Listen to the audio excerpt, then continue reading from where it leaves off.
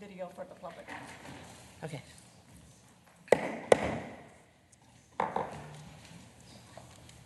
I'd like to call the Ramsey County Budget Committee of the Whole to order. I believe we should be, there we go, we are on camera here so that people can watch as we go through this very important process. Good morning to everyone here. We do have 4 commissioners here, so we are going to get started. We have a very busy day, as we do tomorrow as well. We need to, the chambers here are going to be used by the City of St. Paul later this afternoon, so we are going to try to go through this relatively smoothly. And as always, at the end of each section, I will kind of repeat back what I've heard so that if there's something that I missed, we can get that right away so that we can get responses back to it. So this is on August 27th, we kicked off our 2025 supplemental budget and performance measures process. Interim County Manager Joanna Berg and incoming County Manager Lynn Becker provided an overview of the proposed supplemental budget and the ongoing performance measurement process that led to service team presentations to the board that will begin beginning today. And I do know that when we get around to introducing everyone, that the budget team and all aspects of the county, but the budget team that is part of this process, it has done just a phenomenal job of trying to get information out and so that people could look at it. So we are excited to kickstart the conversation on the service team performance measures and the supplemental budget. We take great pride in ensuring the transparency of our performance measures, which is one of the reasons I wanted to make sure we were on camera, and encourage all staff and residents to delve into service team and department measures by going to our Ramsey County website and entering the words Open Data Portal. Again, Open Data Portal. In the search bar, it will be the first search result that you will see. The purpose of these presentations is to take a deeper dive into the performance of the organization, particularly at the service team level, with measures that are directly tied to Ramsey County's 7 strategic priorities. Today, we will hear from the strategic team, information and public records and economic growth, and community investment. We will start by welcoming our budget director, Susan Earle. She will provide financial addenda and updates to the 2025 proposed budget. We'll then hear from strategic team lead today by Lydia, which is led by Lydia Gurma, Policy and Planning Director. And so I will just simply say, welcome Budget Director Earle, and we'll get this kicked off. Thank you, Chair Reinhardt. Commissioners, in front of you, I'm just going to go through very quickly, a high level, the supplemental budget addenda items. And so these are in the budget books that you receive. They're also in the budget book online. There's no presentation with it. They're just published in the book that was provided. And so at a high level, the overview is on the county side, page 20, just for folks who are listening or might want to follow along, is where the county addenda items are. These are, the vast majority are catching up to previously approved actions. So things either approved through county manager authority or through RBAs, and so you'll see those RBAs noted. It's about a $13.5 million change, which former County Manager Berg noted during her presentation. There are 2 notable dollar amounts in there. Grants in health and wellness, the youth treatment home grants were about $10 million, and then bringing basic sliding fee administration in-house was about 2.6 of that 13.5 million. So you can see that's where it's a big change, but there are really 2 main pieces driving it. And there's no levy impact to any of the changes on the county side. They're all related to revenues or grants outside of the levy. Additionally, there are 3 other addenda items, or 3 other addendas on page 127 of the book. There's an addenda for the capital budget, rail, and the HRA. The rail and the HRA are simply matching the budgeted levy to the statutory formula, which we also discussed on the 27th. And then the capital is, again, catching up to a previous action that the board approved around allocating previously unspecified dollars for 2025 to a specific project at Metro Square. Happy to answer any questions or provide any other details that folks need. That's the overview of the supplemental budget items. Thank you. Great. Great. All right, Madam Chair, Commissioners, County Manager Becker, and Core Budget Team. The strategic team is excited to kick off the performance measurement presentations this morning. I'm Lydia Gurma, Interim Policy and Planning Director, and presenting today are Budget Director Susan Earle, who you just heard from, Finance Director, Finance Division Director Dolly Lee, Human Resources Manager and Affirmative Action Officer Francisco Gonzalez, and Racial and Health Equity Administrator Angie Petruk. Strategic team is comprised of finance, human resources, and the county manager's office. And the services and supports we provide are internal facing with external impacts to our community, including policy and legislative platform development, managing the county's budget, ensuring compliance with rules and regulations, supporting the board's decision-making processes, advancing racial equity and recruitment and hiring, to just name a few. Our Performance Measurement Leadership Team, or PMAT, involved several leaders from across our departments, and a good number of whom are new to this process. And the team worked together for several months to put together our measures, with the coordination and facilitation of Planning Manager Larry Timmerman and Open Data Specialist Kyrie Singh, and I just want to especially lift them up and thank them for all of their hard work during this process. I want to acknowledge their hard work in addition to the department-level PMAT teams who put together department-level performance measures that are on the Open Data portal and available to the public to view online. As a reminder, the countywide performance measurement process kicked off on February 8th of this year, following the board's adoption of the county's 2024 and 25 countywide strategic plan, which includes 7 strategic priorities that are on the screen here. All of the performance measures that will be presented today and tomorrow align with one or more of these priorities. For the strategic team, the work involves a balcony view of our organization, and so the performance measures that you see today are countywide measures. We are lifting up 3 specific performance measurements today. The first is a measure on the number of staff who identify as racially and or ethnically diverse or American Indian in our organization. And this measure aligns with the strategic priority on aligning talent attraction, retention, and promotion. The second measure is the amount of Ramsey County dollars awarded to small, women, veteran, and minority-owned business enterprises. And this measure is tied to the strategic priority on building intergenerational prosperity for racial and economic inclusion. And the third and final measure that will be presented today is the percent of employees who have completed Racial Equity in Action course series provided to all staff in the organization.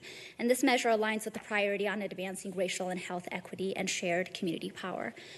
I will now hand it over to Human Resources Manager and Affirmative Action Officer Francisco Gonzalez to speak to the first measure. Before we do that, do come up, please. But although we don't take votes here, so we don't have to do a roll call, but I do think it's important for the people that are listening to be introduced to the commissioners and the staff that are at the table. So I'll start with why don't we just go around the table here? Sure. Good morning, Susan Earle, Interim CFO, she, her pronouns. Joanna Berg, Deputy County Manager for Organizational Alignment. Nicole Fredham, Ramsey County Commissioner, District 1. Rena Moran, Ramsey County Commissioner, District 4. That's it. Lydia Gurma, Interim Policy and Planning Director. Victoria Reinhardt, Ramsey County Commissioner, District 7. Ling Becker, County Manager. Mai Tarjong, Ramsey County Commissioner for District 6, she, her pronouns. Mary Jo McGuire, Ramsey County Commissioner, District 2. Rafael Ortega, County Commissioner, District 5. Larry Timmerman, Performance Planning Manager, Policy and Planning. And we will turn it over to you as we go forward with today. As people come up, obviously, I'm going to have them introduce themselves as well. Good morning, Madam Chair, Commissioners. So I will address the first strategic priority that we are handling here today, which is aligning talent attraction, retention, and promotion. Ramsey County is a growing and increasingly diverse community. 40% of our residents are racially and or ethnically diverse or American Indian, compared to about 33% a decade ago. As the community diversifies, the county continues to build on its commitment to becoming a more equitable and inclusive organization, from leadership to frontline staff, to better reflect and serve the community, this diverse community. We also have a breakdown, high-level breakdown of the staffing, of the self-identification by staff as of 2023, which is the most current data that we have available. So as you can see, that 56% of our staff identified as white, and close 44% or so are identified either as people of color, American Indian, or refused to, or decline to provide a racial identity. So all in all, it shows that we are pretty much about the same rate of representation between staff and the community that we serve. I will hasten to say that we will have additional demographic information available in the workforce statistics report that is due early next year.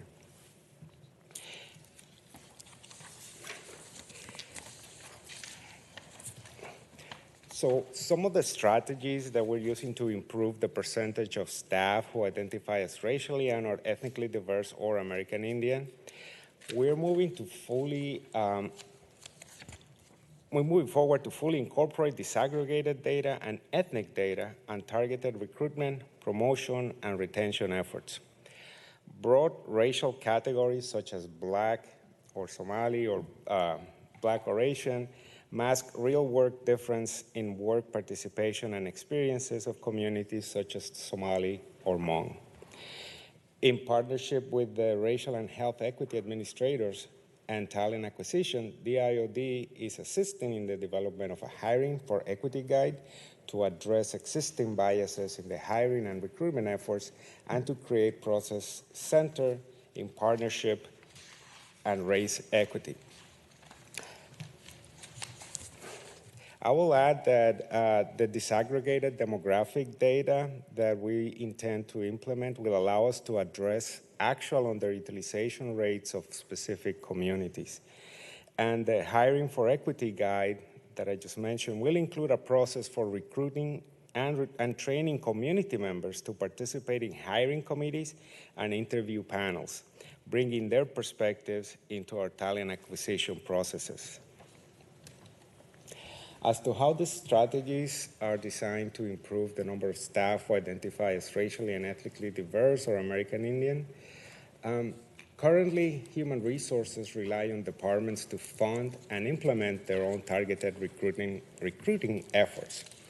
HR's overall talent attraction initiatives include internships such as the Pathways program, attending job fairs and events, and posting job opportunities in diversity job boards. Starting this year, all benefit earning positions are required to be posted and hired through the NeoGov system, which enable us to review the diversity of our applicant pools. In addition, a new process of exit interviews will inform areas of improvement regarding retention. We hope that this performance measure will help inform our budget request for next year and the request for funding to have dedicated staff to develop programs and initiatives to recruit and hire diverse applicants to support Ramsey County strategic goals. And with that, Madam Chair and Commissioners, I stand ready to answer any questions that you have. Commissioner Fretham. We've been putting a lot of effort over the last several years in communication strategies that are targeted to specific communities, whether it's our trusted messengers or the new partnership with the Hmong television network. Are we leveraging any of those partnerships where we get information to communities for recruitment efforts? Well, I will defer to Beth Toll. She's the one that handles that part of the work. So, good morning, Board Chair and Commissioners. Thank you. I'm Beth Toll. I'm the Deputy Director of the Human Resources Department. Unfortunately, we have not spent a lot of time expanding beyond our traditional pathways programs and our networks that we have. So that's definitely an area that we can tap into moving forward. Got it. Thank you. Do we have plans in place?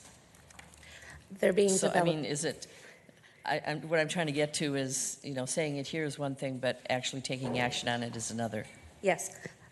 We are developing those plans right now. The talent acquisition team, we have 6 members of the talent acquisition team that have come on board in the last year. So we're stabilizing that team and making sure that the core work is being done. And we're planning for the future to expand that into expanding the Pathways program and developing sort of like a strategic plan for the talent acquisition team. Okay, and then, go ahead, Just Commissioner one more question. So on the, currently HR relies on departments to fund and implement their own targeted recruiting efforts. And I see that we're going through NeoGov, but are there going to be more supports for different departments to recruit and expand their pools of candidates that HR will be offering, or will that continue to rely on departments? Well, that's the budget ask. Okay. So that's what we're asking, is to have more talent. The talent acquisition team is completely understaffed. Best practices and all the research show that each talent acquisition specialist should have about 30 requisitions to staff for. Right now, each of our talent acquisition specialists have about over 100. So we're 4 times over the amount of requisitions, and so we need the staff to be able to provide what we're asking for and looking for here. You mentioned in the diversity and looking at the hiring for equity guide, and I know that we have, and maybe this is for the county manager actually, we have had a request in to deal with one of the biggest issues is actually whether you have an actual degree or if you have experience, so the and/or for those positions that don't need a license or it's a requirement to do the job. And so which one of you do I look to here? Because I know that this is something that's in transition right now. Yeah, Madam Chair, I'd like to defer to Deputy Director Toll first to speak about the work HR has been doing in this space, and then we'd be happy to add some context as well. Yep. Chair, Commissioners, we have been looking at every position as it comes up to be posted. We talk to the hiring manager about that degree requirement and the licensing requirement. Some licensing you can't get around. If you're a nurse, you need to be a licensed nurse. If you're an attorney, you need to be a practicing attorney.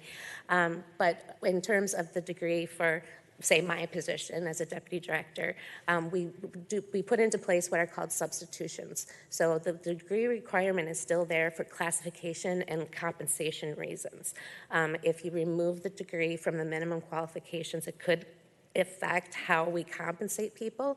So we leave the degree in so that we can pay people at a market level that is appropriate for competitiveness. But we allow a substitution, which means if you need a bachelor's degree and 2 years of experience, a substitution would be 6 years of experience with no degree, or an associate's degree with 4 years of experience. So we're writing into the job postings the substitution to be able to have that flexibility to be more inclusive with the candidates that we allow into the applicant pool. And how does our work with NeoGov fit together with that? So we create what are called supplemental questions into the application process, where candidates can check boxes as to where they meet those qualifications, and the system can screen that out, and we double check and cross check that. So we use the system so there's no subjectivity. It's based on what the actual data is putting into the system. Well, and I know that's one thing that as we go forward, we're going to want to have an update on what's happening with that. Did somebody have their hand up? Commissioner Zhang. Just speaking of NeoGov, I thought that all positions were posted there already. They were not, no. So any benefit earning positions since I started are now having to go through the system. We use a process through a Power App that's called a request for requisition, and that is then fed into NeoGov to be posted. Prior to that, there's multiple ways that you can come into the county, and a lot of those ways didn't require it to go through the system, that you could just go through the hiring process individually, and now we're requiring that. Go through the process individually as in through the hiring manager? Yes. Okay. Okay, Commissioner Fretham. On the whole, removing degree requirements could create compensation differences. Shouldn't we be determining the compensation scale based on the level of work that's being performed, regardless of whether the candidate has a degree? I mean, if I go work at Target, they're not going to pay me more because I have a JD. I'm just scanning groceries, right? The work is the work, regardless of what degrees you have. And I guess I'm just curious about that. And then to the point about, licensures, are we also looking at when the licensures are requiring an advanced degree? So you can be a RN without a 4-year degree. So when we have a requirement for an RN licensure, are we also requiring to have a bachelor's degree, or are we allowing 2-year RN positions? Sure. Chair, Commissioners, yes to all of that. I think what we're trying to do is look at lived experience and trying to take the whole picture into place. There is value to an education, and there is value to, experience. And so how do we balance that out? We have to stay competitive to what the world is doing too. So we have to acknowledge that if you want to get a job at another organization, that they have that requirement. And that if you went through the trouble of going through school, that there is some financial value to that that should be recognized. So trying to find the balance between all of those things and be respectful to that lived experience is where we're trying to get this sorted, if you will. And I brought this up here because I know that it's being worked on, and I really wanted to make sure to highlight it. We've talked about it for quite a while. We had a workshop, and it has to come back to us because it seemed like it kind of got stalled out a little bit, but there was a lot of other stuff going on in HR. And so it will come back to us, but I wanted to highlight it here. Commissioner, I do want to add one thing. Madam Chair, I do want to add one thing. We have had a county-wide leadership group called the Public Pathway Leadership Team that has been the Workforce Director, Beth Toll, and also Annie Probini, the CHRO, has been involved, as well as Lydia Germa and our Racial Health Equity Administrator, recognizing that the work of HR is really critical in terms of the things that happen once an employee becomes, or once somebody becomes an employee. There's lots of as you've been discussing, rules and different things that affect the way people move within the organization. We are also working very hard, as you've heard a lot about, around the bringing more awareness and people into the county, and that's where all that right track work and the exposure to schools and those things are really critical. And I think all those things have to be both tethered really closely with this talent priority opportunity, and so you'll be seeing more of that bridging as we go into the future. So, and we will definitely bring this back as a workshop. So, yes. It's going to be a lot lengthier discussion than we can have here today, but it's important to highlight things as we're going through, the communications and now this, and if there are other things as we go through this, obviously we'll add those to the list as well. Okay, any other questions at this point? Okay. Thank you. Let's see here. Okay, who do I turn it over to? There we go. Somebody better come up to the table. Somebody better come. And I should have clarified also that even though I am chair of the county board, today this is a budget committee of the whole, but I also happen to be chair of the budget committee, and Commissioner Moran is the vice chair of the budget committee, and I should have given you a chance to say a few comments if you wanted to. Okay. We'll turn it over to Director Earl. Great. Thank you, Commissioner. I'm here to talk about, I should probably advance it. finance measure that we're here to talk to you about today. But first, I just want to offer a quick thanks to Linda Sutton and Brent Pavia and our team.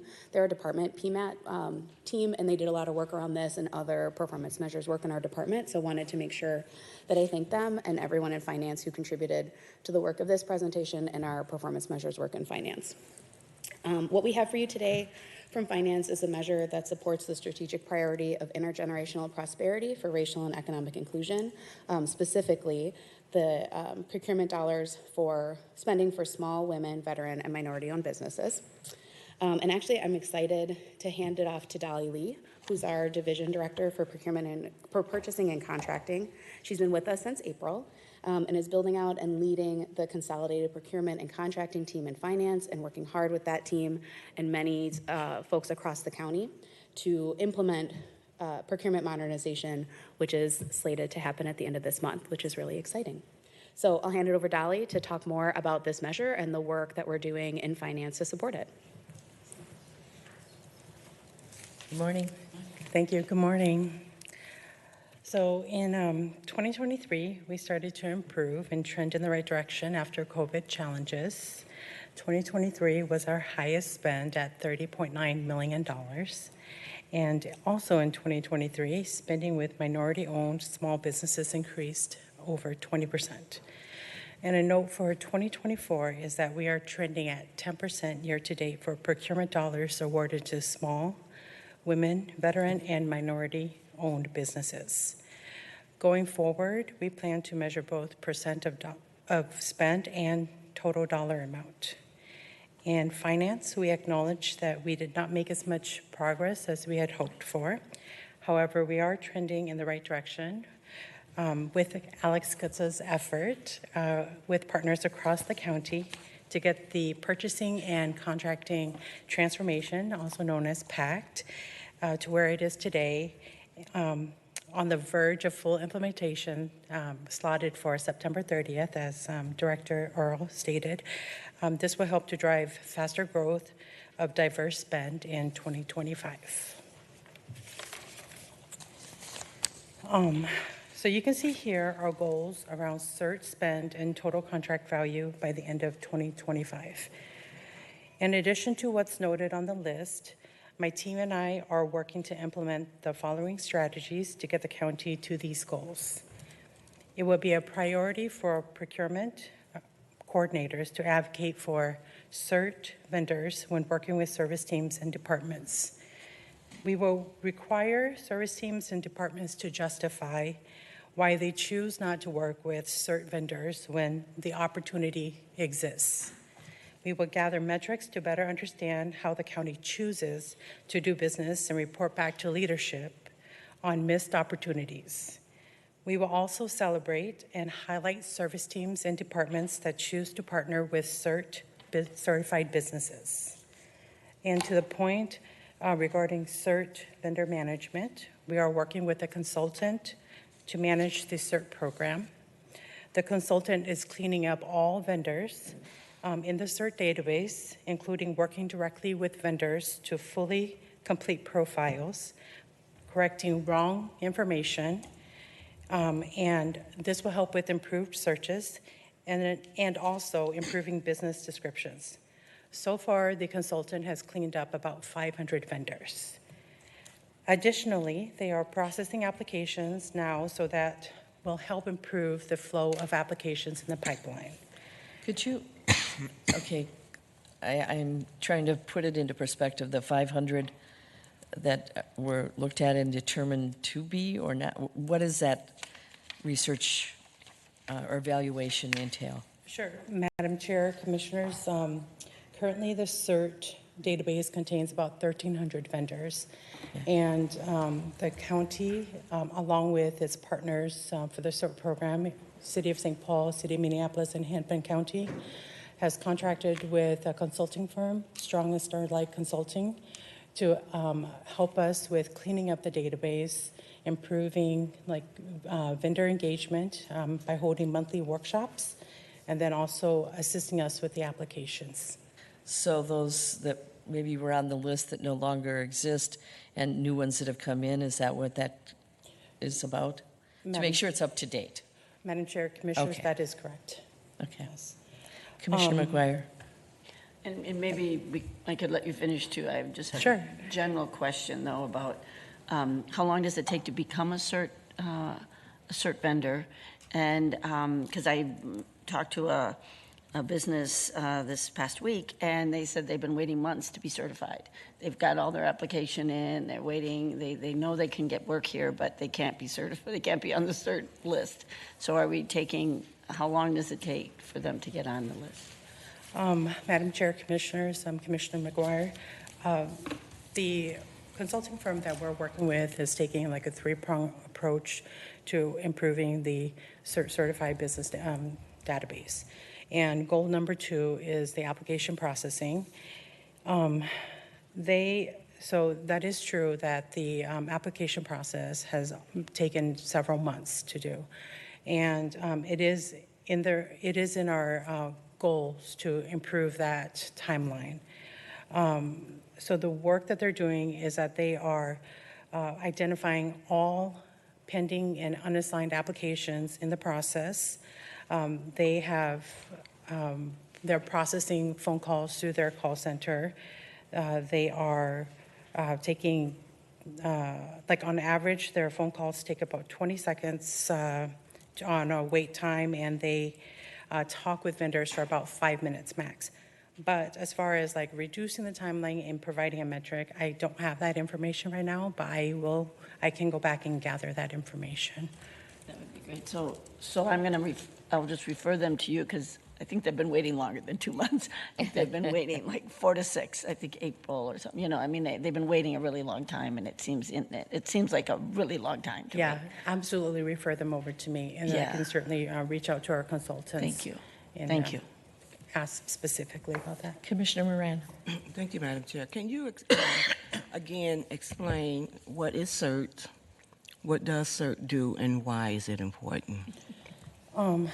Madam Chair, Commissioners, certified businesses are small-owned businesses that exist on a short list. And their program was originally started between, like a partnership between the City of St. Paul, City of Minneapolis, and Hennepin and Ramsey County. And it's so that we can make use of the short list of vendors. Like specifically at Ramsey County, we have a SBEQ program where we advocate for our departments and service team to spend with these certified businesses. They can spend up to $250,000. There's still a competitive process that they have to go through, and that competitive process requires my staff or even staff within the departments to reach out to a short list of vendors to ask them to provide quotes. And if that information is provided to us, then we can move forward with contracting with those small businesses. Go ahead. And so how do a small business get to be a part of, the CERT is a program, That is correct. right? And so how do a small business connect to CERT? How do you add? I mean, how do they know? What's the process? So, Madam Chair, Commissioner Moran, the process is to apply through, there's an application process. And previously, it was the City of St. Paul that was administering the application process. And that was I believe, a part-time person that was in charge of doing all the application processing. And the partners determined that was not sustainable, and that is why they moved forward with hiring a consultant to do the work. And last question. So how is Ramsey County reaching out to small business to inform them of this is our process? Yeah. Minority-owned. Yes. businesses. So we are actually, we have several fairs that we attend and that we promote this. Workforce Solutions also has done a really good job of promoting the program. And then also Strong and Starlight Consulting, they have monthly workshops where they invite the public in and they go through and explain the application process. They answer any questions that vendors may have. Okay, thank you. Commissioner, I can add something. So each of the service teams have these procurement contracting action teams that really supports that work countywide. And so depending on the different business lines, they do some outreach as well. I know the IPR service team does some connects with professional services. And what Dolly was referring to with Workforce Solutions is really an initiative of our EGCI procurement contracting action team where we leverage our relationships across the different departments when it comes to construction and host a couple events and also do one-on-ones with some of the project managers and small businesses in the area. So I just want to make sure we understand that this work's kind of happening across counties, across the county in different areas based on the types of things that they're buying and who they know is in that ecosystem to ensure that we're deepening that outreach. So thanks. I think it would be helpful when we have, I don't know if CERT and PACT are acronyms or it just is an easy way to say it's a program to get certified in this particular way, but what do they stand for or is it just the title? Actually, that is a very good question, Madam Chair. Okay, it really doesn't have a lot to do with the budget, so, Yes. but I think when people are watching to try to help them understand because we do talk a lot in acronyms, so. Mm-hmm. In real time, maybe just let me clarify the PACT work. That's the procurement action contracting transformation. That's work that Alex Kutza and the finance department has led, and I think you've received several updates over the last year, but as part of the ongoing updates, you'll continue to hear more from Dolly and her team about that work. And that's, really that work of making sure we're creating more efficiencies, both internally and externally, when it comes to those contracting processes. And I think we've talked to the board quite a bit about that and hope to continue to do that in the near future. Well, and this is obviously one of the areas that impacts every part of Ramsey County versus one service team more than another. I mean, it is county-wide. And so the importance of this and making sure we get it right and getting updates as we go through this process. Because it's really, even though we have been working on this for a long time, it's now coming to the point where we are making it more what is expected, because it takes a while to change a process like this that's been around forever. But I think you're doing a really good job. But there are still questions that will come up and changes that will be made. And mostly, I think, actually, Commissioner Fretham, your question about communications on this is probably one of the most important so that people understand what these are and how to apply what they need to do in order to qualify. I know when we get to ECGI and all of the work that's being done with our HR, listen to me, I'm doing all these acronyms now, Housing and Redevelopment Authority funds, that it ties so closely into this and making sure that we're doing what we need to do with the HRA, the emerging and economic developers. I mean, there's so many different ways to work on this besides just buying something, but the work that's done otherwise. So this is exciting work. And I know, it's early in the morning, so it's hard to get really excited. But when we think about what we're doing to transform Ramsey County workforce and the services that are provided throughout Ramsey County, this is where it starts. Mm-hmm. Thank you. And then the final note is that we are looking at summer of 2025 to finish our disparity study and the programs that it may bring to the county. So, thank you. Awesome. Thank you.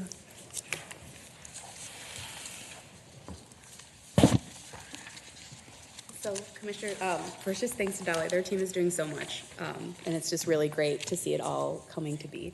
Yes. I'm just going to touch on the last slide for this strategic priority. So talking about how this impacts our current budget and our future budget. So how are these strategies reflected currently?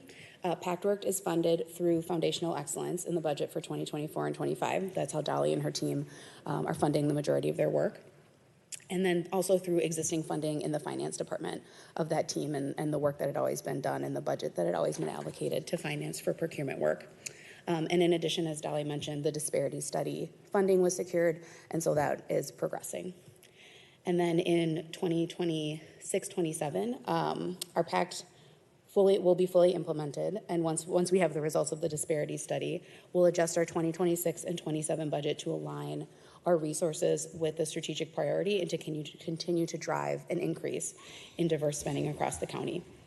Community engagement and feedback will also continue to be an important piece of how we think about allocating our resources, and we'll use this feedback to continue to refine that resource allocation and set our priorities in the next budget. And then the 26-27 budget will also reflect the centralized procurement model that Dolly's working on implementing right now. So that's how you'll see this PACT work progress as we get into the 2026-27 biennial budget.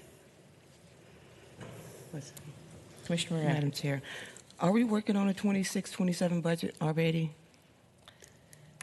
Commissioners, not technically. Yes. I will say we're always thinking about that. I mean, we're starting to have conversations about where we want to go, but right now I know it is kind of, we're sort of always 2 years ahead. No official work has begun necessarily on the 26-27 budget. We're having conversations with County Manager Becker as she's thinking about that and sort of laying some groundwork, but really that work begins in earnest once we wrap up this budget and as we get towards the end of this year and then get into the county manager process, really towards the end of this calendar year and beginning of 2025. Yes, we're always thinking ahead, but you can only get one budget done at a time. That's right. And obviously the budget and the performance measures and how we have broken this down, I think is a critical way so that we can make sure that not only are we budgeting correctly, but that we're getting the outcomes that we desire. And if we're not, then what do we need to do to change that? So that's what the performance measures are about. And Commissioner, if I could add to that point, that's why you'll see this question on all of the performance measures today. We really wanted service teams to start thinking about this not in a performance year, okay, great, set that aside, let's go work on the budget, but really take this data, take what you've spent this second year of our process evaluating and learning and thinking about, and then apply that to the next time we do resource allocation, apply that to the next time we think about our budget and how you're going to use the resources that we have to further the performance measures that we're talking about this year. So that's why we're asking service teams to sort of look ahead into how is this going to start impacting how you think about your budget and how you use the resources in your areas.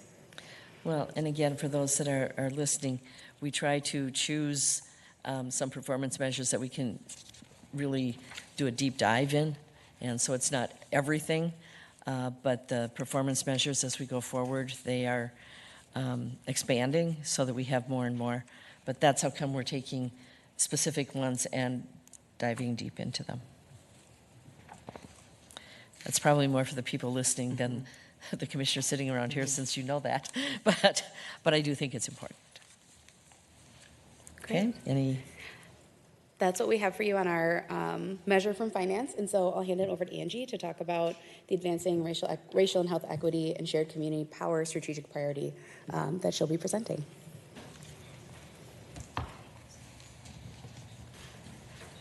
Good morning and welcome. Good morning, Madam Chair, Commissioners, County Manager, Core Budget Team. My name is Angie Petruk. I'm a Racial and Health Equity Administrator here with Ramsey County. I'm super excited to be with you to present the strategic team's performance measure under the strategic priority of advancing racial and health equity and shared community power. That's the percentage of staff who have completed Racial Equity in Action. Racial Equity in Action is a learning and development course led by Human Resources, Diversity, Inclusion, and Organizational Development Division, or DIOD, with the support from other leaders across the county. Launched in 2021, Racial Equity in Action outlines and elevates the foundational expectations that all county employees increase awareness about the social construct of race and the power construct of systemic and structural racism. It is offered across 3 sessions on a monthly basis through the learning management system and can be assigned by supervisors. Racial Equity in Action is available for both new and existing employees. The 2022-23 numbers on let me go ahead and advance the slide. Numbers on the now slide outlined that participation remained lower than desired. However, as Racial Equity in Action has become more normalized in Ramsey County's culture, We anticipate seeing significant increases. Already in 2024, we're looking at it being around 43% at the half-year mark. So looking into 2025 and 2027, we continue to expect it to increase to 60% and then 85% respectively. One reason for this is Commissioner Moran. So in regards to the racial equity in action, is it like voluntary or a requirement for Commissioner staff Moran, to take this? Board, great question. It is currently right now voluntary. However, as we look into launching our advancing racial equity policy, it will be required as part of our new employee orientation that will have new employees complete that within the first 6 months of being employed by Ramsey County. Madam Chair, has it ever been, I guess it's always been voluntary for leadership too? Yes. Okay. This is an online yes. training session, and I believe the commissioners, we received it as well. I believe. Because I think I remember having a deadline where we said, okay, let's try to get it all done, and I don't know for sure, and I'm not going to call anybody out because I don't know. But I believe all the commissioners did complete it. Was that this one, or was that the?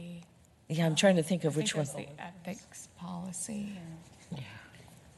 Was it? So it wasn't this one? Yeah, we'll follow. Okay.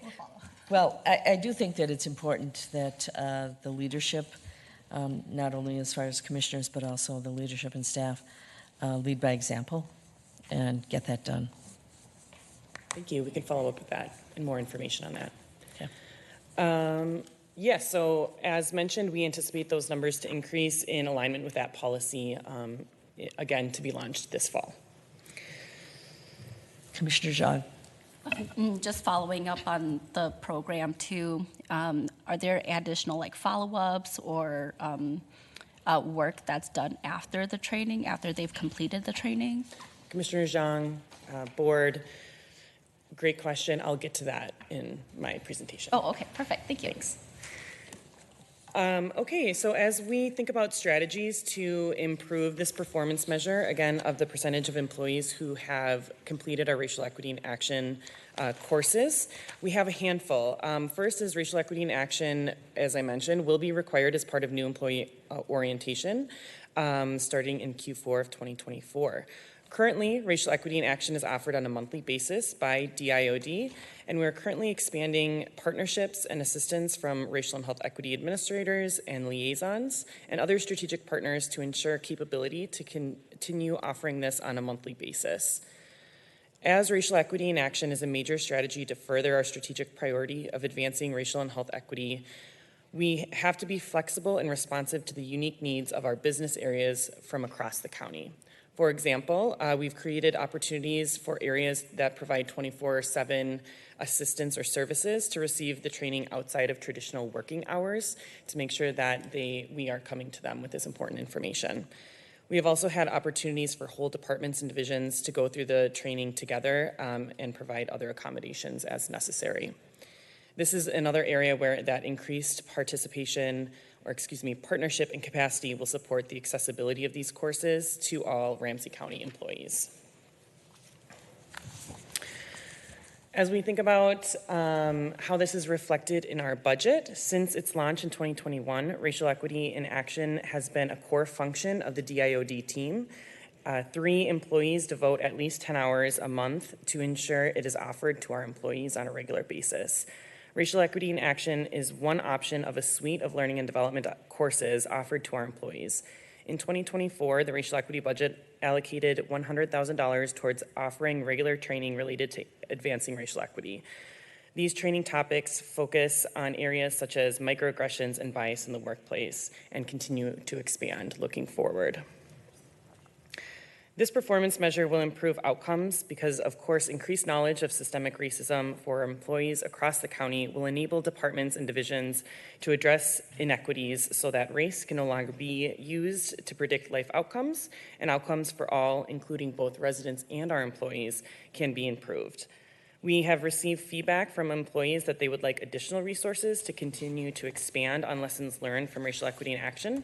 In response to this feedback, and more specifically talking to that suite of learning and development options, we are working to develop a Racial Equity in Action 2.0 to build on these important topics and skills.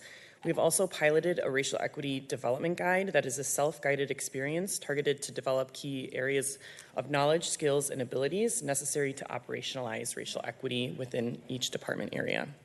This is an ongoing priority, and we will continue to build into the 2026-2027. And with that, I'll stand for additional questions. Commissioner Fretham and then Commissioner Moran. So I know that, we on the board, well, at least we did in 2019, took part in IDI, Intercultural Development Inventory training.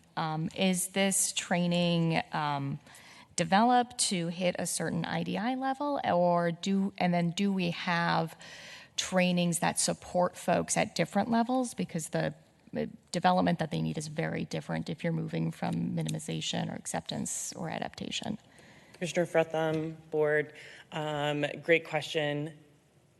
It's a yes and. So this racial equity in action is a foundational level. It's an introduction. So as employees come with different lived experiences and different backgrounds, it won't meet the needs for every single individual. And because of that, and two, we want to have a similar baseline. So we're bringing people up who haven't been involved in this, who don't have shared language, talking with my hands, and to some of these additional learning and development opportunities will supplement those for people who are at different levels. So the Racial Equity Development Guide outlines 3 different levels, more of a beginner, an intermediate, and a strategic level. And with that, as a self-guided learning, you can go through based on those key knowledge, skills, and abilities that we have carved out. And you can say, well, I don't know how to maybe lead a conversation around racial equity, so that might be in level 2. Let me look into these resources, and that will give me those targeted skills so that I feel confident doing that in the future. If we have folks coming in who are beyond a foundational level, do they still have to take the foundational training before? Yes. Because we do talk about it in overlays with Ramsey County history as well. We talk about the Rondo community. We talk about some of our current initiatives. And so although maybe some of the more philosophical or academic components might be already familiar to them, it still is a great way to get used to Ramsey County and see how it's part of our strategic priorities as well as our values and how that is lived out here. And how long is the training? It is 3 sessions. I believe it's 12 hours total. 3 4-hour sessions. I'll just throw out that I'd recommend a shorter training for folks who come in at a higher level, because it's what you need if you're moving from, say, minimization to acceptance and from acceptance to adaptation is the exact opposite type of information. So spending 12 hours getting information that is not helping your development and potentially damaging it, just from an educational perspective, is really unhelpful. And I could imagine as someone coming in being like, why would I spend 12 hours hearing stuff I already know? I want to get better and improve. And to really, and again, this is, education brain, curriculum, and assessment. People don't learn from that. And then it feels like a waste, and it disincentivizes them from taking additional trainings if we're not matching training to someone's existing development level.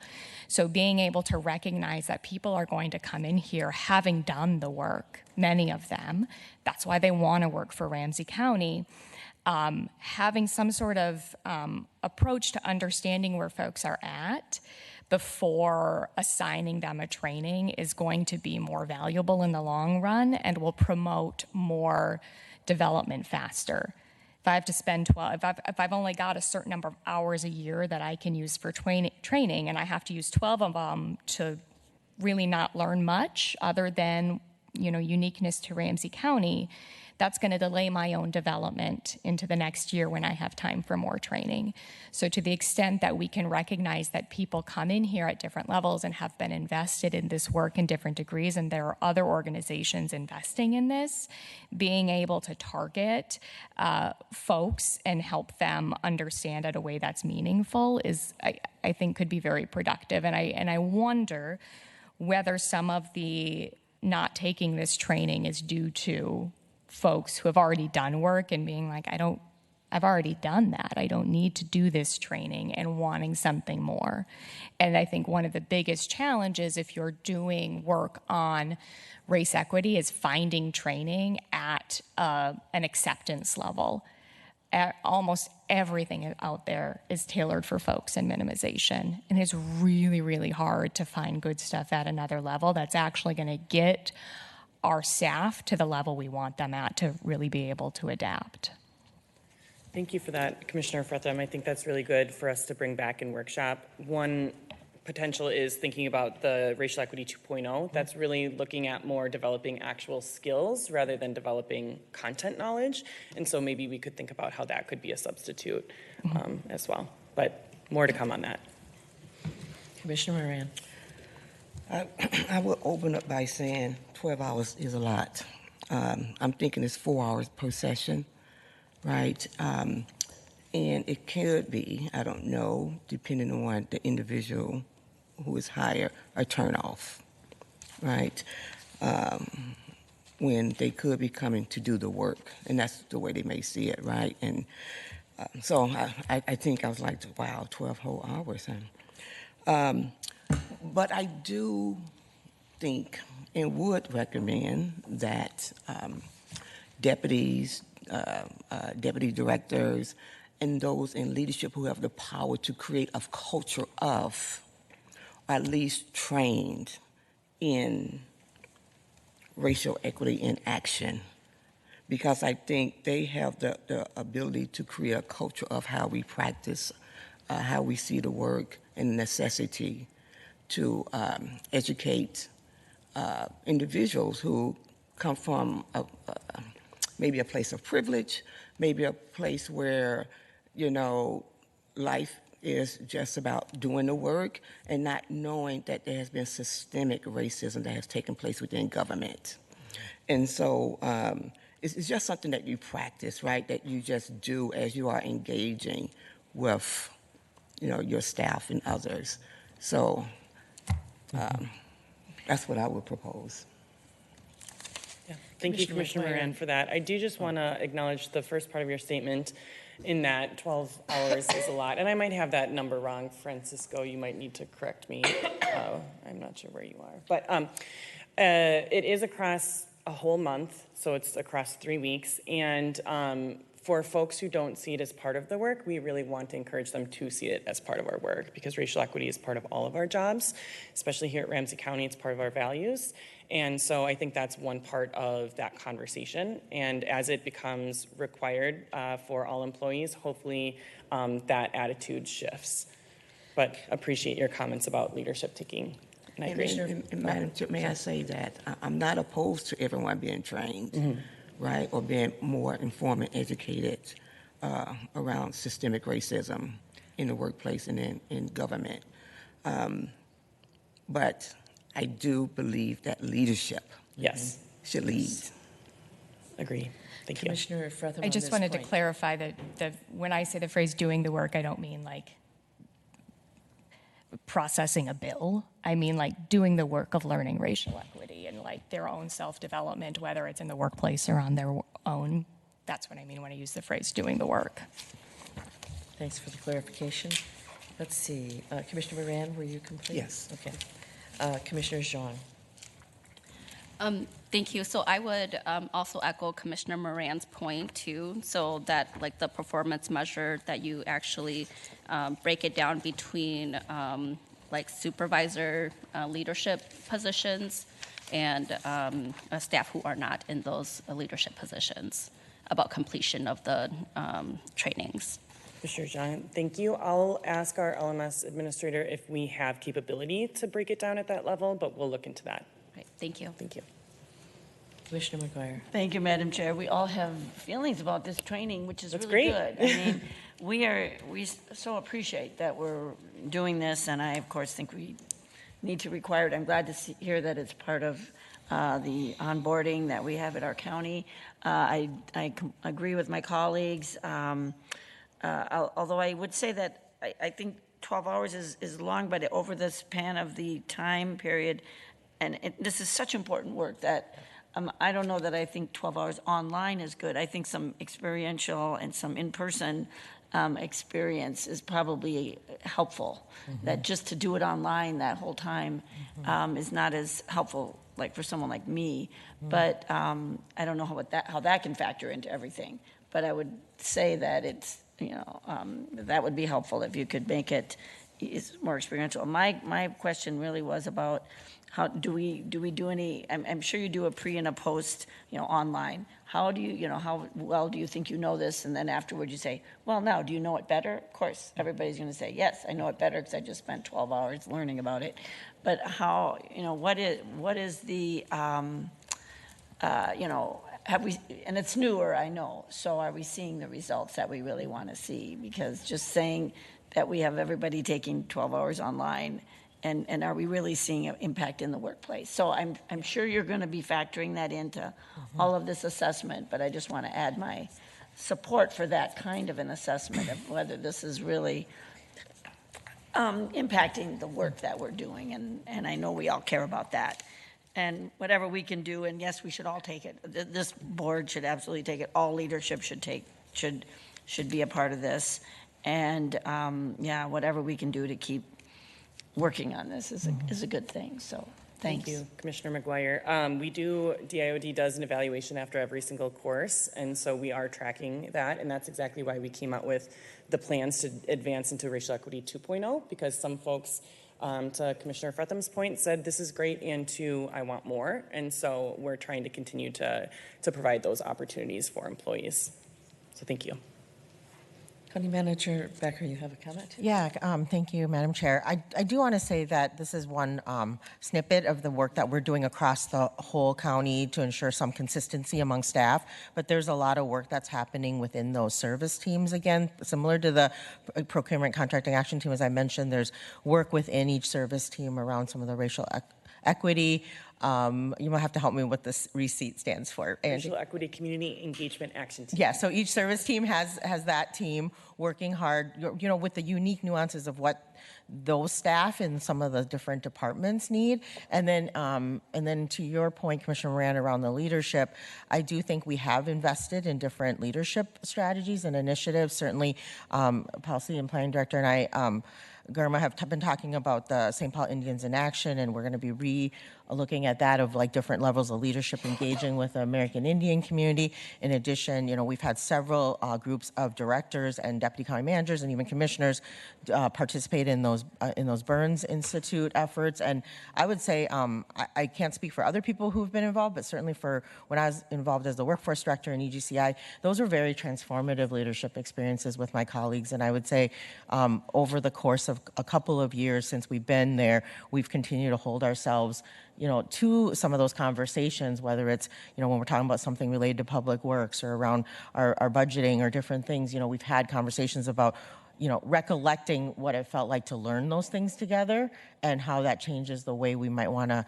think about our vision as to decisions we're making as leadership in the county. So again, appreciate the work, Angie, you and the team in DIOD have done to sort of do something cross-cutting across to ensure, we're like you said, building up the base up to a certain level for the county, but certainly many, many opportunities to build racial equity deep into the organization in a variety of ways, and we'll continue to, find more ways to do that as well. So thank you. Commissioner Zhang. Thank you, County Manager Becker, for just giving the bigger picture about what's going on too. And I'm glad that the strategic team includes folks across the different departments as well, because I would envision, or maybe it's already happening, that a lot of the trainings that staff are going to, that we're asking of staff to attend, such as this one, that there's follow-up on reflection and on both like professional reflections as well as where it shows up in their lives outside of work. And I wonder if it's already included in their performance evaluation or like their yearly evaluation, and also if performance evaluations are being done annually. Commissioner Zhang, Let's go. That is a lot. There we go. We will come back to the board in the new year with a more comprehensive racial equity board workshop. To get to some of those points, though, we have been working with HR in their ODS work. I don't know what that acronym stands for. I'm sorry. Sure. Around how we embed that with our values, as equity is a value. But here's Beth Toll to talk a little bit more about that. Great. Chair, Commissioners, we have a talent priority initiative that's in action right now on performance management and the performance review system. So we have built a competency-based performance management system that is centered around our values. And of course, one of our values is equity. So there will be measurements when we roll this out hopefully, fingers crossed, at the end of the year, that all employees will get a performance review, and that will be one component that will be involved in it. And I do want to walk something back a little bit. The DIOD team that does the racial equity training, it's actually 3 2-hour sessions, so it's 6 hours. So I wanted to walk that back just to make sure and to understand that it is online, but it is facilitated. It's not you're reading a screen and listening to stuff. It is an actual participation training where you're interacting with your cohort that is on the training as well. So I just wanted to walk those two things back. So thank you. Apologies on that oversight. Yes, lots of small group work, discussion-based, reflective. Good to know. Well, then directly to Commissioner Zhang's point, I'll just note this state of Minnesota, at least Department of Human Services and Children, Youth, and Families, race equity is included as part of every position description, like the expectations for your work and understanding of race equity.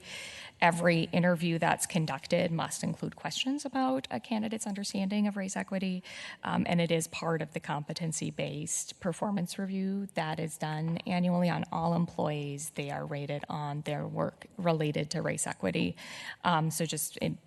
To build on that, it should be incorporated in every stage of the recruitment, hiring, retention, review process. The state might be a good model to look at, and would be happy to share publicly available resources.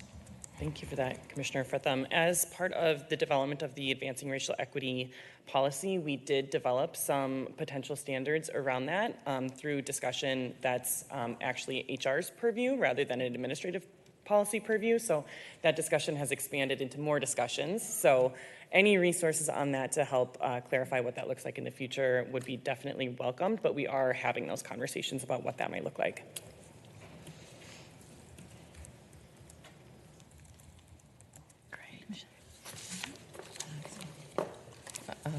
If no further questions, I'll pass it to Director Girma. Yes, I'm sorry, go ahead. Thank you, Angie. Thank you. Thanks.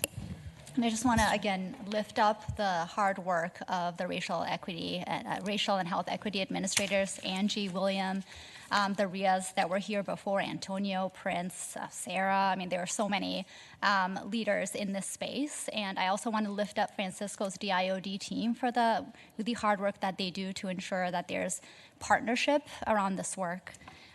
Thank you, Madam Chair, Commissioners, County Manager Becker, and Core Budget team for giving us the time to present this morning. The measures that the strategic team lifted up today intentionally center equity, and we were also intentional in setting target measures that challenge us, as well as monitor progress on strategies and implementation efforts that are ongoing within the countywide strategic plan. This is work that we do collaboratively with one another as departments, as well as in partnership with leaders across the organization. Again, thank you for the time, the questions, and the feedback you've provided to the strategic team, and we will follow up with any additional questions that you may have. So the comments and follow-up from this section, actually we had quite a few, but they're encompassed in about 5 different areas. One that we started out with was the communications and the plans that are being developed, and making sure that we get those, all of this, the information that I'm listing out here now, in most cases is going to come back to us in the form of a workshop rather than just a memo, because this is not about numbers or dollars per se. It is about how we're going to achieve our goals. So that was the first one, and I think that that's really critical as we move forward. The second, of course, was the degree experience and the update on how that is rolling out in relationship to NeoGov, and specifically in follow-up from the workshop that we had before, so that we know that this is actually being implemented and not just talked about. Third is, let's see here, I gave myself some cryptic notes here. On page 10, oh yes, the September 30th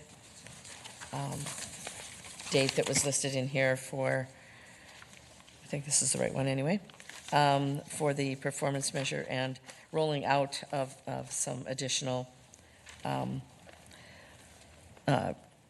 basically on the previous goals and how they have come together with us. And I wrote down the wrong page number, but it is about, I know that there was a rollout on September 30th that we were talking about, and making sure that we get that information back to us. Okay. Yes, I got it right. Okay. And then the fourth, the CERT, specifically about how long does it take, what is the process, what does it look like, so that it's easier for people that are trying to get that and to get on that list, but also for us to understand just how does it work. And the timeline on how long it takes is one thing that does need to be addressed, but it's really about what is the process for doing it, so that it's not something that looks like it's an overwhelming process, because we need to get people in there in order to fulfill our goals. And then finally, the racial equity in action. We had a lot of questions on that. And they, just noting that it's a new hire requirement, and it's not 12 hours, it's 6 hours, and making sure that we try to make sure that the leadership gets this, is really important, leading by example. Mm-hmm.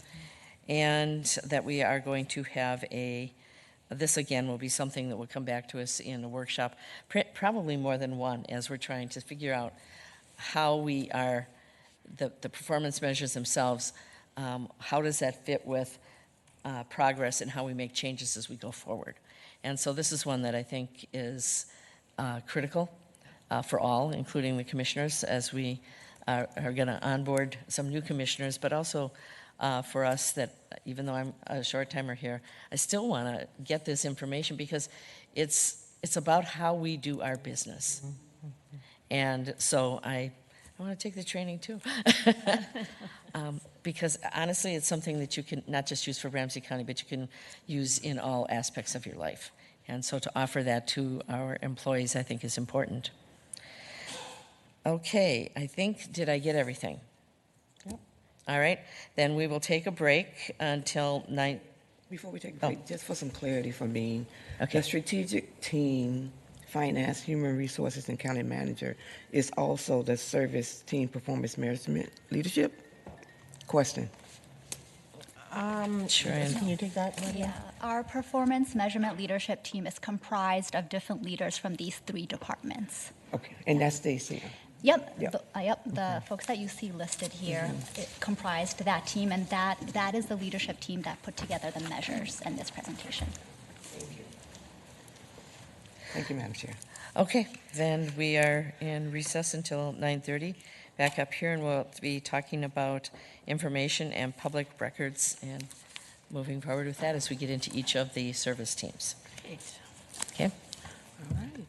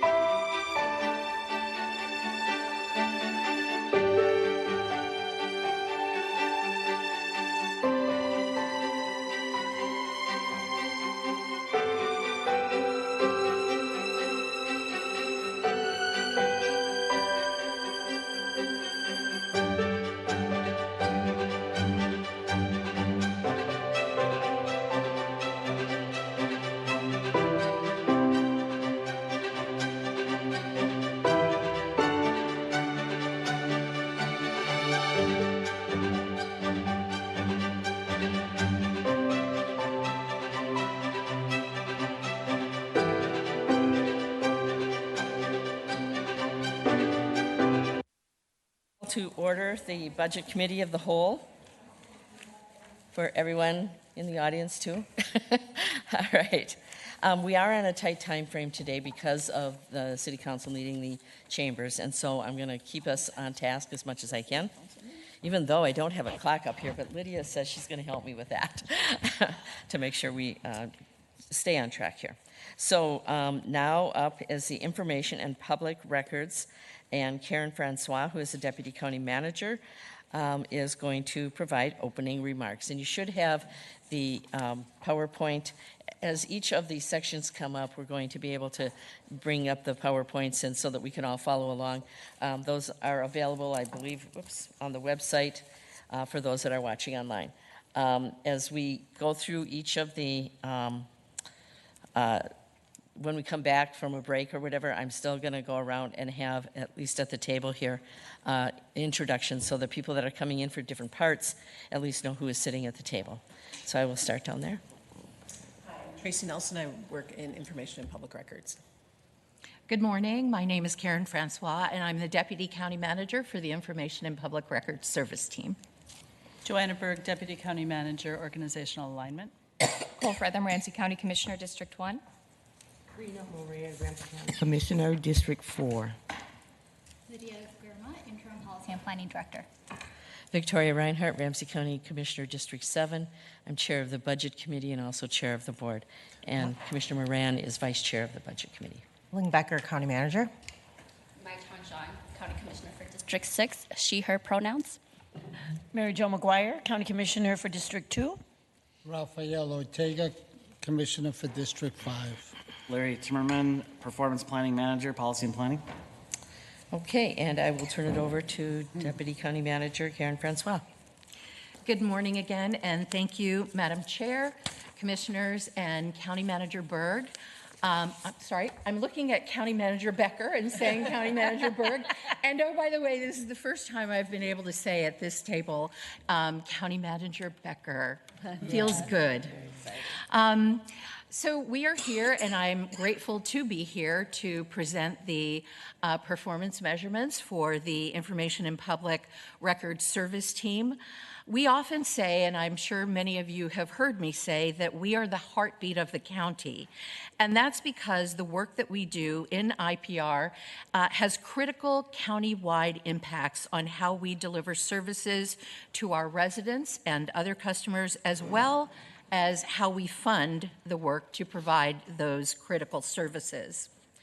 The IPR team is proud to serve a diverse population in Ramsey County and the metro area, providing essential services to individuals and families. Our team is committed to delivering high-quality services to our residents. We work very closely with departments across the enterprise, like financial assistance services, social services, and workforce solutions, to offer our residents a comprehensive suite of needs-based services at our service centers and partner sites. Clearly, service is a big part of the work we do. We understand the importance of accessibility and breaking down barriers to service. We know that we serve non-English proficient residents who provide, and we provide services in multiple languages to ensure that everyone can access the help that they need. In addition to serving our residents, we also play a crucial role in supporting internal county departments. Our information services team provides essential technology support, as we did this morning, Commissioner McGuire. Our communications and public relations team helps to support the County Connect with residents clearly and concisely. The Enterprise Project Management Office ensures that county initiatives are implemented efficiently and effectively. We are also responsible for valuing and assessing properties and calculating and collecting property taxes, and that accounts for about 40% of the budget that funds all of the work that we do in the county, including our resident-facing services. Our team is dedicated to making a positive impact on our community. We are committed to providing exceptional service to both residents and internal departments. Our performance measures represent a significant step forward in our commitment to racial equity and economic inclusion in Ramsey County. These measures were developed through a rigorous and collaborative process that involved residents and key stakeholders across the entire enterprise. The process laid out by Policy and Planning and the Center for Economic Inclusion was designed to ensure that measures are aligned with our mission, vision, goals, our strategic priorities, and our values, and support economic inclusion. Our PMAT, or Performance Measurement Action Team, worked very closely with department directors to review and refine the measures developed at the department level. The IPR executive team played a crucial role in establishing a baseline for overall service team performance and identifying opportunities for collaboration. The overarching goal of these measures is to foster a culture of continuous improvement.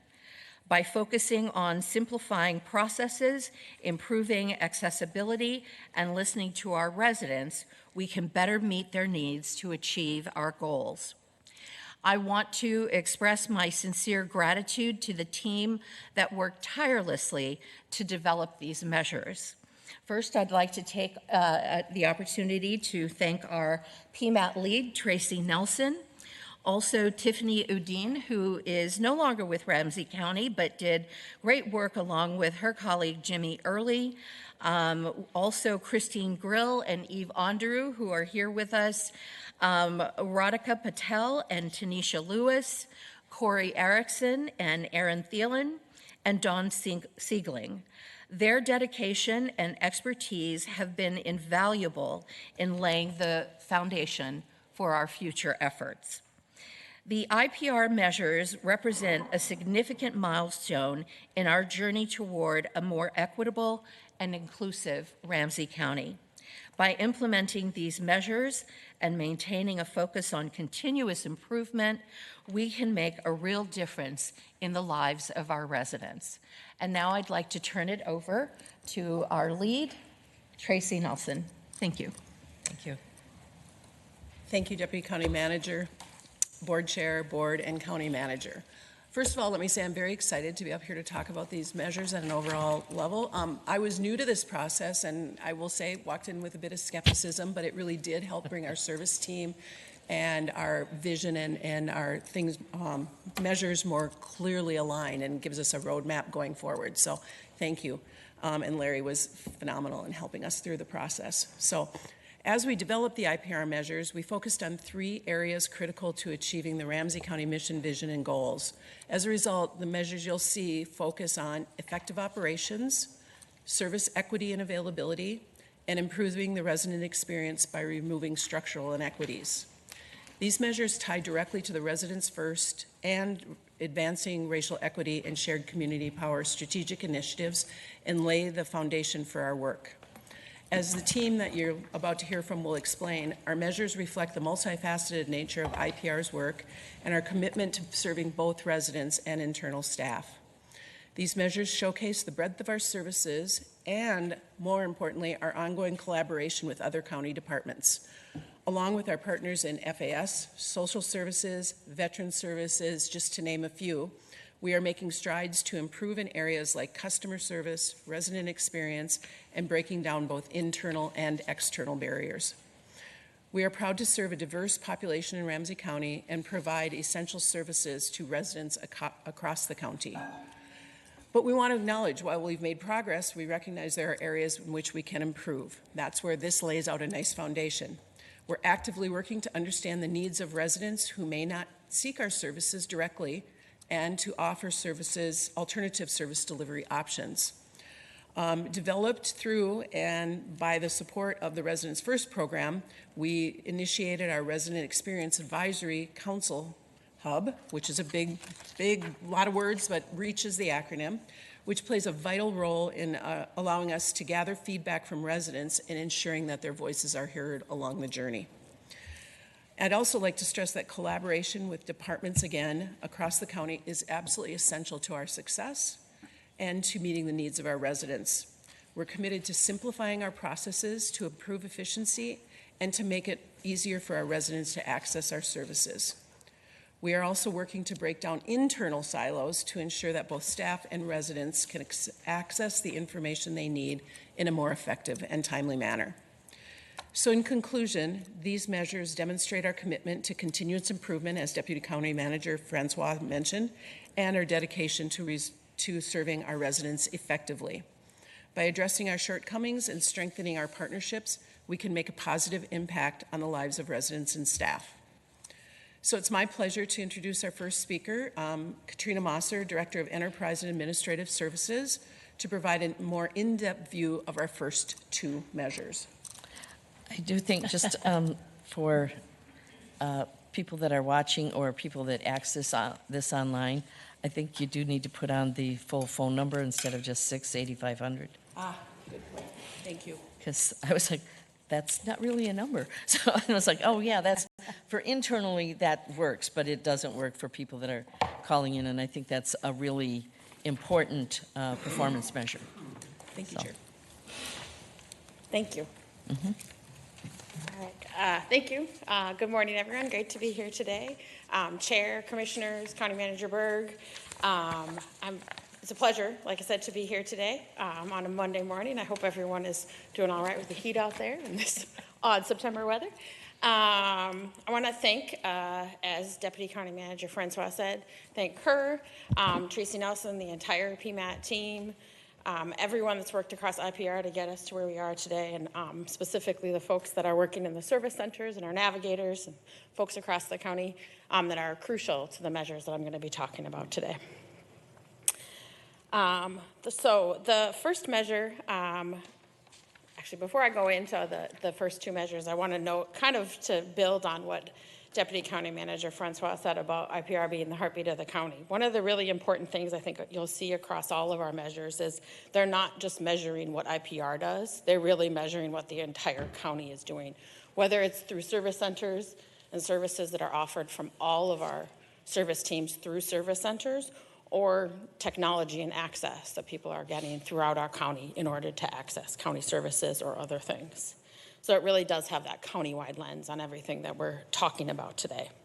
And also the highlighting the partnerships we have with community in order to meet those residents where they are. Our first measure is about effective operations.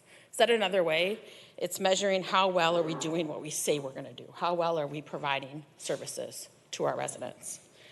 In this measure, we are looking as a proxy for looking at how effective we are in our operations. We're looking at the percent of our residents who got the help they needed when they came into a service center or went to one of our community partner sites where our navigators work. This measure, like I said, is countywide because all service teams are present in our service centers. So the people that are being surveyed and asked, did we accomplish what you came here today for? Maybe accessing navigator services, maybe accessing workforce solutions, maybe accessing financial assistance services. It could be anywhere, or child support. So it could be from any service team. We do want to acknowledge that this measure is limited in that it's asking for that one-day interaction. How did we meet your needs that day, and doesn't necessarily get to the outcomes. We get to this measure through a survey that we did do biannually, now we're doing annually, in our service centers and at community partner sites to ask residents that are seeking services that day how we did. Did you like your experience? Did you get what you need? And the specific question we ask for this one is, did you get what you needed today? It does measure, like I said, interactions and not outcomes. So it is a proxy measure for those effective operations and something we're going to continuously improve to get to the outcomes measure, not just the interaction measure. It does focus on our current service delivery, which is across the county, across the service teams, but we're working to expand the service deliveries that we have at service centers and at community partner sites. So it will improve as we go on and as we continue to build services across our service centers. It is also a rear view measure. It's looking at what happened that day. It's not necessarily looking at the future and how we can continuously improve. So we'll continue to improve the measure as we go, but it is a good measure for how we're doing on those interactions and how residents are experiencing our service centers and community partner sites. I also want to note that as we look to improve this and get to more to outcomes, it's also crucial, and we are already and will continue to coordinate with service teams across the county. Specifically, one I'd like to highlight is with our health and wellness service team and how they are looking at how people access benefits and that whole resident relationship management experience for somebody who is interacting with the county. That's not going to be just out of service centers. It's also going to be through many different methods and many different ways that the resident may interact with the county. So as we continue to develop this measure and look at how we can improve it, it will necessitate that we work with folks from across the county. We've already been partnering extensively with health and wellness and how we look at that benefits accessibility. And again, this, could you go back? Yeah. So all of these surveys are in person. Do we have a mechanism online that asks how we did? Not today through service centers or through navigators. Okay. Right now, all the surveys were done in person, either at our service centers or community partner sites. We're doing another survey in October. And I would assume that we're getting the best data that way, because when you ask people to do things online, I know I've been asked to do them several times, and sometimes it's like, I just don't have time. Or if I do, being able to talk to someone, you can really see how they are feeling about that interaction. Commissioner Jean. And then remind me, what are the services that are offered at the service centers and the community partner sites? Yes, Chair, Commissioner Jean, thank you. Right now, the departments that offer services through the service centers include enterprise and administrative services, financial assistance services, social services, workforce solutions, child support, veteran services, and I'm pausing because I'm trying to remember the current status of housing stability, because with staffing it ebbs and flows whether or not they're actually in the service center today. For sure those we are already looking to expand, and I'll get into a little bit of detail on where we're expanding next on the slides.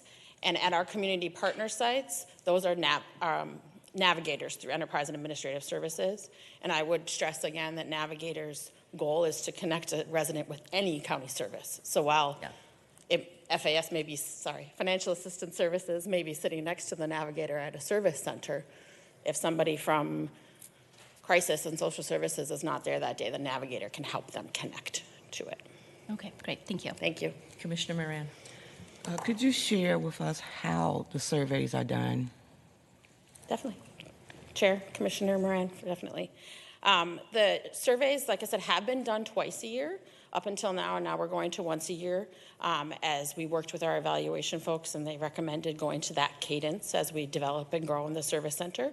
They are done in person and offered to residents who are accessing services at the service centers and at the community partner sites. We compensate residents for their time and expertise that they're providing for us. And it can either be done by, would you like to complete the survey? Here's a clipboard, here's a piece of paper, let us know when you're done. Or it can be done by somebody walking through and asking the questions with them.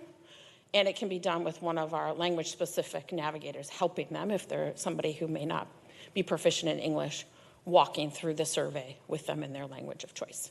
Or language line if it's not somebody, we can access our language line if it's somebody that speaks a language that maybe we don't have on site. So it's completed after they've been served. Yes. Then it's a question. And what's the return rate?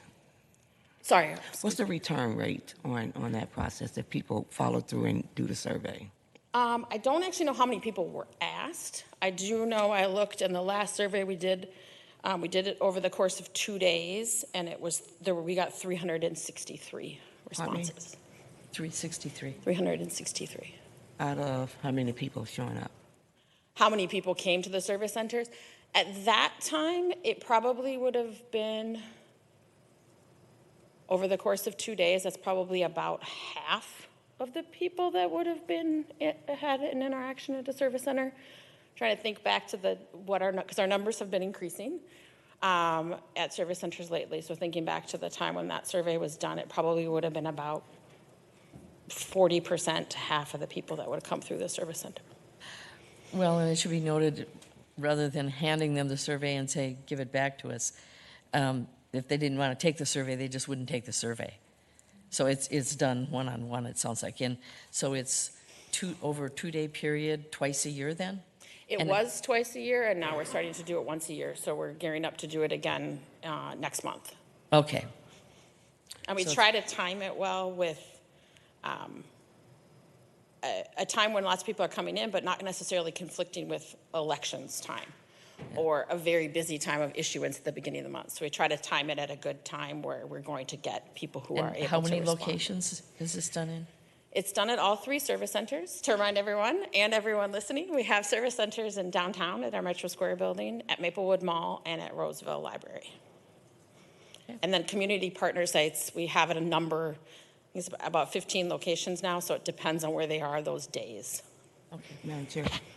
So it's not done on a regular, it's not a practice. It's not done all the time. You just pick 2 days out of a year to do the surveys. And why do you do that? And what's the purpose? What are you trying to see? Chair, Commissioner Moran, thank you. Yeah, so working with our evaluation folks, which now is part of our budget to have some evaluation resources regularly on our staff and on our team.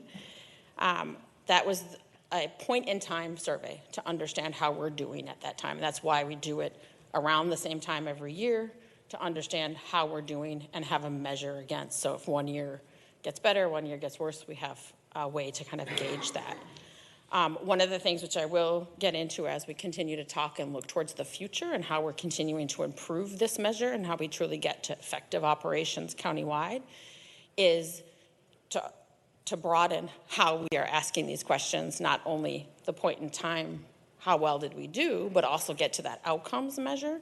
And one of the key things to measure against that is work that we've been doing with policy and planning around the community accountability and the service standards. So as we establish with residents what our service standards are for the county, then we can measure against that. There's a common expectation for residents, for staff, for everyone interacting with the county, what they should expect, and then we can measure against that. So as we develop and improve and how we do that, we're then able to do more measurements. I hope the plan is to get to, the texting kind of, or the email. Like you said, Chair, that's not always got the best response rate. Yeah. But we want to do many methods of getting that feedback from residents on how we are doing. One of the things that I think would be, and I don't know that we could do it right away, but is if you could do a follow-up with those that completed the survey, so the 363, 6 months later, that would tell us whether or not they got the help they needed that day, connection to services and things like that. But what impact did that have on the work or whatever they needed to get done? Were they able to get it done? Because we've got the surveys, we know who they are, and that one could be something that could be mailed out and have a prepaid, return the envelope, just to see what would happen. No one's gonna do that. Don't do that? No one's got time for that. I mean, life is busy. Fill out a survey, mail it back. I don't know. But I would these like are the people that were paid to do the survey to begin with. Oh, but it's going out to people who receive the services? I'm saying, no. I'm saying, so they had 363 surveys over a 2-day period. You've got the names, you've got all the information there so that you know who they are. To send something out to them, just those people that filled out the initial survey. Yeah, I'm talking about that, yeah. Just because this is just about the interaction that day. It's not about the actual services they received because of that visit to the service center. Okay, and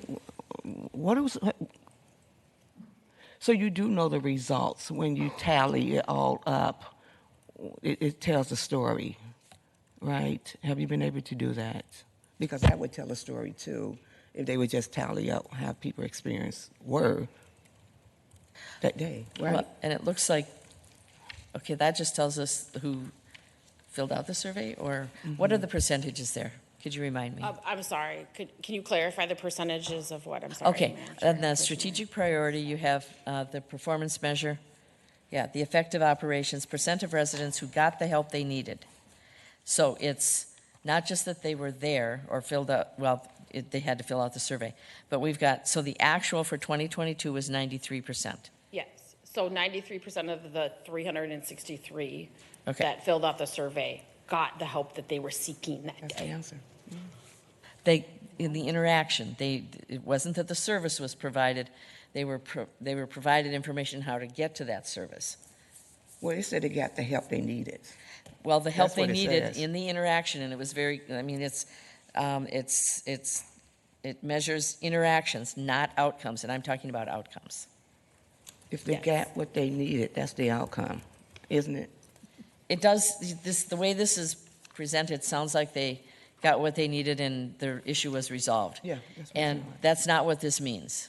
That's not what it means. It means that they got the information they needed to try to solve their issue. What does it mean? Madam Chair, Commissioners, it could mean that they got the information to do the next step in what they were seeking. It could also mean that they completed and got exactly the service and ended. It depends on what they were seeking that day. So some things they can complete what they needed and complete the interaction, get the outcome, the longer term outcome that they were seeking that day, depending on what the service is. Okay. If it's some other service, like for instance, we have part of the approach for service centers and part of the benefit of co-locating services is we're able to look more holistically. So somebody maybe came in with a need for access to SNAP and food benefits. But as we talked with Navigator, talked with them, like, well, you might also be eligible for WIC or for some health insurance or some workforce solutions things. So they may have connected them with those services today and gone beyond what they came in for. So they got what they needed that day and completed their application and got things done. But they might have also been connected to a number of other services that will have further steps. Okay, then there's a disconnect here between, because I've read this the same way that Commissioner Moran did to begin with, is who got the help they needed, so they're good. They walked in, they got what they needed, they walked out. But then the second bullet says that it measures interactions, not outcomes. And so that's a disconnect for me. I'm not sure what that means. I thought, so that's how come I was saying it's only the interaction, not the actual outcome, because that's what I read. So, Okay. Thank you, Commissioners. We can look at how we word this to make sure it's very clear. I did pull up the survey, and the survey asked the question, I got the help I needed. So that's where we pulled it from. We can also work to not only make sure this is clear, but also work to make sure in the survey we're very clear. and maybe what we're just asking. the next question is not just did you get the help you needed, but was it a completed, did you complete the work that you wanted, or get something that differentiates between I came in there and I got a list of follow-up things that I've got to do. Yep. And that I got the help I needed that day, but it's not going to get me to the outcome that I want. I want a job, or I want food services or whatever it is. Yep. You don't know that you actually were able to get that done. And you can only do so much in a survey, I understand that. But I think at least making sure that the performance measures includes either it does or it doesn't include the outcomes. Because I think it is, now that I'm hearing you say it, this is definitely more than just measuring interactions. This is measuring outcomes, and interaction is one outcome, but that's not really what they're there for, to just talk to somebody. They're there to get something done. Commissioner McGuire. Thank you, Madam Chair. I appreciate this line of question because that was, it's also feels a little different to me, whether it was whether they got the referral or whether they got the work done. So I think that's a really good point. I love that we're surveying them in whatever way we can, and I know it takes time, and I'm glad we're reimbursing if that helps. we all have seen all the different ways that a lot of places are trying to get our outcomes. You know, they send you surveys, they do phone calls. They have these little, you know, smiley face, little posts that you can do at an airport where you say, how am I feeling with this experience I'm having at the airport, you know? Yeah, you know, a smiley frown.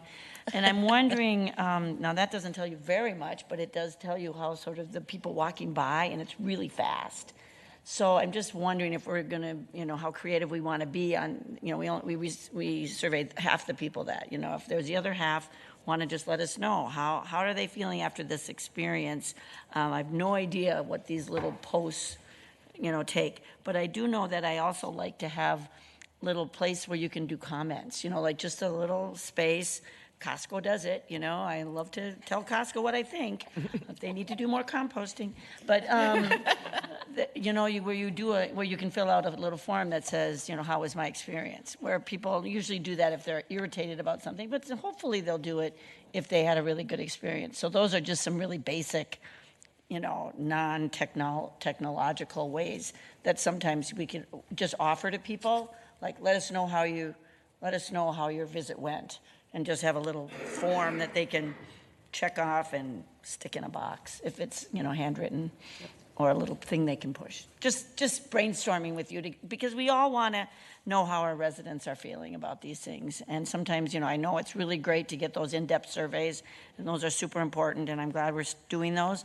But in addition to that, so just thanks. So just to have a spot in the service centers. Yeah. With something that's very simple. Yeah, something that you can just, a little card that says, yes, I had a great time, or, I mean, it was great, you know. Did I get the referral I needed? Did I get the work I needed? You know, yes, no, I think that would be, so going the deep dive on this with the folks, the 363. Yeah.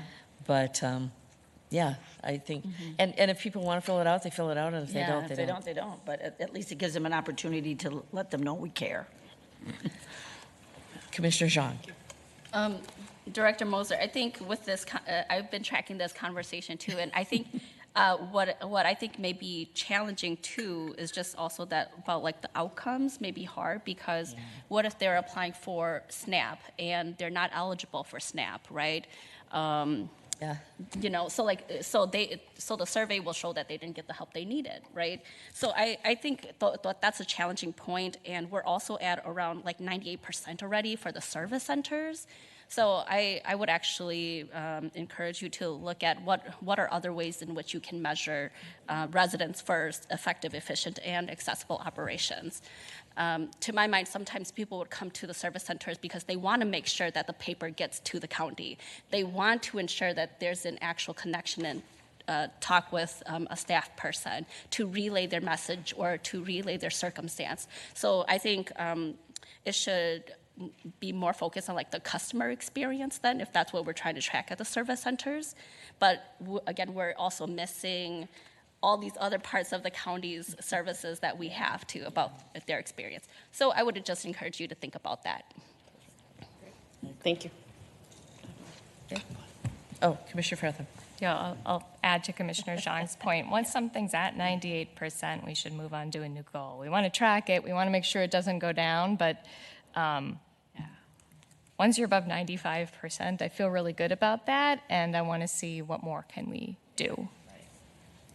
So taking it to the next level, which is a good reason not to do it every 6 months. So, Commissioner Murray. Just let me say that nothing against no one who's doing the hard work, but I know people are on the phones for hours sometimes just waiting, or no one picks up, or no one return calls, you know, and that's for many different reasons. And so I you know, that 90% is kind of a little skeptical to me too. That's pretty high, you know, for people who are coming in for county services to all say that, oh, I got what I need. You know, I'm not saying that it's misleading. I'm just saying I don't often see people be so joyous about county services and had a very good experience.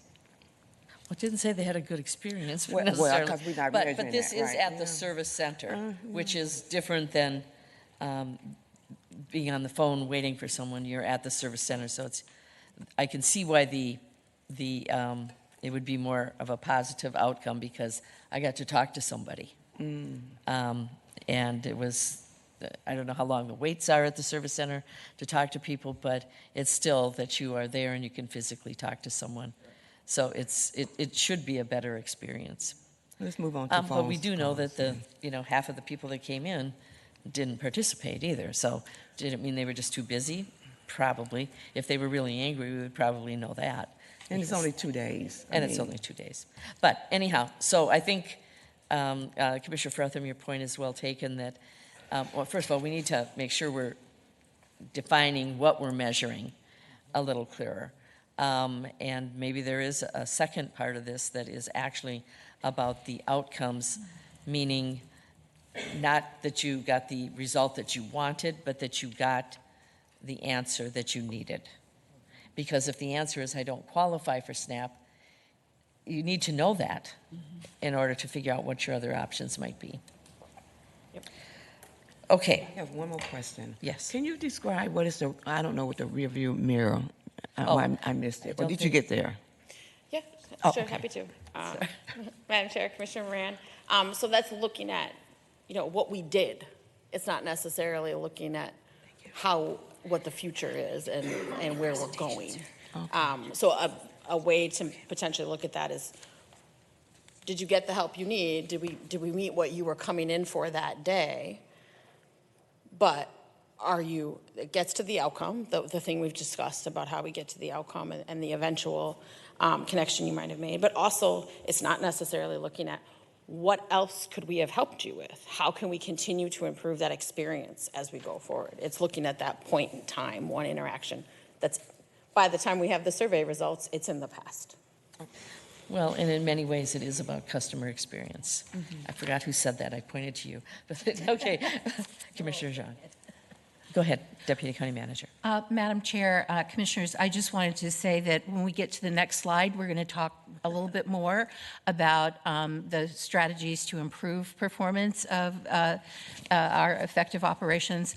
But also, you'll notice that section that you're concerned about talks about limitations. We do realize that there are limitations to what we're doing right now, but this is why we talk about continuous improvement, and the next slide will help to get us there. And I know we have 3, but I think, I'm probably the worst offender of cutting in and saying, hey, what about that? But I do think, honestly, if there's anything that we are talking about that is going to be in another slide, just tell us that. Okay, so now we're moving on to the next slide. I think we've talked quite a lot about survey methodology, so I won't go into too much detail about what isn't working and how we can improve it, because we've talked some about that, and I appreciate your feedback and advice there. Also, we're looking to add services, not only in the service center, but also reflect that in the survey so that we continue to get a measure across how we're doing as a county. So it's not just the services currently offered in the service center or that one way of interacting with the county in a service center versus a phone line versus another way you might interact with us. And as we've discussed, getting to the outcomes, are you better off today? Did you get the answer you needed? Did you get what you need? But are you better off 6 months later or a year later? We're also determining ways to get feedback from some of those who wouldn't have come into the service center that might not have that data interaction with us. So in her introduction, Tracy mentioned REACH, so that's one way. I also talked a little bit about the Community Accountability Partnership and developing service standards. So we have something that's clear and transparent to residents and to staff what our standards are, and then we can measure against that, and that would get to not just service centers, but across the board, how we offer services in the county. Obviously, that's not the responsibility solely of IPR, solely of EAS. It's the whole county, but we're doing significant work in that area in partnership through Residents First and through the Resident Experience Capability Team. And also working in partnership not only with policy and planning and policy analysts, but our racial and health equity administrators. So that's some of the things we're doing now to improve our effective operations. I'll look at strategies to improve the effective operations that are reflected in our current budget. Just a moment, Yeah. Commissioner sorry. McGuire. Can you just expand a little bit on the CAP, the Community Accountability Partnership, and just tell us a little more about that? Is that within ourselves, or is that it says from those who are currently not part, is that an internal or an external partnership? It is an internal partnership in that policy and planning is leading that work. Lydia might be better to speak to it than me, but I could start by talking about where IPR partners with that. It came out of work with residents and our equity work with residents, so it's in partnership with residents, but is led by the policy and planning group and has been working with our resident experience work to develop many pieces of that, and the service standards are just one piece of it. If Angie or Lydia would like to talk further about it, yeah. Hi, I'm back. Angie Patrick, Racial and Health Equity Administrator. You did a great job explaining it. It did come out of work that the Equity Action Circle was doing as part of our COVID-19 response, in that how are we holding ourselves accountable across the county to providing high quality services for residents. This will also get to some of the points that you're talking about of ongoing evaluation of our services across the board. We didn't have a set metric to measure against. And so we're doing a lot of engagement both with community, people who come in to receive services or just engage with the work that we do, as well as our employees, of how do we co-create a set of service standards together that we can measure against, and then that will build towards an evaluation for how we're measuring with folks who come in contact with our services. Great, thank you. Sounds great. Thank you, Madam Chair. Thank you. Thank you, Angie. Okay, she's good. I'm very look forward to that work continuing to develop. I'll wait. Oh, Maybe there'll be some other stuff here that might okay. align with my question. I'll put you first on the list. Okay.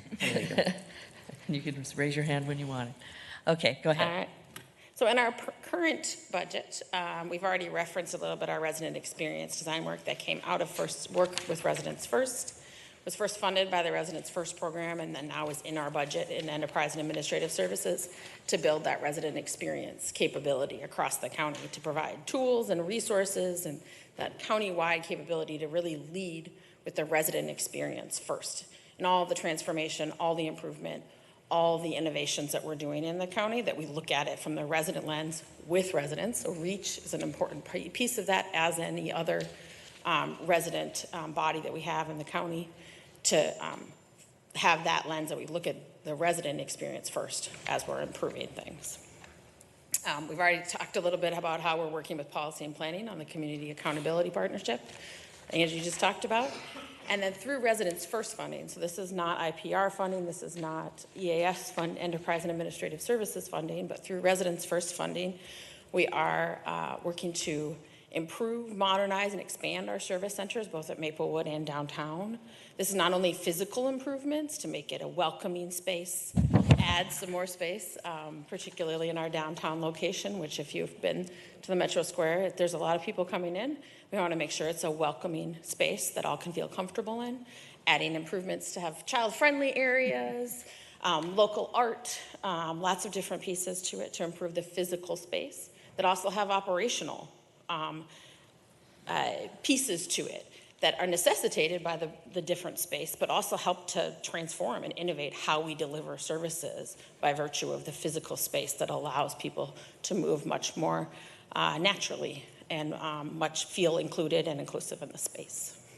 And that comes down to a lot of that. When somebody comes in, the first impression they have is going to really set the tone for the entire time they're there. One of the biggest things is wayfinding. I can't tell you how many times I've walked in, and not to a service center downtown, or I'm not being critical of that, but any place that you go, say, okay, go that way. You know? And you don't, if you can talk to somebody even. So the wayfinding, especially in the service centers, and the one downtown, of course, I think is our largest, that we are able to get people where they need to be and feeling comfortable from the moment they walk in the door. Thank you, Madam Chair. I was peeking around to see whether Jean Kruger was in here or anyone from property management, but I'm very happy to say that our new service center, when the doors open on the elevator on the second floor, It's right there. Yeah. There's no signs asking somebody, where do I go? I don't know about you, but I go to Metro frequently, and I often am stopping at somebody looking like this. How can I help you? How can I help you get? And sometimes they're looking for the service center. Sometimes they're looking for something else, but it is, I always want to, will continue to do that and help residents that are looking around trying to find it. But if we can help them to not have to do that. Open up the elevator doors, and a beautiful, welcoming, colorful service center is right there. They don't need to ask that extra question of where to go. Commissioner Moran. Right. Have you started like some improvement at the Metro Square area? What is that timeline like? I'm sorry, can you repeat that? I'm having trouble. The improvements Yeah. to the Metro Square Service Center. Is there a timeline for some work to begin, or have you begun, or? Great, yeah. Madam Chair, Commissioner Moran, thank you for asking that. Yes, we recently, as County Manager Berg knows very well, as the former chair of the Service Center leadership team, we recently approved the floor plans, which were developed with architects, staff, and residents. And now the work is underway, both at Maplewood and at downtown, to improve those locations. I believe the current projected opening date for our downtown one is spring of 2025. And it will be slightly phased, but we will never close. We'll move from one location to the next over a weekend. But then we'll continue expanding it a little bit after the new space opens. So it's a bit of a phased relocation, but it will still be on the second floor. The Maplewood one will move to a temporary location within Maplewood Mall on the same floor, just around the corner as we renovate the space. And will open in the new space is projected in either late February, early March of 2025. Okay. Commissioner Zhang. For the updates or to the plan at the service centers, I would guess my question is more around, is it a space where families or like adults with like young children can be, or if there's a certain area or space that's enclosed for them to be around? Yes, Madam Chair, Commissioner Zhang, thanks for asking.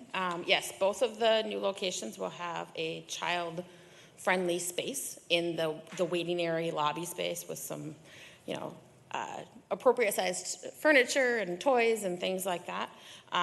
We'll continue to provide activities that the people can take with them. So we're recognizing COVID and hygiene, kind of recognizing that. So we have little packs that people can take with them. So we'll continue to do all of that. Another kind of purposeful design that we did as we looked at the new space was providing some conference rooms and smaller offices right next to that child area, so that if a resident needs to step into a quieter space, they can still have line of sight with their kids. Or if we know it's a school release day in St. Paul, so there's going to be more kids, we could have somebody as a parent helper there in one of the conference rooms with some children's toys and be able to provide some assistance. We've heard from residents majority of residents do not want to have a daycare on site where their kids stay. They want to stay with their children or have line of sight with their children. But if we can provide kind of a parent helper so that they can focus on what they are doing, what they were trying to achieve that day, they can still have line of sight with their kids. Another innovation or improvement we're doing in the space is within the secure area of the service center. There are two spaces that have a meeting room and a conference room with a door between them that's glass, and one of them will have some child-friendly activities and furniture and things in there, so that a child can be in that room and their parent can be in the room next door, either with the door open or closed. Again, line of sight, but a little bit of separation if they need to have some private conversations, or if perhaps maybe it's a child protection visit and we need to have line of sight with kids. That's great. I just really appreciate that, that you incorporated the feedback that you got from residents and implemented that. So thank you. Yep. And good job. Okay, County Manager Becker has some comments, and then we need to move on so that we keep our schedule here. Before she does that, though, I just think that when you talk about something that's welcoming, really taking advantage of the incredible artists we have in Ramsey County and the multicultural art. Sometimes you walk into a building that's, for a very business type purpose, and you see artwork and you go, okay, I got to go there and look at that. And it makes you feel welcome and you learn. And so I just, I'm thinking about Commissioner Fretham's Art and Culture Council, but I think that we really need to take advantage of that. County Manager Chair, Becker. I just wanted to wrap up this topic by just, well, thank you, Katrina, for your work. I know I appreciated working with you on that Service Center leadership team. I think that is a good example of intersecting that work. Your mic isn't on. Oh, sorry. Intersecting that work more. I want to thank you for your work, Katrina. Certainly that Service Center leadership team is an excellent example of this cross-cutting coordination that has to happen across the county around some of these efforts. I do want to stress to the commissioners that, while we are building for the future with the Service Center, there are real demands on services as we speak, as you guys hear about. And so I'm asking Katrina and also Director Ali and the DCMs to meet with me to talk a little bit about real-time things that we can continue to do to improve services as we continue to build out the physical spaces. In addition, there are a lot of people waiting in line right now. And so as we think about the future, we're constantly thinking about what are some queuing opportunities, what are the things that are could release some bottlenecks at the service centers right now. If you've been over there in the last couple of days, we're very aware, or it's a couple of weeks, very aware of the people waiting in line over at the service center. And so I just want to stress that, we're not waiting to sort of have those conversations, just hoping for a new service center will solve those things. I think we know that that will help to make creating more welcoming spaces, but there are some operational conversations that we continue to have that are very much under this resident's first strategic priority that involves both the health and wellness service team and now also the economic growth service team as well as enterprise services. So thank you, and we continue to want to make sure the residents get what they need, not only just today but also that they actually get the services that they're needing beyond just a one-time interaction too. So appreciate this. Okay. Yeah. Have we completed your section then? Yeah. I can quickly talk. Oh, sorry. Well, how about if we let her do that, and then I'll come to you, and then we'll move on to the next priority? Is that good? Oh, yep. Okay. Yeah. So just very quickly to talk about how it's informing our 2026-27 budget. Technology is key here, kind of to build off what County Manager Berg just said about the people in the service center and the lines. How can we use technology? Becker. Sorry, what did I say? Berg. It was your fault. I was kidding. County Manager Becker, as I'm looking at her, to use technology to improve how not only the flow and queuing and appointments and all those pieces of people who might be coming in for services, but also improve our alternative delivery channels. Quick, responsive phone lines, email referrals, virtual services, all those different pieces that may not require somebody to come physically into a service center if they don't want to. Some people want in-person services and will continue to be there. Excuse me. But some people want to access services in a different way. So we'll continue to improve those different methods of how we provide services, using artificial intelligence, enhancing our survey technology, as we already discussed a little bit. And I think most of the other things are on there we've already discussed, so in the interest of time, I won't go into detail, but it's all informing where we're going. Okay, Commissioner Jean. I guess as we're talking about feedback and using technology, where may people send feedback currently to the team? There's a method to provide feedback on our website already. I appreciate the comments from Commissioner McGuire about that physical comments card in the service centers is definitely something we can implement, obviously through the surveys and also through our phone lines. Not only do we get feedback from residents through our 651-266-8500 number, but also through other phone numbers that might get referred back to us so that we can. So there's many different ways. I can also make sure we provide those links to all of you following up from here. And I was also, I can make sure we also provide a link to the survey that we do, so you guys can see more of the details of the survey that we already are doing. Okay, great. And then, Madam Chair, may I? County Manager Becker mentioned something a little bit about like the wait times at the service centers. Maybe that may be a better metric instead of like service and wait times at the actual physical location, just as I'm thinking about this, right? Because that is the resident experience overall. Yeah. Definitely. Thank you, Madam Chair, Commissioner Zhang. Definitely, that's something that we have the technology and are improving it to be able to provide accurate wait times, not only as a way of evaluating, but also for residents to know what to expect. Yeah. Great. Thank you. We'll wrap up the first priority with Commissioner Moran has a question. So I just want to first just thank County Manager Becker. I rehearsed this in my mind so I would be clear to say Becker about her feedback around that you're not waiting. There's some operational conversations that's happening now to make things more efficient and effective and for residents who come into the service center. Because I think, that's really, really important, especially if they're coming in with families and kids and they're waiting long lines and just waiting to be seen. And also thinking about the strategies to improve performance on effective operations. I appreciate that surveys are taking place if it's just for 2 days, but I would think that every person that come in there every day to be served should have a survey at the end. And I think, that would help inform the operations of what needs to be done. As we are strategically thinking about that process, the resident would lead what really needs to happen. Because I think internally, it's not always the best indicators of what needs to happen from it's the experience that real people, their life experiences that they're having.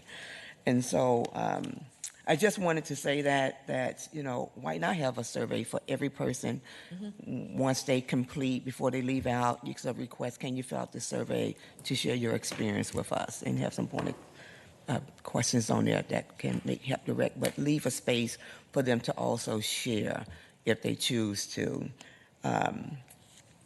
That's the experience of the residents. It helps inform the work or what the improvement needs to do. And we need to have, it's great to have compliments, but don't be afraid to have people share their truth of their experience. That makes the overall experience better for Ramsey County and those we're trying to serve. Madam Chair, Commissioner Moran, thank you. We will move on then to strategic priority number 2. How's that? So this really, thank you.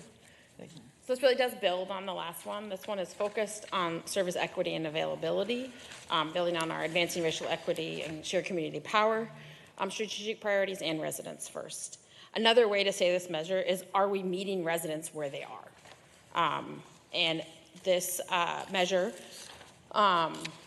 will continue to improve and continue to develop just like the other one. But right now, or today, the way we are measuring whether or not we are providing equitable and available services is to look at the percentage of residents who call our 651-266-8500 line, which we will add the whole number in there, which is the main county phone line. Right now, they're able to, when they call that line, have service provided in English, Spanish, Hmong, Somali, and Karen. There are language-specific navigators and our general navigators that work in the county in English language answer that phone line. And the goal, since Enterprise and Administrative Services took that phone line over, is to provide a one-stop shop on the phone so that they can access the service and get what they need on the phone and not be bounced around through various different numbers. So, and then starting in this year, we have provided services in the 5 different languages that are most common in our county. The measure that we have in there today is whether or not the calls are answered within 1 minute across all of the, or where we will be is across all of the languages. I want to note that the Measures from 2020 to 2022 with the 2023 with the asterisks are for English only, and how responsive we were on that phone line to answering the calls quickly in English, because until this year, we were not providing them in all 5 languages. So the next time we measure this, we'll be able to measure whether we're providing that same equitable access to residents across all 5 of the languages, but today those measures are in English up through 2023. It is a countywide measure in that people are calling this number to access many county services. It is a navigator within Enterprise and Administrative Services and within IPR that is answering that line, but the resident may be asking for a whole host of county different services, or city or courts is often also calls we get, and we make sure they get to the right place. Is the only way we're measuring the diversity with what language they speak? Because I'm just trying to make sense of everything up until now has been in English only. Yep. So we can't really measure equity or accessibility. That's where we're going in 2024, because starting in 2024, okay. The line is already starting in this year. It has been answered now in 5 different languages. And so one way, and this is a proxy for the bigger measure we're trying to get to. So one way to measure whether we're providing services equitably across all of those languages is to measure how quickly we're answering phone calls. And I guess what I'm saying is that even if it's in the English-speaking, a lot of them, there's diversity amongst the people that are being served, even if it's in English. So is the only, trying to figure out what that measure is, I'm having trouble obviously explaining this. I don't want that to be the only measure. If you had Hmong translation, then to say, okay, well, there's diversity there, but there wasn't over here because Hmong families spoke English. Do you see what I'm saying? How do we measure the diversity? Is it just by language? For this, Madam Chair, for this measure, we're measuring the service by language. Okay. It is one measure within providing equitable and accessible services to our county and meeting them where they're at. So that is one of the limitations. This is one measure, and other areas in the county would have their own measures, and we'll continue to develop how we're measuring meeting residents where hands they're go up here. Lydia, did you have? Okay. Whoever wants to talk, go ahead. Larry. Madam Chair, Commissioners, I may be able to help with this some. So this measure is a proxy for the broader measure you're talking about. We can get at language now because we've added it in 2024. Okay. So we'll have a better sense. Are we able to respond to residents' needs via the phone, regardless of language, when they call in? And what does that look like? Okay. So if you think about this more broadly, we'll build towards the question you're asking. We're not there yet, but we're working towards it. One step at a time. Okay. Is the survey in other language besides English? Are we going back to the Chair, first Commissioner question? Moran, the survey on the last. Well, I just want to know, are the surveys, because we talk about language, right? And so when we talked about surveys, and who is responding to surveys, because it is a very diverse, Metro Square is very diverse. So are the surveys, because I know you're surveying different populations, is it in English or is it in other languages too? For the surveys that we do in person in the service centers, if the person wishes to complete it in a language other than English, and it's one of the languages where we have language-specific navigators or previously interpreters, they work with that resident to do it in their language of choice. If it's a language that's not one of those 5 most common languages in the county, then we access language line to have an interpreter so they can do it in their language of choice. For clarity, it is in the 5 languages that you have, the 5 languages you have there. Yep. The survey is in those languages? Yes. Okay, thank you. And this one isn't as much a survey. That's basically to the first priority. Yes. So just to, And it's important that they overlap, obviously. So, but it is that the survey is in the strategy number 1. Okay. Yeah, so as I said, this is a proxy, and as Larry building onto, this is a proxy measure for how we meet residents where they're at and continue to provide accessible and equitable service, no matter what language, no matter what location, no matter what method the resident is accessing services with the county. Okay. Madam Chair, may I? Yes. I just wanted to make a comment about this, that we should actually lift up that this is a metric that we had to be able to provide the languages, and that we did this year. Yes. So I just wanted to name that and say that from this investment, we will now be able to track it next year. So just wanted to name that. Thank you. Yes. Madam Chair, Commissioner Jean, thank you. I'm excited about it. And I think it's important to build that, looking at our first goal, that even if not everyone's completing the survey and it's not in every language, having 98% of people come out of our service centers saying what they need is a huge accomplishment. So this is not, there is really good work happening, and we know it takes time to move this along. So as we think about what are the performance measures we need in place to move that work forward, it doesn't diminish the amazing progress. We had no service centers when I came on the board in 2019, so that's huge. Absolutely. Madam Chair, Commissioner Frethem, thank you very much for noting that. And I take your comments and the comments about the other one is that we won't, even though we're doing well, we'll never stop continuing to improve. And I'd like to highlight the Center for Economic Inclusion. They helped us. I mean, they were the developers, really, of how we measure these performances or performance measures in this particular way. And so they were there at the beginning, and now we're kind of taking the first baby steps going forward to try to implement that. But I think that opened our eyes to what we didn't do so that we could start to do that. And that's, it's been a long process, but I think that it's been something, that partnership, I think, was incredibly helpful to our whole performance measure.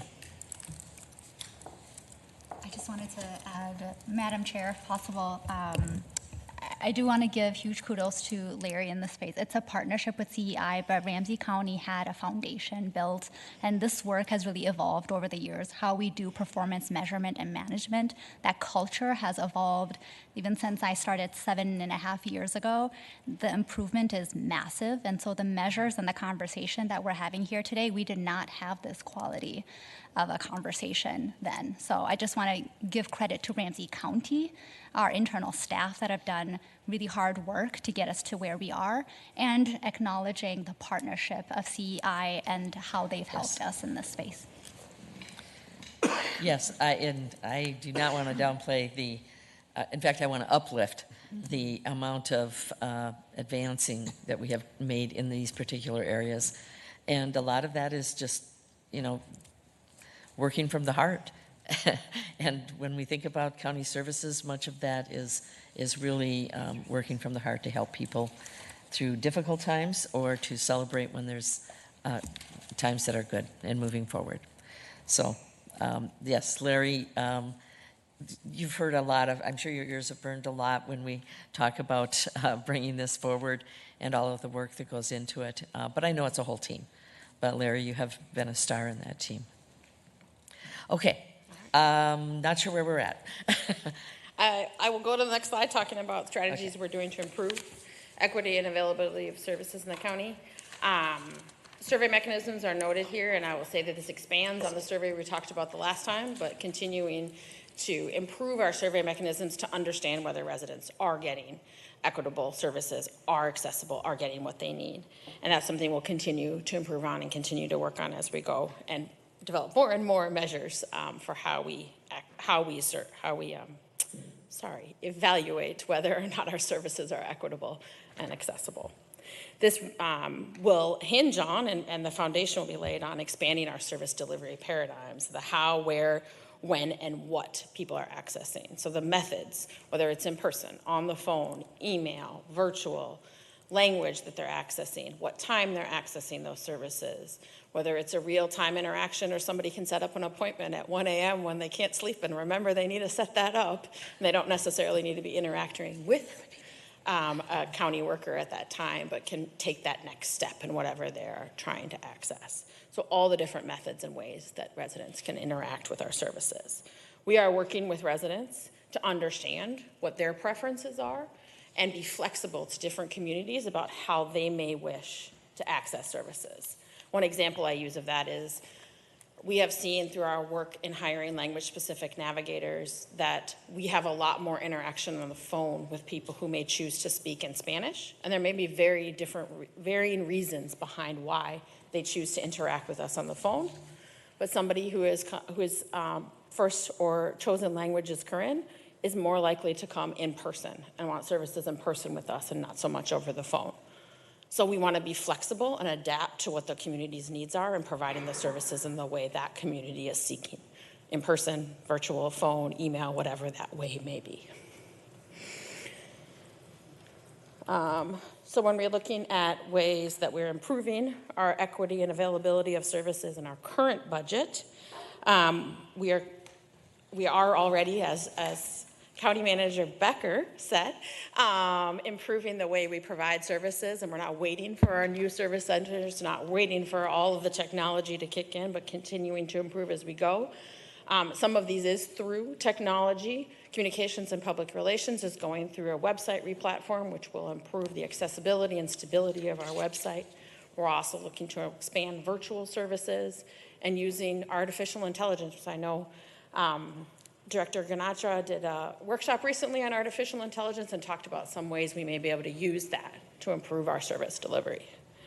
I've spoken a little bit about language services and our language-specific navigators. One thing that is reflected in your supplemental budget is a move from financial assistance services to enterprise and administrative services of a language contract that FAS did have and moved over to EAS, and that allowed us to hire the language-specific navigators that are answering the phone line and able to provide responses and in-person services to residents in their language of choice with those top 5 languages that are spoken in the county.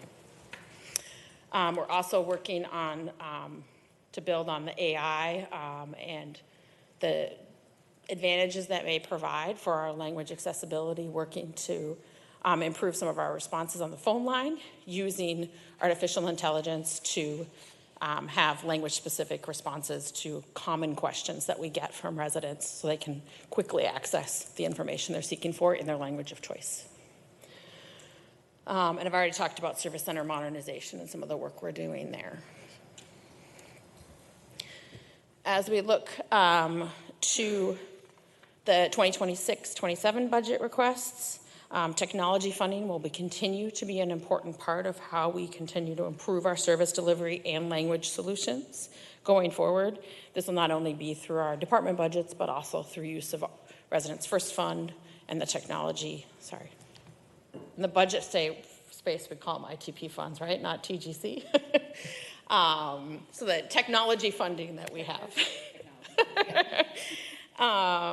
And also looking at resources to address the need for more translations, improve digital accessibility for all of our residents, and the different website enhancements that will allow us to understand better the user journey through our website and what people are seeking and whether they're getting to the information, the resource, the service that they were seeking through our website.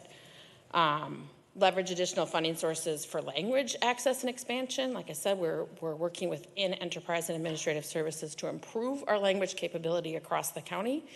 And a first step on that, I've already mentioned, but there's also acknowledgement here that there are a lot of state and federal sources for doing language services. We want to make sure we're leveraging and accessing those as we continue to improve how our residents can access services. And then also looking to include permanent funding for cultural and community media as we go forward. I would like to bring up a subject here that goes beyond this slide, and it actually goes to the whole county. Recently, many of us were at the Association of Minnesota Counties conference, and we saw different opportunities for grant funding for state and federal and nonprofit and all these different things, and it was all up there. And the common theme that I heard was, but the department doesn't know to ask. There was one particular one that I thought, okay, well, that one, when I was at the NACO conference, the National Association of Counties, it was, and I thought, well, this would work for our environmental health. Well, it didn't. But then I saw all the other things it could be for and went, well, we should have talked to somebody else here. And I don't know how to do this, but the common problem is that we don't know what we don't know as far as grant opportunities and funding opportunities. And trying to figure out a way within our county system that we're not doing okay, just for information services. What have we got there? Well, there may be something that, is in a different area that would actually apply there. And so I don't know, it's not really, maybe it is centralized grant areas. CFO. Okay, but is that all across the whole county? Yes, Commissioner, Okay, I was well going then- to see if how far County Manager Becker wanted to go. We have recently hired a grants manager, and so part of the foundational excellence budget for 24-25 included a more centralized grants management office that's on my team within finance. And so she's working on building out, sort of getting a lay of the land of like, where are we? Because there's so much that is not centralized and not consistent across service teams. And part of it eventually will include thinking about how to be more strategic about opportunities that are out there and figuring out how we can do that more effectively, to your point, of making sure we're making those connections among different teams when opportunities come up. So is it one person? It is currently one, Commissioner, I apologize. It is currently one person. We have plans to hire additional team members in 2025. Right now, we're budgeted for up to 4, and it would be a combination between grants and revenue generation across the county. So it wouldn't be 4 FTEs solely dedicated to grants right now, as it's currently envisioned, but it is envisioned to be more than one person. Well, and building it out, okay, so great. Then I don't have to worry about that part of it. But I do think that one of the things that's going to have to happen is it's not just that you've got somebody that's looking for all these different things, but in each area of what we do, and environmental health is a really good one, where we're trying to get funding for the anaerobic digester, and that's the public-private partnership, but the connection to the departments and the service teams about what they're looking for. And so the interaction between the centralized grants opportunities and the individuals that are out there, they know what the programs are that they have and that they need to be funded, and they're going to have that interaction as well. Did you have your hand up? Commissioner Moran. So that was going to be one of my questions. We have one grant person. Well, we have several, but one is the central one. We need more than that. But I was also thinking that, well, let me just say first, one of the best staff person I've seen utilize federal, state, private partners, just go beyond of just seeing county, has been our new county manager. Right, who have just done an awesome job of doing that. And sometimes I think it's not someone's job, it's everyone's job. Right? But county relations people don't get mad at me. But I'm thinking our county relations people too, who are working in different sectors of county work, can also be a part of having those conversations, at the state level and at the federal level, who can advise us at the county level about what those grants are. I think it's partnerships that we can create that can help us without always having to hire more people. How do we best utilize what we have right here in front of us? And I think that has happened to a certain extent. For example, when it's ARPA or CARES or the Infrastructure Act, and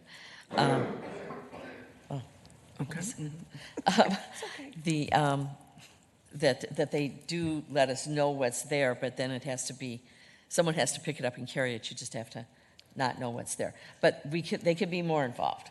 And that's called working in partnership, in relationship right. with each other. You know, it's not a silo where we Right. do our work, but being open to those partnerships. Yeah, I can help just close out this topic a little bit, but I do think that I like the idea of that there's a revenue focus here that's a little broader than this grants. I think that's what you're speaking to, Commissioner Moran, is not only grants, but also partnerships. And I'm really looking forward to working more closely with Susan and all the different service teams on, you know, a future vision around how to access more grants and revenue. I think that's something very much needed, as I've heard from all of you as well. And I think the key of having a centralized person in office, though, is really important, because as someone who was a department head trying to do this heavy lifting, it was very hard sometimes to have the information I needed to be able to apply as a county, because I wasn't applying as a department. I needed access to the bank account, the codes, the numbers, the, you know, different things. And so, yes, it is similar to racial equity grant, and revenue generation is the work of all departments and all areas. We'll have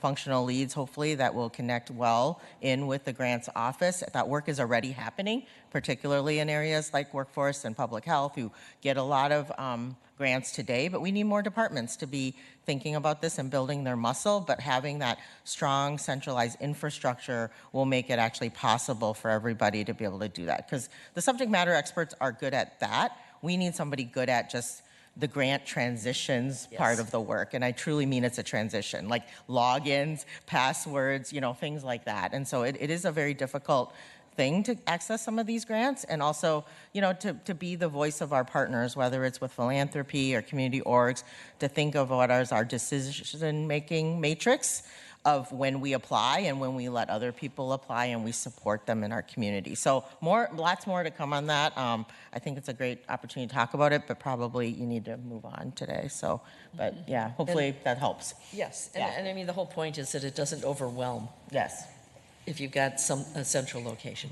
Commissioner McGuire, you did have a comment. No, I'm just going to concur with all this. I was sitting next to Commissioner Reinhardt at the meeting, at the AMC meeting, when our name came up as missing full application. Ramsey County is missing a full application for an energy efficiency and conservation block grant program. So, you know, when you see that kind of thing. That was the one that I sent to the wrong place. Yeah, so then we got to know where to send it to, so we'll send it to you now, Director Earl, and yeah, wherever we should send it, but I was going to we'll talk to you about it. Yes, too, of County course. Manager. We'll get some more But we vision are around all this. getting these, you know, Yeah. notices Yeah. of things that we could be accessing, so. And just to note, while we're getting better, we're not, you know, just not doing anything. You know, we have a cross-functional team that actually is applying for a pretty large, probably in the area of $7 to $9 million digital equity grant as we speak. You're going to get the memo about it probably today. You know, so it is, you know, Katrina's been involved, Chayton's been involved, the library director's been involved. So in partnership with the city of St. Paul, actually. So, you know, it's not perfect right now. Could we be more efficient, improve our core? This is all the themes of the work that is about what is before us, is to make this work more accessible for more departments to be able to say yes and lean into. So I can appreciate when you go to those events that you want to see our name up there on some of those big ones, and I can appreciate that very much. So Thank you. Thank everybody for all their work. We really appreciate it. And this particular one was not a competitive grant. It was, if we apply for it, we get it. And it said right up there, Ramsey County didn't do it.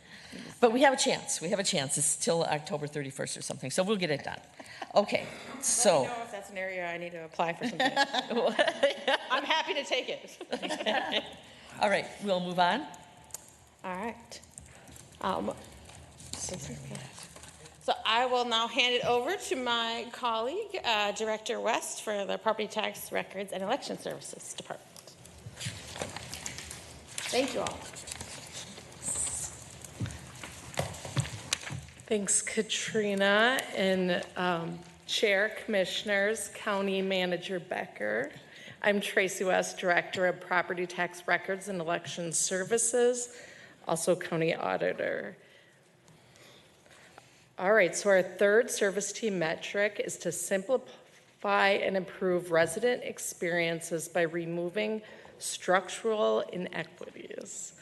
Removing these inequities is directly related to the Ramsey County strategic priorities of advancing racial and health equity, shared community power, and residents first, effective, efficient, and accessible operations. Structural inequities often prevent certain racial and socioeconomic groups from accessing the same opportunities as others. Addressing these barriers creates more equitable distribution of resources and outcomes. Structural inequities can limit the voices of marginalized groups in governance and decision-making processes. By removing these, Ramsey County ensures more inclusive participation from all community members, thus fostering shared power. Removing barriers ensures that county services are accessible to every resident, regardless of their background or status, aligning with the goal of providing efficient and accessible operations. So we have two examples on how we can remove structural inequities. So the number of restrictive covenants discharged in Ramsey County, that's the first one. So there are 5,500 restrictive covenants identified by Just Deeds and Mapping Prejudice in Ramsey County. So the goal is to discharge all 5,500 by 2027. Restrictive covenants were documents that were recorded on property titles to restrict who could buy, rent, or live in a home. They were often used to prevent Black people from owning property or building wealth. While restrictive covenants are no longer enforceable, the discharge is an acknowledgement that the restrictive covenant is void and that it is illegal. It also acknowledges the history of housing discrimination and the racist policies that led to it. The discharge can help inform and educate people about how policies shape housing outcomes.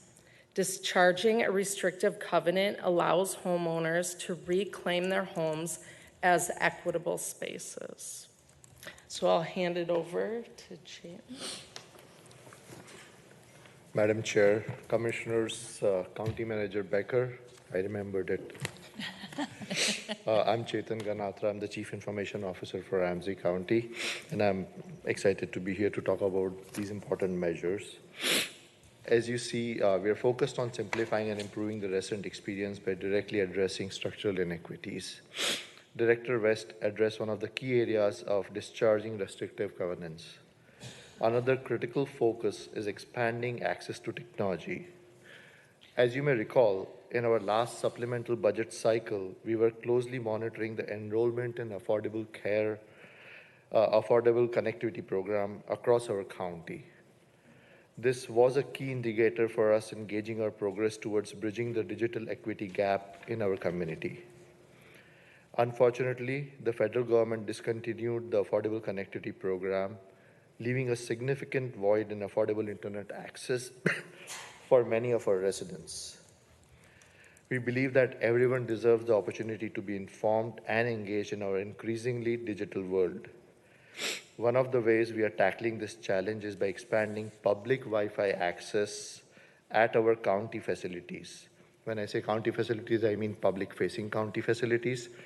Historically, public Wi-Fi was limited to our 7 libraries, which is about 20% of the county facilities that have public access or are public-facing. However, in 2023, we took a big step forward by bringing public Wi-Fi to the WIC clinics and our service centers, a move that has incredibly been helpful for both residents and the staff working at these clinics and at the service centers. It brings the coverage to 55% of counties' public-facing facilities, where we have public Wi-Fi now. But we didn't stop there.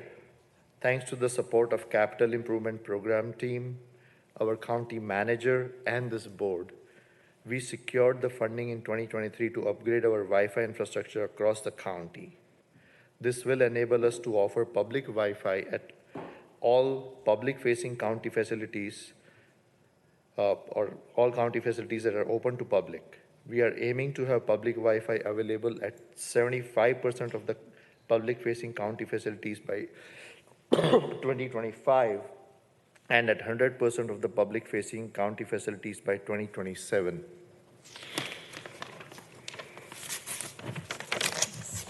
to the next slide.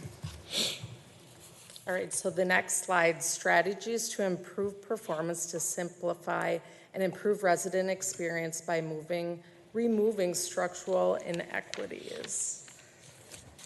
So for restrictive covenants, our strategy is to focus on communication and collaboration. Collaboration is necessary between both our internal departments as well as external partners. So I'd like to invite Director Chapman to come up and talk about the collaboration with the Assessors Department. Madam Chair, Commissioners, County Manager Becker, thank you for taking on this work. It's exciting. The assessor, the direct relationship that we have for this is we are the resident-facing part of the discharge. Our assessors are out in community working with properties every day.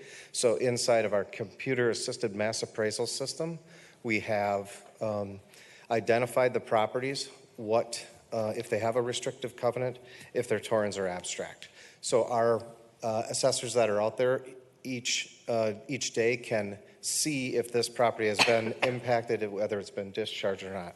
Also, they are leaving this tag, and I gave you all a little copy of the tag. This tag goes on the door if the resident is not home, and there's a QR code on there that they can access with their phone, and it goes directly to the information on how to discharge these covenants.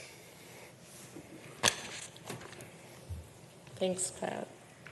So we have also worked closely with communications and public relations on the refresh of the restrictive covenant webpage. This is a place where we can share information and resources. It includes direct links to mapping prejudice and just deeds and information on how restrictive covenants can be discharged. We've also identified, working with communications to identify media vendor to create paid ad and social media campaigns promoting the county's efforts to discharge restrictive covenants. And we have had direct contact with local reporters to create awareness and answer any questions that they may have. And we've partnered with, we are partnering with external partners, so collaboration with local municipalities to share the county's ongoing efforts and to promote local municipal efforts. And we want to engage community partners in the education and outreach of restrictive covenants. As I mentioned, thanks to the support of Capital Improvement Program team, our county manager and this board, we secured the CIP funding in 2023 to upgrade our Wi-Fi infrastructure technology across the county. But technology is only one piece of the puzzle. As the project ramps up, we are setting up a governance group with representation from different program teams like health and wellness, workforce solutions, property management, parks and rec, and other areas as we move forward to identify and prioritize the county sites that should provide public Wi-Fi and any other community sites that could possibly be brought under county's Wi-Fi umbrella. We will be collaborating closely with property management to explore the possibility of making some sites accessible with free Wi-Fi beyond the business hours too. Later this year, we are also planning to invest in improved Wi-Fi usage reporting tools. So next year you will see a little more detailed metrics on how this Wi-Fi was used by public or public Wi-Fi, how it was used. Things like total visitors using public Wi-Fi across the enterprise and for every site, total time of usage of public Wi-Fi, and total bandwidth of network traffic for entire county using the public Wi-Fi. I believe the third one is for my consumption. But the first two are what will give us a better idea of the investments we are making into this. How is it really serving the public that we are trying to serve? Thanks. The next slide shows, this shows a map, or this map shows us a snapshot of our progress. The light blue markers indicate the county facilities where public Wi-Fi is currently available. As you can see, we've made significant strides in expanding access, particularly in WIC clinics and service centers. Though we are excited about the progress we've made, but we know there is still much work to do. We are committed to continuing these efforts and finding even more innovative ways to build a truly equitable and connected community. Our goal is clear: to bridge the digital divide and ensure that every resident in Ramsey County has the opportunity to connect, learn, and thrive in today's digital world. Expanding public Wi-Fi access is a critical part of achieving that goal. Thank you. So, how are strategies to improve effective operations reflected in the current budget? For restrictive covenants work, we're utilizing existing staff time. If we find ourselves in a place where we're flooded with requests that staff are unable to handle, we can utilize partnerships with Mapping Prejudice, Just Deeds, and Hamlin Mitchell Law School. Funding has been requested through the community engagement funding process to engage community partners in the education and outreach of restrictive covenants. As I mentioned earlier, the funds allocated in our current budget from the County Infrastructure Program and Information Technology Portfolio, ITP, are specifically designated to support this critical strategy or this crucial strategy. Commissioner Moran, you had a question on this. Go back one. Back one. Sorry. So for here, I'm just wondering, how are you doing your outreach to communities to find out about this? I mean, what do that look like? I'm sorry, Commissioner. Can you repeat the question? How are you doing this work? How can you share with me how community is finding out that this is happening? How are we planning to reach out? How are you reaching out to community? We have currently just started up this project, Madam Chair, you Commissioners. just started it, okay. But in public, in service centers and other places, we do have a sign saying there is free Wi-Fi. The staff working at the WIC clinics, I believe there are signs at WIC clinics too, but the staff working at WIC clinics also help residents remember that we do have public Wi-Fi there, because they do need to register on certain things for which they had to use their personal data in the past. Now they do not have to. But that's a very important aspect of this. As we move forward with this project, like I said, we are creating a governance team. We will also be engaging with the resident experience group to see what is the best way to get the word out there to the community. And the more we learn as to which sites can provide that public Wi-Fi access even after hours, I think that will be a blessing for the whole community, because people can come, work, give interviews, or do homework from those sites, even if we are not in business hours. Okay, so you're working towards this now to make it. Okay, thank you.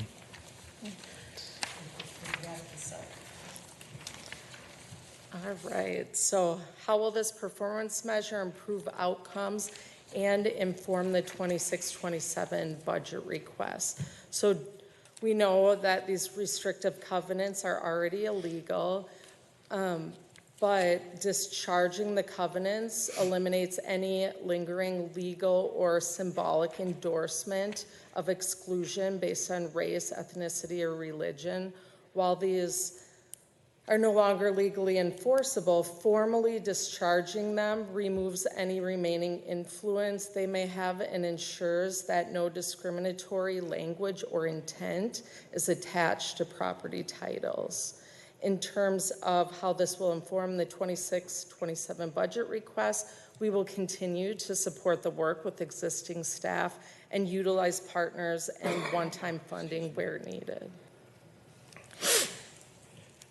We also recognize that technology plays an increasingly crucial role in ensuring that all residents have access to tools and opportunities of the future.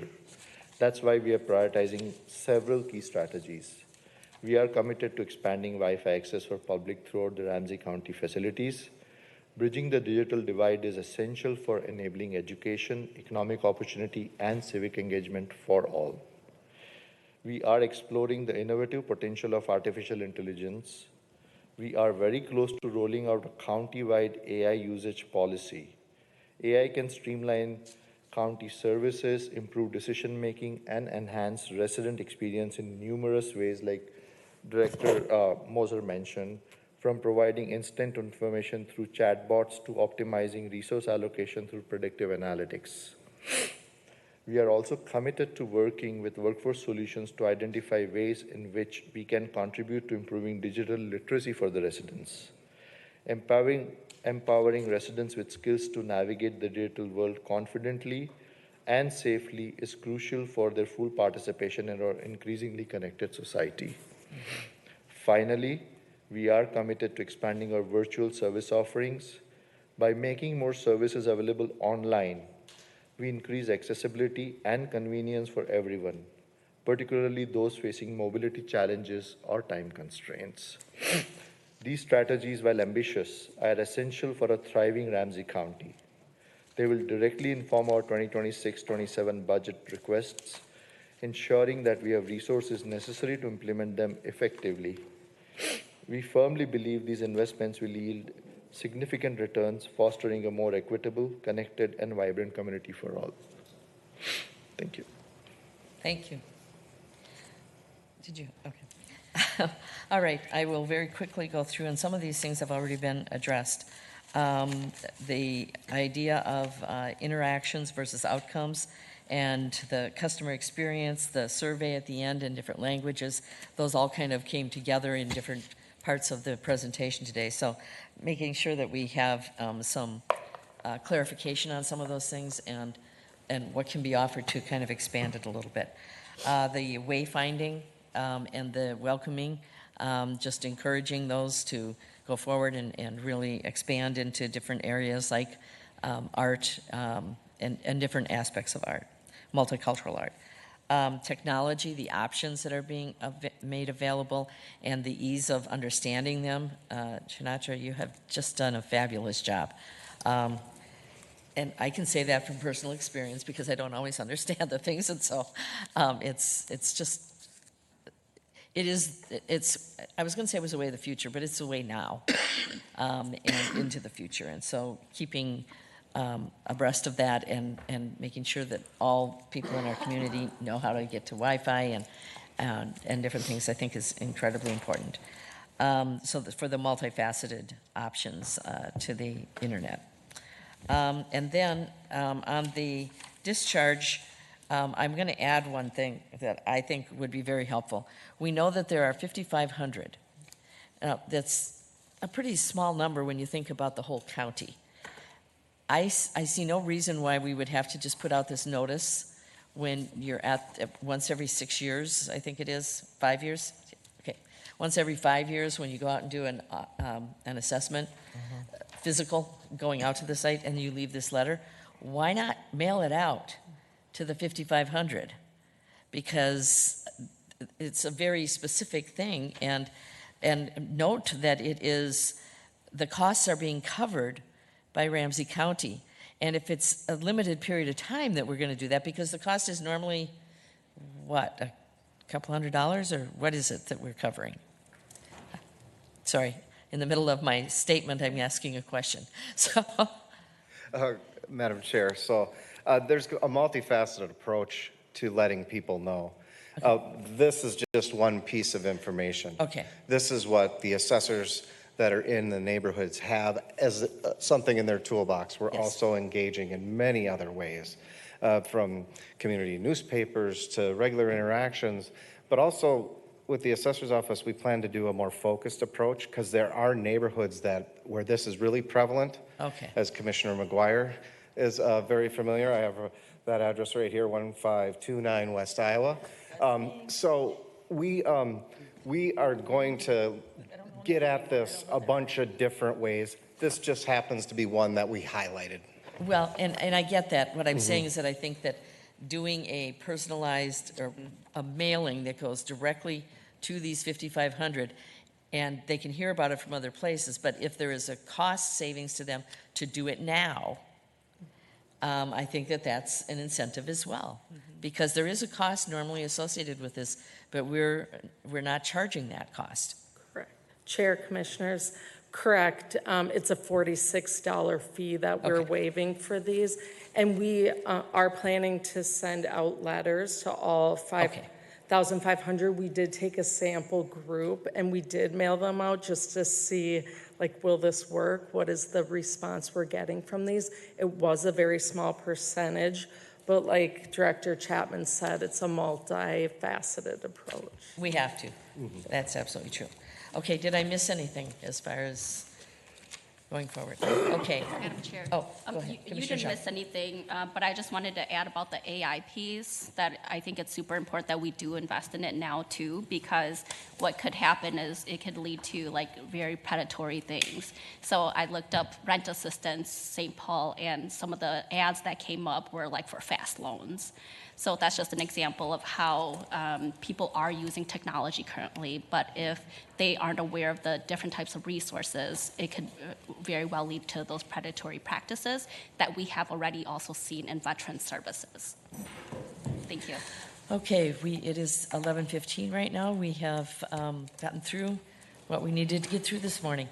We have lunch down in room 220. We have 45 minutes for lunch. We're coming back then for this afternoon to continue our budget hearings. I do want to, because we have different sessions of this at the beginning and end, of each session, I'm going to give some dates and some welcoming comments. So I do want to make sure that we've got, this afternoon, we've got a couple of hours worth of going through the teams. And then, and tomorrow, we will be doing the same thing, going through the teams. And then we will have a public hearing at 5 o'clock tomorrow on the 2025 supplemental budget. It's going to be here in the chambers, correct? Okay, just making sure. And there'll be both virtual and in-person options for public comment. You can sign up with the chief clerk at 651-266-9200 or via email at chiefclerk, all one word, at ramseycounty.us. Again, the phone number is 651-266-9200, chiefclerk at ramseycounty.us to sign up. On Tuesday, September 24th, we will set the maximum levy. The second public hearing will be in early December. We'll get the specifics back to you on that. And on Tuesday, December 17th, the County Board will give final approval to the 2025 supplemental budget. And we are recessed until this afternoon.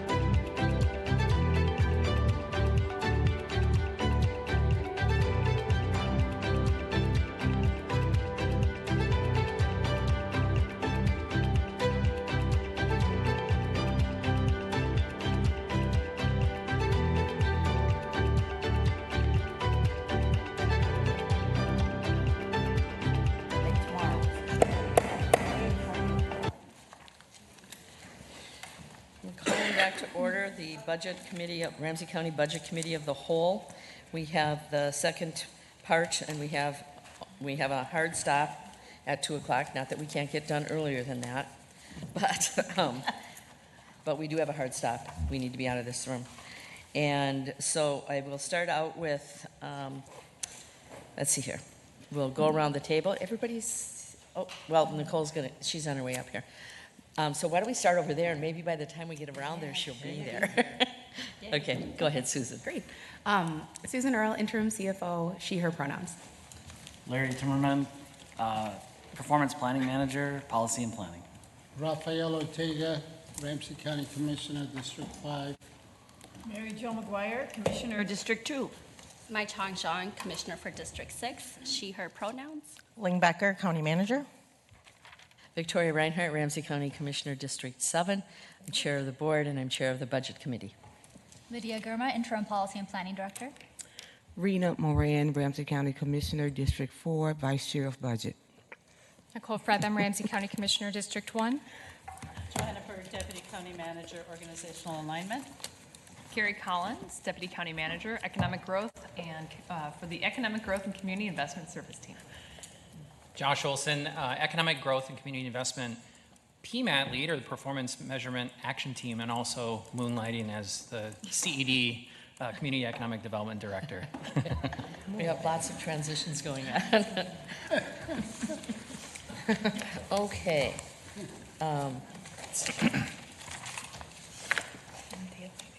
I'm going to do an abbreviated version of the introduction because I did that this morning, and I think when we do each session, it's important to remind people of things.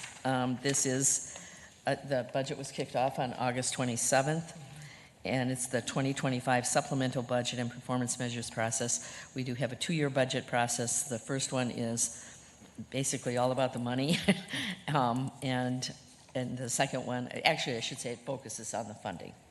And some of the funding changes that happen are done through the supplemental budget, but the real focus in the second year of the 2-year biennium is on performance measures, and that's what we are going through today and looking at. And basically the question was always, okay, so you've got the budget put together, so what happened? How did it turn out? What were the results of that? And so that's the performance measures, and I'm really pleased with all the performance measures that are coming before us. And so it is to take a deeper dive into the performance of the organization at the service team level that are directly tied to our 7 priorities. Okay, who am I turning it over to? All right, Director Collins, or Deputy County Manager Collins. Thank you so much, Madam Chair, Commissioners, and County Manager Becker. Good afternoon. As mentioned, I'm Carrie Collins, serving as the Deputy County Manager of the Economic Growth and Community Investment Service Team in an interim capacity. And with me is Josh Olson, who is also currently serving in an interim capacity as the Director of Community and Economic Development, as well as our 2024 PMAT lead. I'd like to start off with thank yous across EGCI leadership and to the many names on the screen. So if we could just do the next one here. To the many names on the screen and in your PowerPoint slide deck that convened around performance measures this year. Peyu Pua, Mary Jo Schmidt, Jeff Eid, Scott Yankee, Jennifer McMaster, Dan Barr, and Bekele Adamu. Thank you so much for your contributions. A huge shout out to all the leaders who gathered data, met with staff from the Center for Economic Inclusion, and dug in to ensure the quality of measure and data being reported. In a moment, you will hear from the EGCI directors as they discuss their efforts across several service team measures and strategic priorities. Toward the end of our presentation, and in the spirit of continuity, County Manager Becker will switch hats momentarily and join us to represent Workforce Solutions one last time. The EGCI service team is comprised of 7 departments and 1 division: Community and Economic Development, Housing Stability, Ramsey County Workforce Solutions, excuse me, I skipped a line there. Housing Stability, Ramsey County Libraries, Parks and Rec, Property Management, Public Works, Workforce Solutions, and EGCI Administration, which includes the Finance and Accounting Division. Someone once said, I view EGCI as functioning like a city in terms of the services it delivers. There is some truth to that in terms of the degree of infrastructure and types of services that EGC provides. As for the EGCI leaders, I have a new and improved appreciation for this team. EGCI strikes a balance of programs, resident-facing services, internal, external support, and infrastructure investment that stretches across a wide spectrum of areas and geography. I am truly proud of the range of services and complexity each department carries, and it has been nothing short of impressive watching these directors at work. As we lean into these measures, I think we can all agree that the collective we have a lot on our plates. Turnover, burnout, strain on capacity, and labor market challenges have been felt across our team and organization. Yet despite these strains, I'm proud of the intentionality and focus on meaningful measures. I have seen departments step up to help each other through creative staffing arrangements, extended transition time for leaders moving jobs, adjusted requests for community engagement dollars when other departments have had greater needs, or have walked back or even shelved requests for external funding opportunities as other county priorities have arisen. The EGCI team, as well as numerous departments countywide, have supported one another through what have been challenging times. Our measures represent a renewed commitment to our strategic priorities and exemplify a sample of our coordinated effort to make strides with the resources we have within reach. It shouldn't come as a surprise that transformational and strategic efforts need to be adequately resourced with human capital and flexible funding. Creating programs that work with community requires investment in community. Our next budget will need to continue to prioritize funding to ensure community isn't just a guest at a table, but a true partner redesigning programs from within. At this time, let's dig into the measures. I'll turn it over to our EGCI PMAT lead, Josh Olson, to walk through the 3 service team measures and the process used to develop the measures with our PMAT team. Thank you, Madam Chair and Commissioners. EGCI's service team performance measures are actually a move forward from our last supplemental budget process.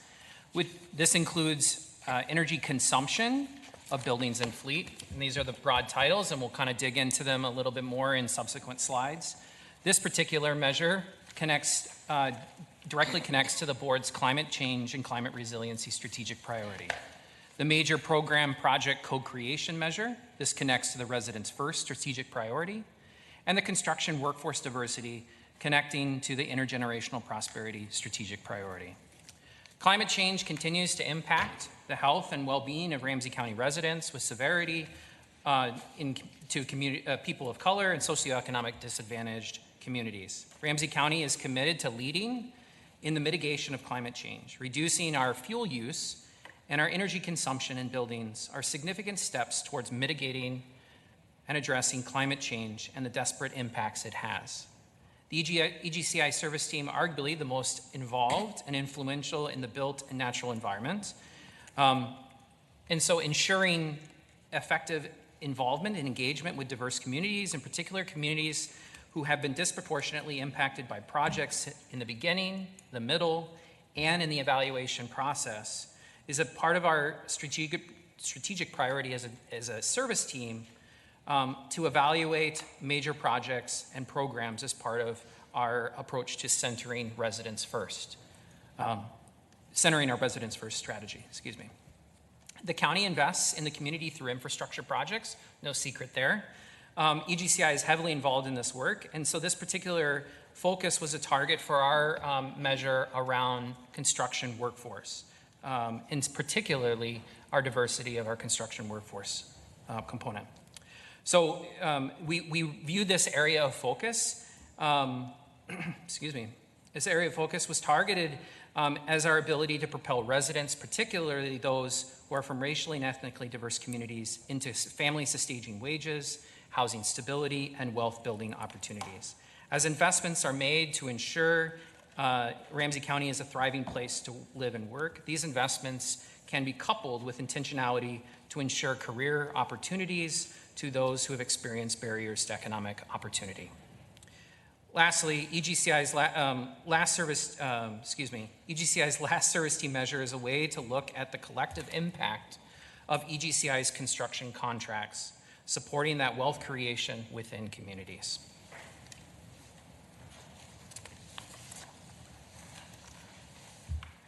So EGCI's performance measure journey mirrors that of much of the rest of the county, starting with our new and enhanced training led by Larry and many others, with our late PMAT representatives from the service team in late 2023, with really a strong focus towards building those measures with an anti-racist performance measurement philosophy. A new opportunity to take a deeper dive with the Center for Economic Inclusion occurred during that time, culminating in the refinement, and you'll see some slight refinements to our measures as we kind of move forward in the subsequent slides.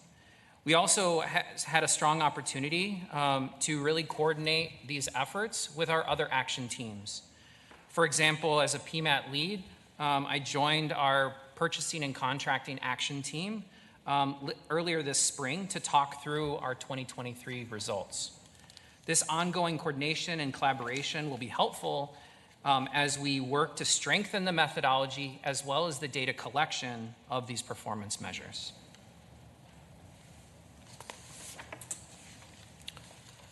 So starting with this first one, related to our climate change and community resilience strategic priority.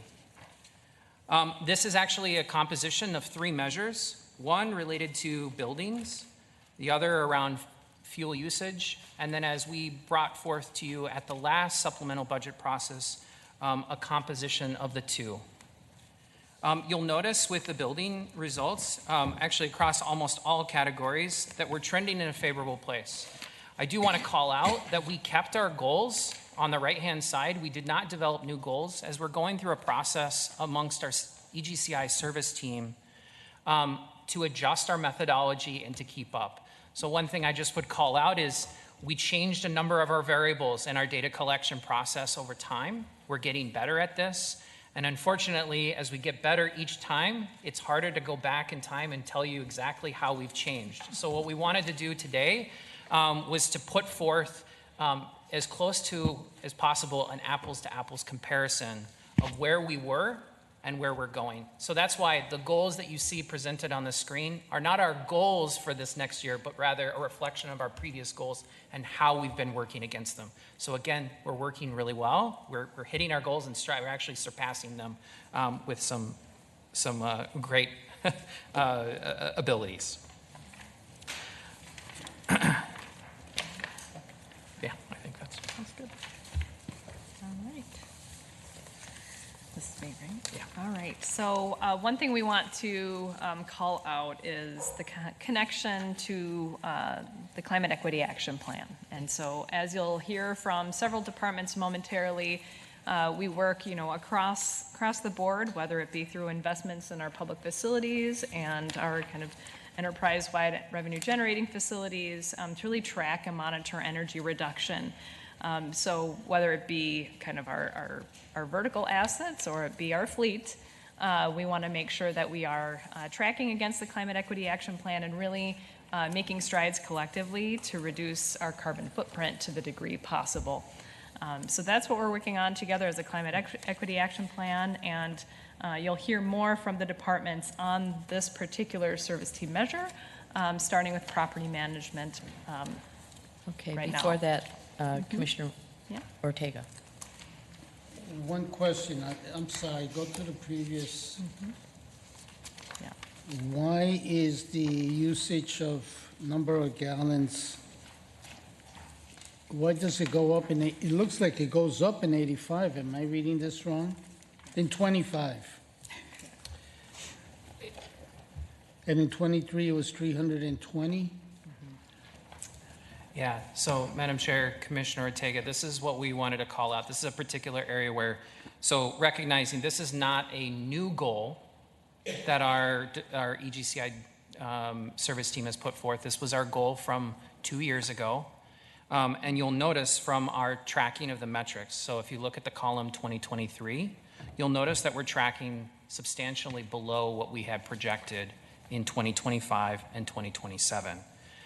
We wanted to maintain those particular goals just so that if we had brought forth new goals at this point, as we're developing and refining our methodology, it would have not necessarily, you would not been able to see how that reflected back in 2019 because our measurement tools have gotten better. Okay. So is the 385 part of the new goals? No. No. No. You're just projecting the old goal. Are we gonna lose this goal or not? Madam Chair, Commissioner Ortega, I think what we're going to explore is we're going through the process right now to refine both the methodology and data collection process, is that we're probably going to share the goals from prior years as well as a new goal as we're kind of working through that. And unfortunately, time was just not on our side as we were going through this. I get it's complicated. My question really is, how are we going to address this goal? Yeah. I'm trying to moving forward. Forget if it's old or new. Madam Chair, Commissioners, I think that this is another example of where you see this kind of pivot is reporting out the degree of spend pre-HRA levy and post-HRA levy, where there's like a timeline, there's a moment in time where you say things changed. In this particular case, it's a moment in time where it's the data collection changed, and so the numbers are going to change. I think as we communicate that moving forward, we will need to establish this new baseline based off our data collection, and then kind of signal that moment in time. Data collection methodology changed, but that we use the new baseline moving forward. And I understand how you're changing, in a sense, the methodology, right? Am I correct? I got that. So let me just say, and then I'll end the discussion, because I don't want to put you off track. I mean, if we're talking about climate change and all that, for me, it's a gut level. How are we going to really reduce that? I mean, for example, will we have a plan of swapping out our fleet for electric cars? You know, because no matter how you mess around with the methodology, I mean, it's important, but, you know, what is the reality? Right. Madam Chair, Commissioners, I'll just state, the Climate Equity Action Plan is intended to be that strategic plan. We're working as a group right now to create a quasi-tracker associated with that plan, and that's where I think you'll start to see a little bit more of that kind of apples-to-apples comparison. Yeah. Commissioner Breatham. I think she also, on this topic. Yeah, how much of the difference is due to us, like, just doing better than we thought we would versus differences in data collection, or don't we know? Madam Chair, Commissioner, I think the answer is we are doing better. I think the answer, so that's why we tried to maintain these goals, because I think if we had introduced new goals, I think we would introduce too many other variables into this piece. I think one thing I wanted to just add to what Commissioner Ortega was asking about, and I think this will help. We have a much more robust asset management system than we had 2 years ago, 4 years ago, and beyond. So much so that we're actually being able to get down to much more granular level as to fuel consumption, not just by vehicle, but even by equipment piece and type. And so I think we're starting to really uncover and peel back how good this system can be for us. Unfortunately, every time we do this, you're changing the variables, changing the assumptions, and so therefore it's really hard to kind of peel back and say, what was apples in 2019 to oranges in 2023? I think we are establishing new baselines, and I think that is where we're working on it, and I think we just needed a little bit more time this year to really uncover this, because it's not just on the consumption type, it's also based on how selection of particular equipment pieces might also impact those changes. Go ahead, Nicole. Thank you. As you're working on that, just some thoughts, even further than how much energy we are consuming is what is the source of that energy? Is it coal or natural gas or electric? And so, like, how far up the renewable spectrum can we use in that energy usage? So if we're able to break it down even further. The other thing that we may want to consider that I think is important, and we've been making investments in, is thinking about employee transit. This is one that would be much harder to measure, but if we think about the impact of having a hybrid workplace and what is the positive impact on environment and energy usage from that, the investments we're trying to incentivize alternative travel methods that are more carbon friendly, if we can keep thinking more broadly about us as an organization and the people and how we're moving folks around. Commissioner Ortega or Director Kruger, I'm not sure who I was supposed to go to next. Go ahead, Jean. Thank you for that, Madam Chair, Commissioners, County Manager Becker. I'm Jean Kruger, the Director of Property Management. I'm going to speak a little bit about the building use of energy. Property management in particular, we have what we refer to as our Energy and Technology Team, or ETT, which is a very small group of individuals who I will liken to experts in energy management and efficient operation of buildings. And we continue to leverage them to help us ensure that we are operating our buildings as effectively and as efficiently as we can. And obviously they work hand in hand with the building service teams that are out in the buildings. And they partner to look at anomalies, to look at issues. You may remember in the past we've talked about we can actually monitor real-time energy usage in our buildings. And if someone sees a spike, that gives us the ability to go figure out what happened and take corrective actions. But all of the energy and efficient building operations is really following on the residents first strategic priority that we have had in place for a number of years, and really related to that efficient, effective, accessible operations. So it's all tied to that, as well as now also the climate initiative, which you've heard about. I want to just share a couple examples of the types of things that the property management team has been doing and obviously needs to continue to do. A couple that I'll mention are here on the slide. LED lighting conversions, continues to be a high priority for us, a focus area for us. One of the more recent completions in terms of retrofitting was out at the Suburban Courts building. And it might sound simple, right? Change out to LED lighting. But even in Suburban Courts, which is a relatively small building, that was over 540 fixtures that have to be addressed, touched. Sometimes we can relamp, sometimes we have to do more work and literally replace fixtures to make that conversion happen. Something like that at the Suburban Court building, we anticipate will reduce the lighting energy usage by over 70% and carried with it a cost of about $85,000. So it's not inexpensive, but relative to some of the other projects I'll mention, it is a fairly small investment. So what is the return on investment if it's $85,000 up front and you save 70%? Yep, Madam Chair, I'd have to get you the ROI on that particular. But on I mean, it projects. doesn't, the initial investment, sometimes even in looking at solar, you look at the initial investment and go, oh my gosh, and then you go, wait a minute, how much is this going to save me? And you go, well, that's not bad, Right. Generally, or whatever. Right, Madam Chair. Generally speaking, an LED project, again, depends on the building, but we might be still in about a 10-year payback, depending on the building. Yep. But I can That get sounds that about for right, you. I would think. Okay.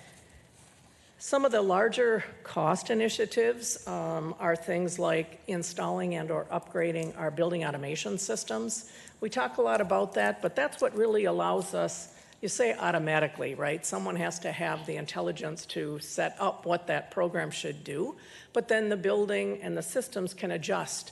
If there's nobody in an area, maybe we can adjust the temperature up or down to use less energy, or automatically turn the lights off and not depend upon people manually flipping a switch. But those building automation systems involve sometimes a fair amount of hardware installation or replacement, as well as sensors and software to make it all happen. We've just recently completed the building automation system project here at the City Hall Courthouse building. And in total, that project is expected to reduce energy use for the building by between 8 and 15%, which is significant, but at the same time, it comes with a cost of about $3.3 million. So again, building automation systems are good. We need to do them, but they might be even a little bit less on the less good on the payback scale. Another area we can just look at all the time is all the building systems and equipment. Even you think about a mechanical systems, a piping system, but it involves pumps and motors. So what are those efficiency of those systems, and what can we gain by replacing those? Another example here at the City Hall Courthouse building, for the domestic water booster pumps and controls, changing that out just for the operation of that system, a 30% reduction. But again, payback on most of these is not in months, it is in years, but it all adds up in the totality of the county's portfolio to allow us to continue to reduce our consumption year over year. Our current budget for 24-25 actually did not have any specific capital projects related to energy reduction. Obviously, we get some bang for the buck in other projects where we maybe do a roof or address leakage in a building envelope that will help us reduce energy consumption, but we didn't have any specific dollars for building automation systems or LED lighting conversions, et cetera. The work that I just talked about was funded through prior year capital and or building improvement dollars, but obviously we will need that investment as we move forward. I'll just mention too that other projects such as the Maplewood Library renovation or the new build out at the 360 Wabasha building, obviously energy consumption are all huge components of the design and implementation in all those projects. For the future, well, I guess for today and the future, we have been working with a firm called Apex Facility Solutions to really help us look at the current state of our buildings as related to energy consumption, and areas where improvements could be made. They are also looking at those potential improvements with an eye towards what potential state or federal grants and or rebates might be available. Unfortunately, in the world of energy, most of the grants are associated with renewable energy installations, new projects. No one is doing a whole lot to incentivize the mere effort of reducing consumption. They rather fund or provide grants for renewable energy systems. So we're having them take a look at things and see, help us determine what that right balance might be in terms to go forward to maximize truly outside money. They also participate in the various programs under the state related to the Guaranteed Energy Savings Program, whereby they would be amenable to helping us secure third-party funding to use for these energy-related projects rather than the county bond money. Some, but I will say it's certainly not the larger part of those energy projects, again, might be eligible for grants or rebates, but the majority of the cost still gets covered by the county. Through a program like this, you would pay that loan off based on utility savings over the next years, but it could be for up to the next 20 years to utilize those utility savings to pay for that. But we are looking at that, working with finance, and maybe coming forward with something along those lines in the not too distant future. With the help of Apex Facility Solutions, along with the work we've already done to date and continue to do as a part of our capital planning, we estimate that there's about $8 million needed to complete LED lighting at all at the remaining buildings, as well as some other smaller energy savings investments or initiatives. And we're looking with them at the potential for solar or geothermal at potentially 9 buildings, but again, that comes with an estimated cost of $7 million. And none of that addresses the cost for a future building automation system. So we're continuing to look at that, and in some fashion, some or all of it will make its way into our 26-27 budget request. Any questions? I'll call on myself, raise my hand here. So anyway, again, Commissioner McGuire and I were sitting next to each other, and so we were going, let's do this, let's do that at the AMC conference. And one of the things was that because of the incentives that are out there for solar, and specifically some funding that was for government buildings that were that solar could be applied to. Mm-hmm. And I know even on a residential level, I mean, I took advantage of the 30% tax credit for the solar that I had put on my home. So there are, I think, limited time opportunities as more and more people are doing this, and it also brings down the cost when you have more people doing it. But I think for government buildings, I think that was one of the factors in putting something specifically for government buildings. So, it took personally, it took the payback down from 10 years on my home down to about 7, which makes sense. But it's, we can't, if we were going to do something like this, now is the time to take advantage of those grant opportunities. And that's what we were talking about as well. Yes, there's a cost associated with it, but if you can have a return on investment of something of this magnitude that is 10 years or less, it is really something that we don't want to let that go by without at least exploring it and seeing what it means. Madam Chair, thank you for that. And certainly that's why we're looking, but the catch-22 there is it doesn't cover 100% of the cost. Right. So you still have to fund the remainder. And at least in terms of the preliminary numbers that we have, we would still be funding 70 to 80%, which again is not something we have in the budget currently. Madam Chair, well, and I if I could just, a part of that is sometimes we have one-time money, and this is the type of project that the one-time money could be taken advantage of. Now, I don't know that we have any now, but we do at times have one-time money.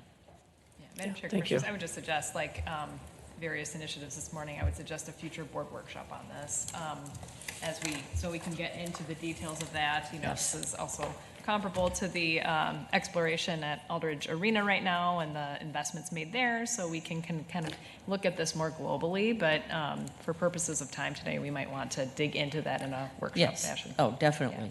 Yeah. And solar was the example that I gave, but there are other things, and we'd probably want that sooner rather than later because many of those grant funds are going to be going away at the end of this year, or you have to have them committed, or the timeline is shorter than it was obviously a year and a half ago.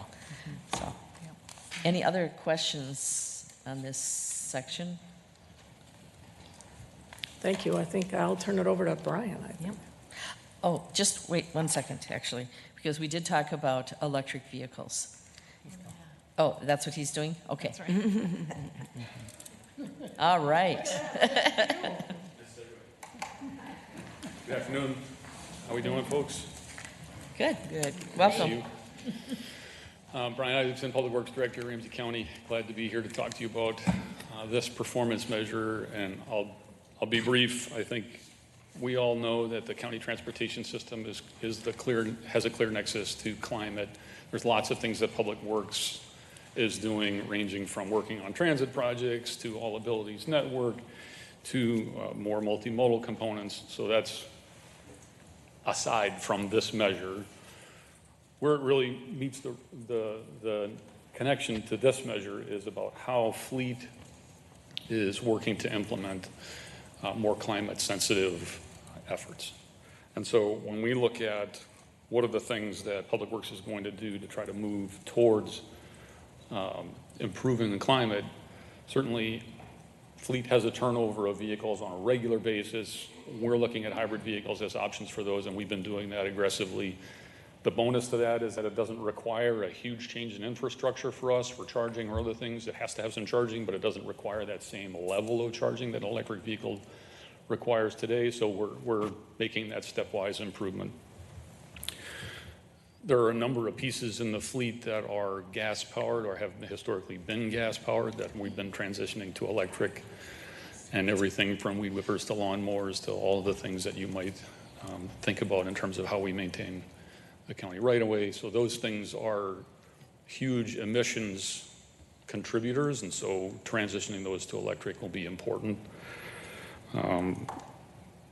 We referenced asset management. That's been a huge gain in terms of us keeping track and being able to report on those changes, as well as, I'll just say the asterisk on the fuel use was that we were able to track that. If you imagine all of our fuel use in the pumps that we control, and then there's a whole component of folks who fuel outside of the Ramsey County controlled system. Now we have data, which is what that change in information is. So now we can track it and we can drive that down now that we have better data about it. So that's the change in data there. So you see really the central fleet is key to us making these kinds of changes. Right now the fleet funding model is on life support and needs some help, and so we're going to allocate some resources towards trying to figure out a better funding model so that we can drive that point home quicker and more effectively for the fleet use and make those changes in a more aggressive fashion. Any other questions? Tim, well, again, going back to other, I mean, we're going to have the charging stations, and hopefully they'll be accessible to people that are visiting as well. Some of the things that I know as I was going up to Alexandria and looking at, what were my options along the way with my vehicle. And there are some that are at public settings like libraries and things like that, so government-owned buildings. You pay. I mean, it's not that you don't pay for it. But there is, hopefully we will help with that infrastructure, because that's the biggest problem right now with electric vehicles is the lack of infrastructure. And I was really happy that Governor Wells and Lieutenant Governor Flanagan took the funds that were set aside for the state to invest in that, that they said, let's really concentrate on the freeways and the highways. And because if you spread it too far apart, it doesn't really get you the economy of scale that you need.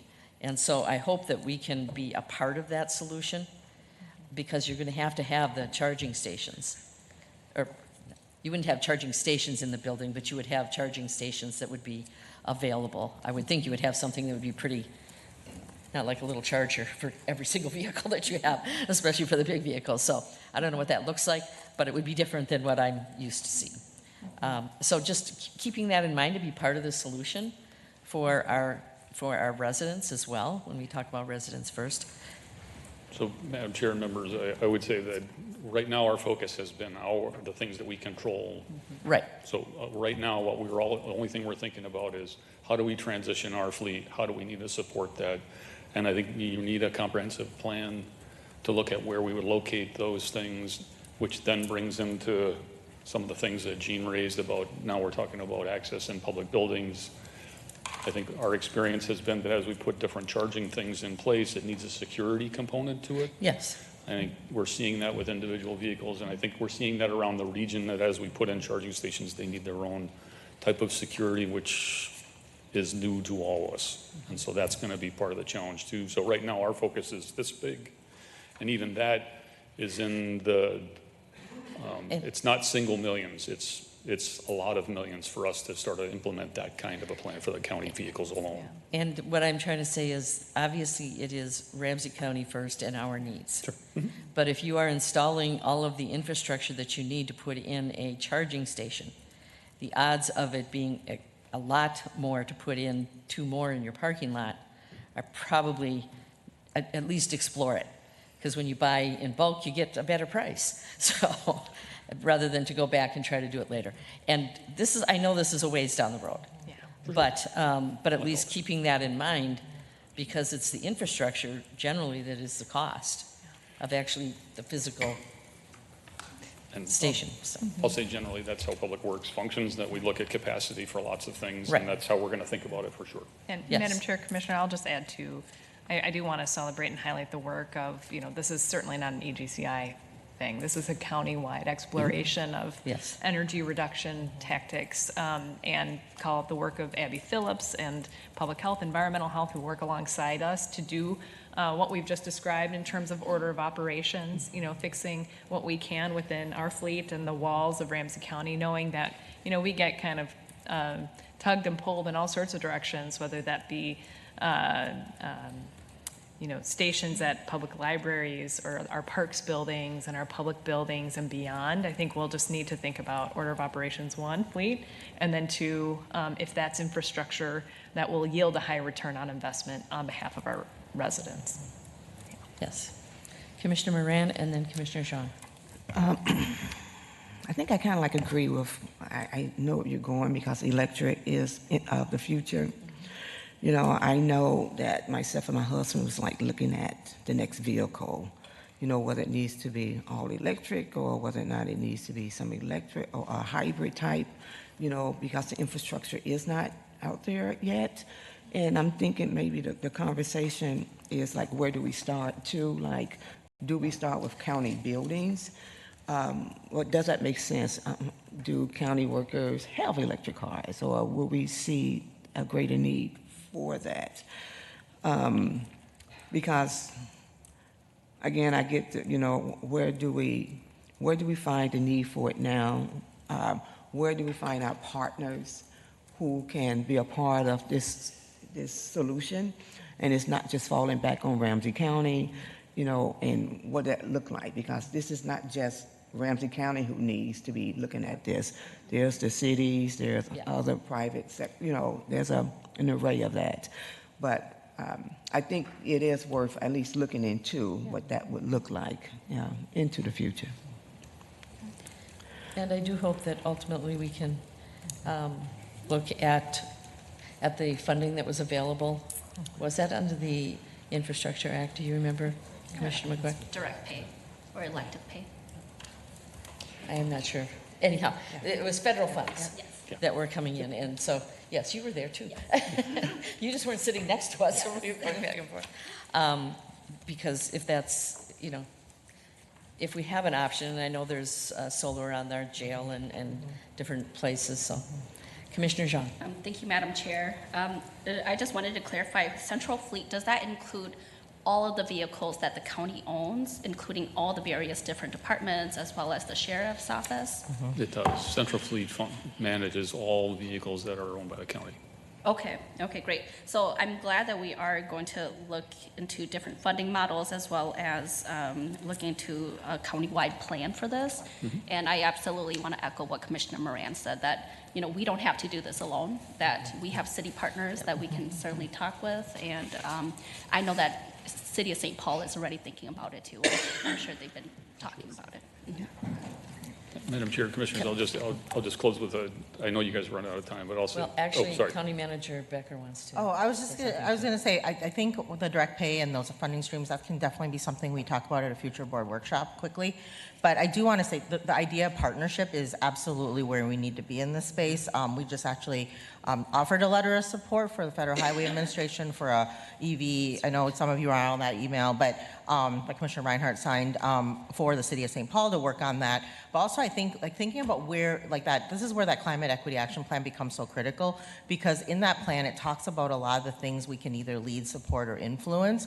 And, the county function, for example, with my previous head of the workforce piece, that is a part we should take a larger role in, because no one else is doing that, right? So we can't maybe take the lead in all EV chargers in the community, but we definitely can take a different role perhaps in ensuring there's a EV workforce with our community partners to ensure that those that are ready to put in stations and and other needs, are being able to have the people they need to do that job. So there's a lot of pieces of the puzzle, and we need to just figure out which parts of the pieces like the county's most equipped and adapt to be able to leverage. But, lots more conversations. But I think that where we're ending here with partnership is actually where we need to be, because even our community partners, a lot of them have access to trying to put some of these stations in their parking lots as well, right? So there's an opportunity that we don't have to host all of the sites, but that we can be a partner, whether it's providing letters of support, data, information, technical assistance, lots of other things. So. Madam Chair, members, I'll say two things. One, just to put a frame around us transitioning to hybrid first, I think we're getting somewhere between 2 to 3 times the efficiency in terms of miles per gallon when we transition to hybrid vehicles, which is a huge gain in terms of, sorry, to your point about fuel use. So we're going to see that start to move in the right direction. The other thing I'll say, and I'll take Commissioner Zhang's point here, is that there are a couple of cities that have really been on the forefront, as well as MnDOT, in developing publicly available charging stations. And so there are some lessons learned there too, as well as partnership. So I think that we're going to benefit from watching those things roll out and see the things that they need to do. And then we can consider the necessity of the county's role in public charging infrastructure. I did learn on my trip that even if there's a charging station, they don't necessarily have to have the electricity going to it. So depending on where it is. Or you have to go in and say, hey, I want to use that, please turn the electricity on. Which, we're all learning is really what it comes down to. Lydia made a really good, I think, suggestion here in that when we do the workshop on climate equity, that we take these the strategic priorities that we're hearing about today and incorporate them in so that we can take a deeper dive into all of these, because they all have an impact, obviously, on climate. Thank you, folks. Appreciate your time. Okay. We will move on then, and how much time do we have left? Okay.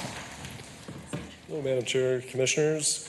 As far as energy use in Parks and Recreation goes, over 85% of energy consumed in park facilities happens at the ice arenas. So that's really where we're focusing.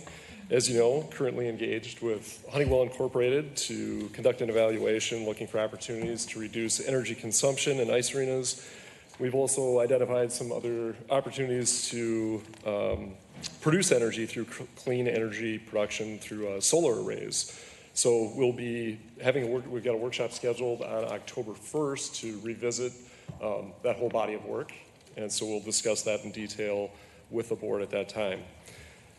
Additionally, new park shelters and restrooms-related buildings are being designed to net zero standards, meaning that the energy produced on site is either equal to or greater than the energy consumed on site. So we've got some examples like Lake Owasso County Park, where there's a solar array on top of the park shelter that produces more energy actually than is utilized at that facility. There's other facilities, bathrooms, things like that, that have solo tubes, they're called, that basically let light in, so you don't need to have a light during the day. You can just utilize that. At the Long Lake Regional Park, Lions Park facility that we partnered with New Brighton, there's another new shelter there that's designed to that standard, and we have plans at Beaver Lake County Park whenever we're able to redevelop that's all designed to net zero standards. So those are all things that are happening within park facilities. We're also executing against the Climate Equity Action Plan through the Reduced Energy in Buildings that Director Kruger talked about, as well as goals around climate smart natural land, particularly around protecting and restoring lands and watersheds using land management practices that are climate resilient. So as one of the largest landowners in Ramsey County, that's a big stewardship piece that we can contribute in the climate resiliency space.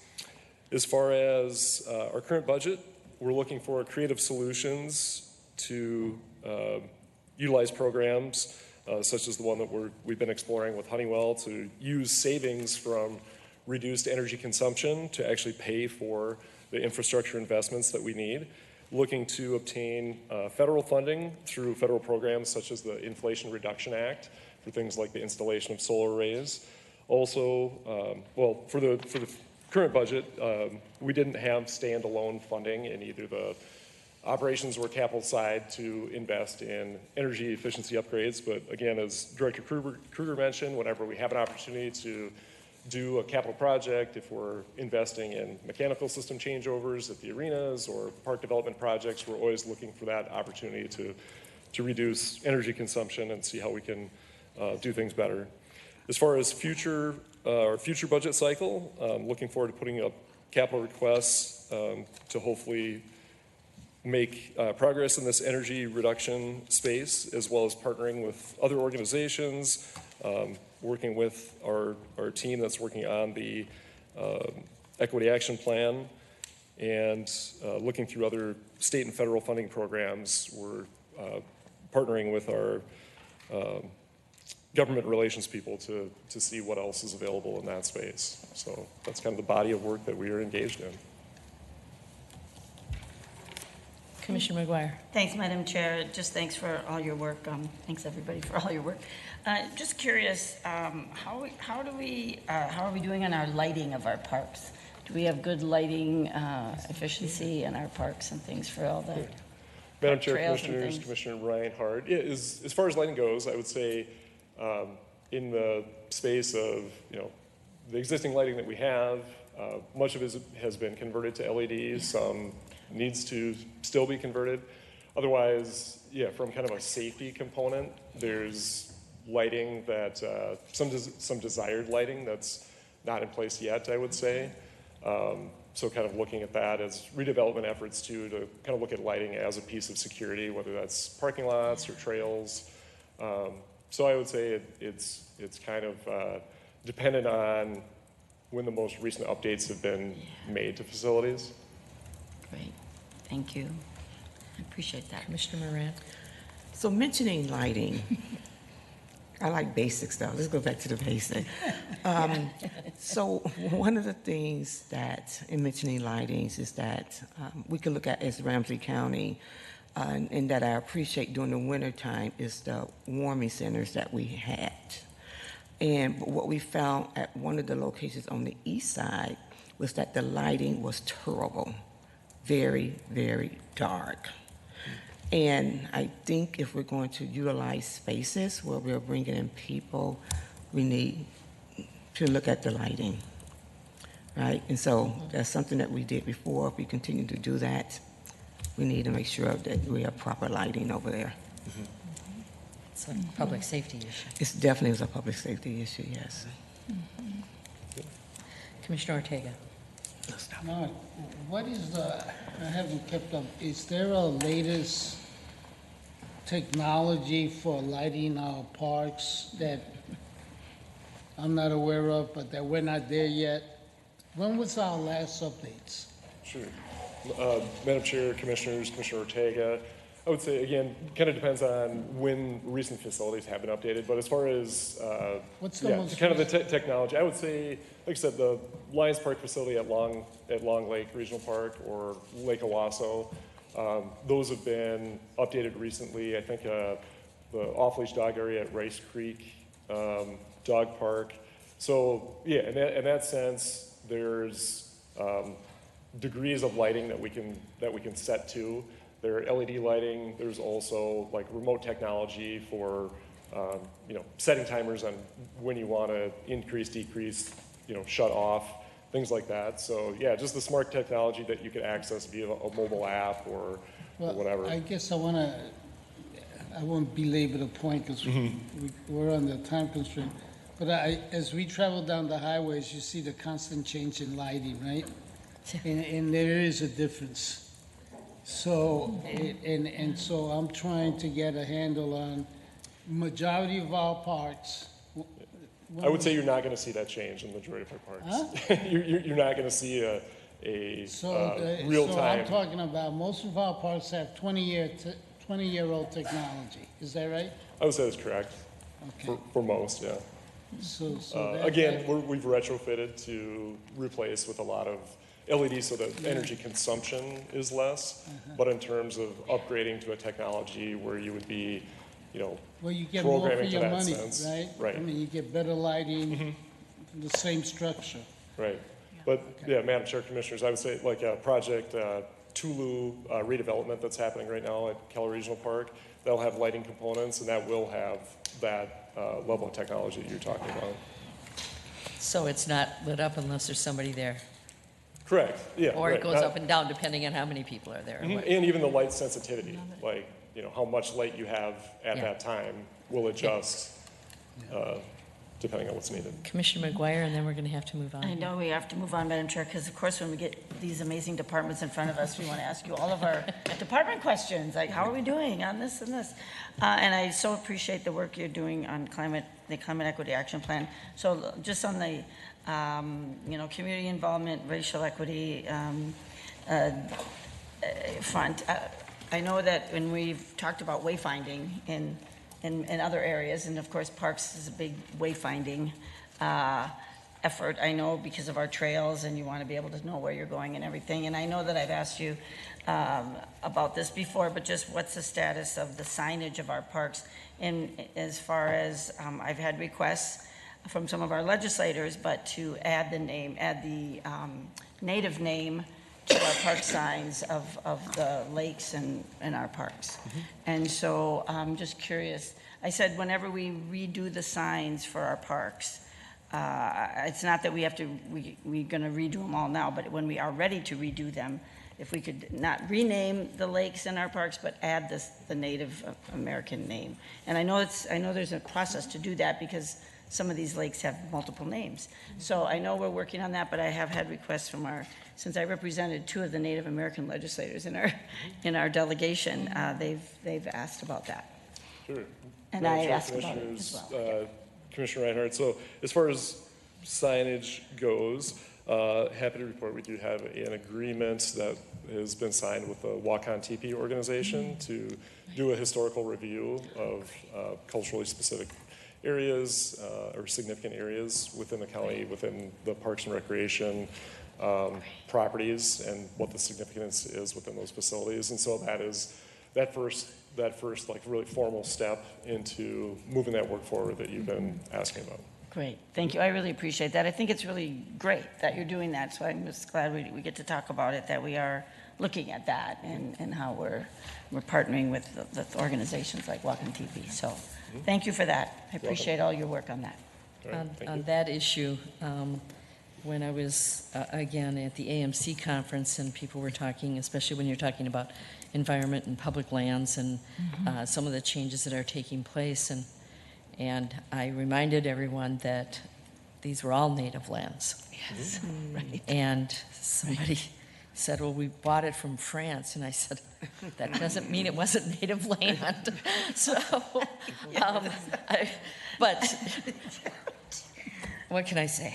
But I mean, we do have to understand that. And it's not a negative. It's just, it's the reality.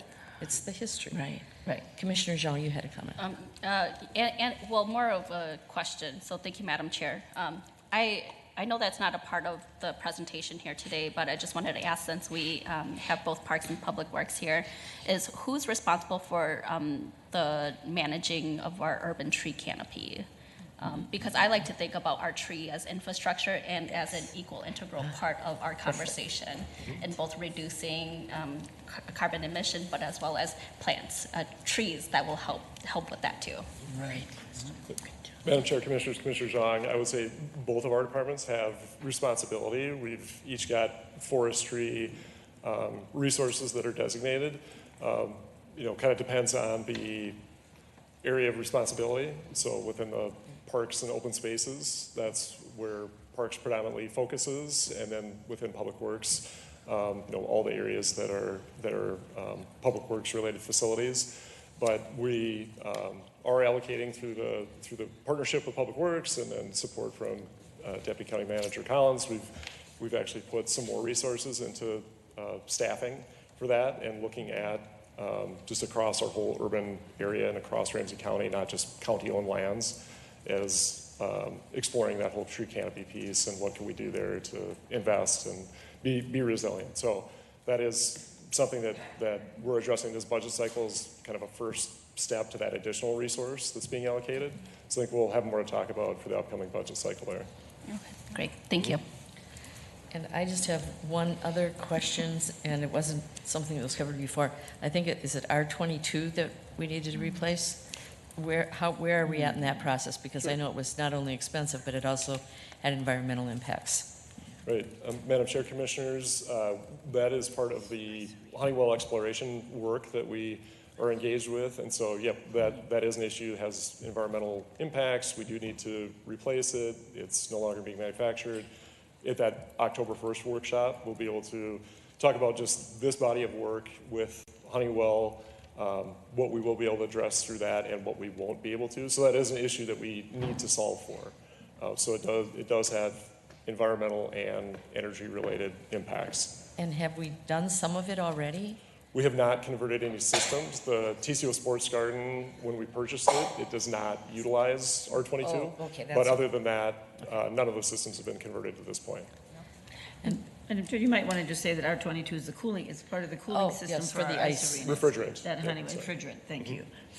And we work on it with Honeywell, just for the public that's watching, that R22. We are more, knowledgeable about that, but not Well, everybody is. before I became a commissioner, I was on the Capital Improvements Committee, the Citizens Capital Improvements Committee, and we knew then it was, okay, this is going to cost a lot of money. And but I was assured that there was enough R22 to last for a long, long time. Well, it's been a long time. But that I remember thinking at the time, that's really not the point. If there's an environmental hazard here, then we need to deal with it. Okay, I was just wondering where we're at, so we'll get that on October 1st or 2nd or whatever it is. Okay, I'm going to move on to the next group. What? Okay. Just a moment, though, because what I wanted to do was, because Public Works and Parks have a lot in common, so I'd just like to overview that, and then we'll move on to this is the last one, correct? Okay. So, and honestly, there's not a lot that's going to be coming back to us as part of this budget process, but we are going to have at least one workshop, probably Madam two. Chair, there's 2 more servicing measures. Two more measures? Okay. Well, I'm still going to do this. So, we asked about the return on investment on infrastructure things that we do, the degrees of lighting, and that being a public safety issue, the signage with when we are replacing the signs, and Native American names on the signs, as well as the names that we have given them. And then I love this, the tree canopy as infrastructure. That, when you start thinking about things differently, then you treat and you develop and you manage differently. So I think the tree canopy as infrastructure is a big takeaway from today, so thank you. Okay, we will move on. Madam Chair, Commissioners, so we'll move to the second measure for EGCI. This is what we affectionately call the co-creation measure. That's our framing or use of an acronym, more or less. This was a new measure that was developed in our last supplemental budget process. It was really developed, one, to unify our EGCI team along some general, common questions, but really in order to strengthen community engagement and public participation intentionality. So in 2022, this measure, you'll notice, was initially shown as an all or nothing measure, meaning that if a particular major project or program achieved all 4 of those questions, so all 4 of those parts, they were given a score of 1 or a 100%. We heard your feedback at the last time we presented to you, and so what we've done is started to break that out. And I think it's begun to really show that EGCI is tracking favorably towards our 2023 goal that we had laid out the last supplemental budget process to achieve 100% across all 4 of those questions, and in turn 100% across this whole measure. So we have been, over the last year or so, begin to break that out by helping departments ask those key questions about how programs and projects are engaging with community and how the service team as a whole can be a model for resident co-creation. So again, we have that goal of 100% by 2023. The goals laid out in front of you for 2025 and 2027 really reflect internal checkpoints for us as we get towards that goal. As we started to do this, you'll notice in some questions, we moved from 0, it's probably 0, to a very high number relatively quickly because we started to track that data. So as we're getting a little bit better asking these questions, and as we unify our questions across the service team, because As you know, EGCI's service team, as we tackle this question around what is a major project or program, it differs from department to department, from project to project. And so we're trying to create that common level of understanding so that we can kind of work together to help each other bring residents to the center of major projects. All right. Commissioner Moran. For your performance measure, D, what would be helpful to raise that up above 50%? I believe you can do it. What we need to do? I'm sorry, Commissioner, I didn't. I'm looking at your performance measure D for David. Yeah. In 2025, what will raise that above 50% to be able to share back? Madam Commissioner, Commissioner Moran, actually I think one of the reasons is we just have to let some projects move to that next final stage.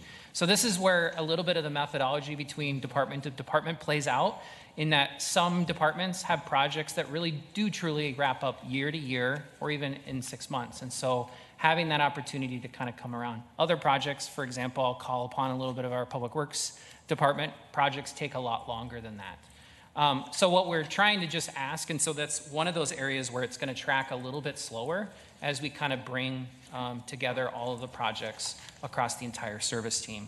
But if I would say one area that's going to move some options a little faster, is in that letter C area, which is around compensation. Yeah. That's an area conversation amongst our team and trying to figure out how we do that across the service team effectively, but also build in that budget into projects, because again, some projects are a lot larger than others and take a lot more time. So we have to allocate the reasonable amount of resources towards that. Madam Chair, well, thank you for, that was question number 2C. So thank you. So if we move on to the next slide. Go ahead. Madam Chair, Commissioners, I'll just add, that this was not necessarily a concept unique to EGCI. This particular performance measure was developed in partnership with the Center for Economic Inclusion several years ago, and can be found thematically through all of our major guiding documents, such as the Economic Competitiveness and Inclusion Plan, the Upward Mobility Action Plan, now intermixed within our strategic priorities, and of course our community indicators. And so this is a particular performance measure that the entire county is wrestling with in terms of how do we adequately resource and ensure that community is at the center of program design, initiatives, and services that we deliver. So we'll hear momentarily from a few department examples in terms of kind of transformative changes from within, but it's just a really a touch point in terms of the work that the county as a whole is doing in this regard. So Madam Chair, in the interest of time, I won't go to the dais. I'll just stay here and change hats here as the CED director. But one area of work that I want to highlight, and actually I think it probably goes to a little bit of Commissioner Moran's question around compensation and how we might be able to do that, is just an example of how we're kind of looking at this through a different lens. And so in late 2023, the Community Economic Development Department initiated its Emerging and Diverse Developers program. This program truly was a response to a community expressed need for both the technical and financial advisory services, but also the financial supports that lead those projects to their final place. And so we piloted that program last year, much to a lot of success. We're in our next year, and we're excited to bring forth later this fall a next cohort of emerging and diverse developers, which I believe will be larger than last year's because folks are really, really responding to it. But that said, the program is having its intended results, just not on the projected timeline. And what I mean by that is EDD program participants are now showing up in our other program solicitations. We initially had thought by providing some tools and some resources to projects so that they could find kind of other projects like them and compete against them. They're now competing against the larger projects because their scores are coming in right at that same level. The ROI, as we like to use in the affordable housing area, is achieving those same thresholds. Maybe just not at a larger scale, but really important projects in important community, parts of the community. So just this past spring, 6 out of our 10 projects that received funding through our larger housing solicitation were from EDD participants or EDD, folks who would define themselves as EDD. So it really is falling in line. We just didn't think that it was going to happen as fast, just in 6 months.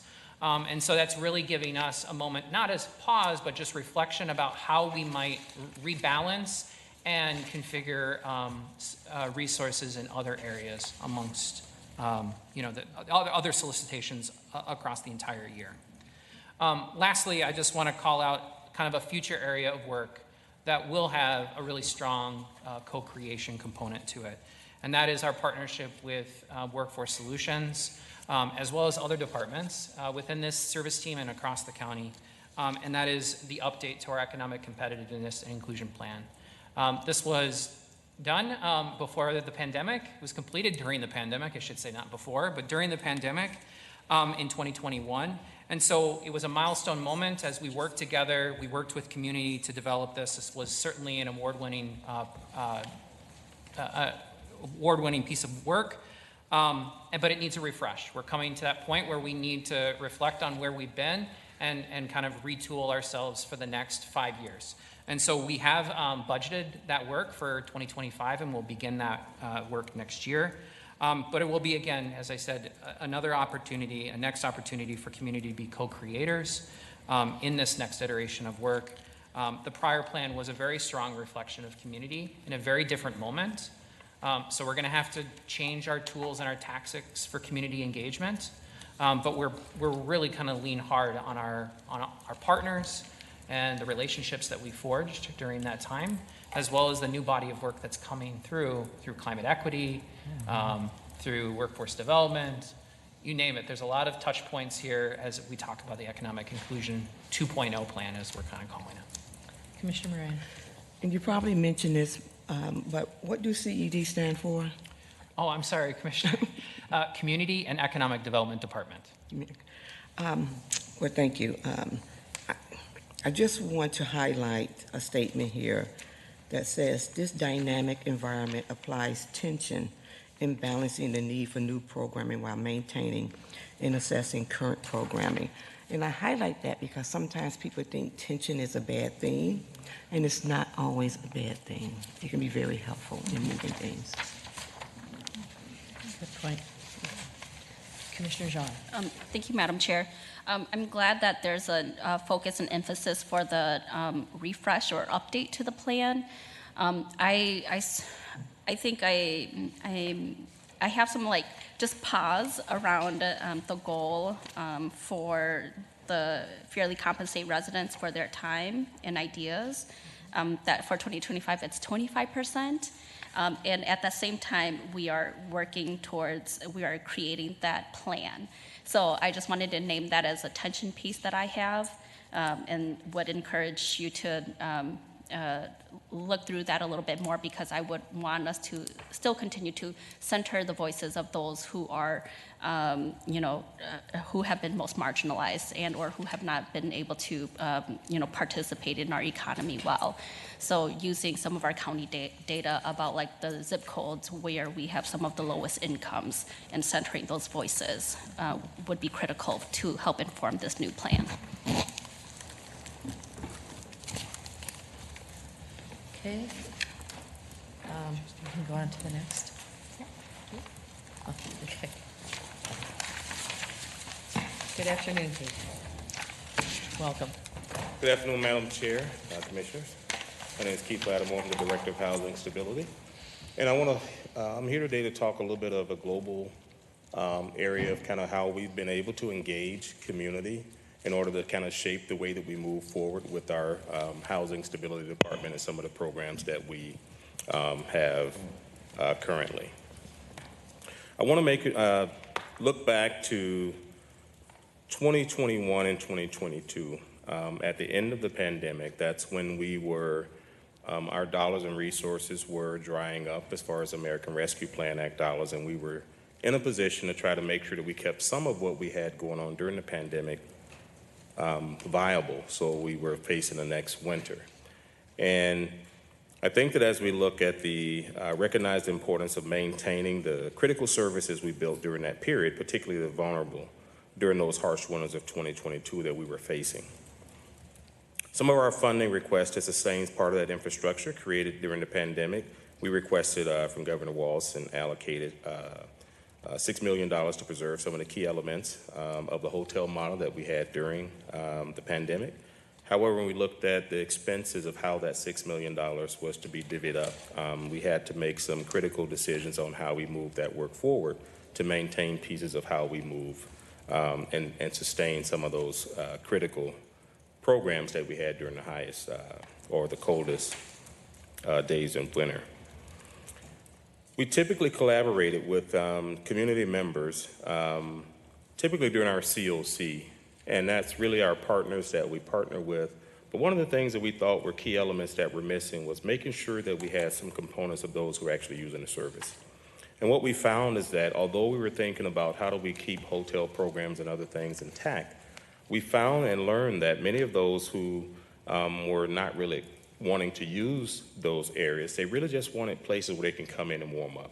And so we were able to work with them and get a different community group in order to figure out what are some of the things that we can do.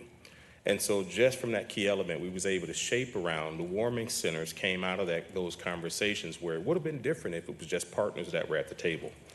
And what we learned is that there were key things that we believe that were missing. And what we learned from our community engagement efforts was that some just wanted the low barrier access for services just to be able to warm up, space for charging cell phones, connections to borders or to broader services that were for homelessness, and how to connect those as far as what are some of the things that they were looking for also was safe storage of personal belongings. Many who would lose those items if they were to come into an overnight shelter. They had, and that was resistance to them coming in and being warm, thus causing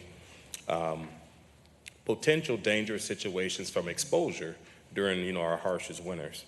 And so just learning those things were key components of how we're able to shape around that community engagement and getting those who are using the service at the table in order to shape the way that we start funding those. And that's the result of us having winter warming space.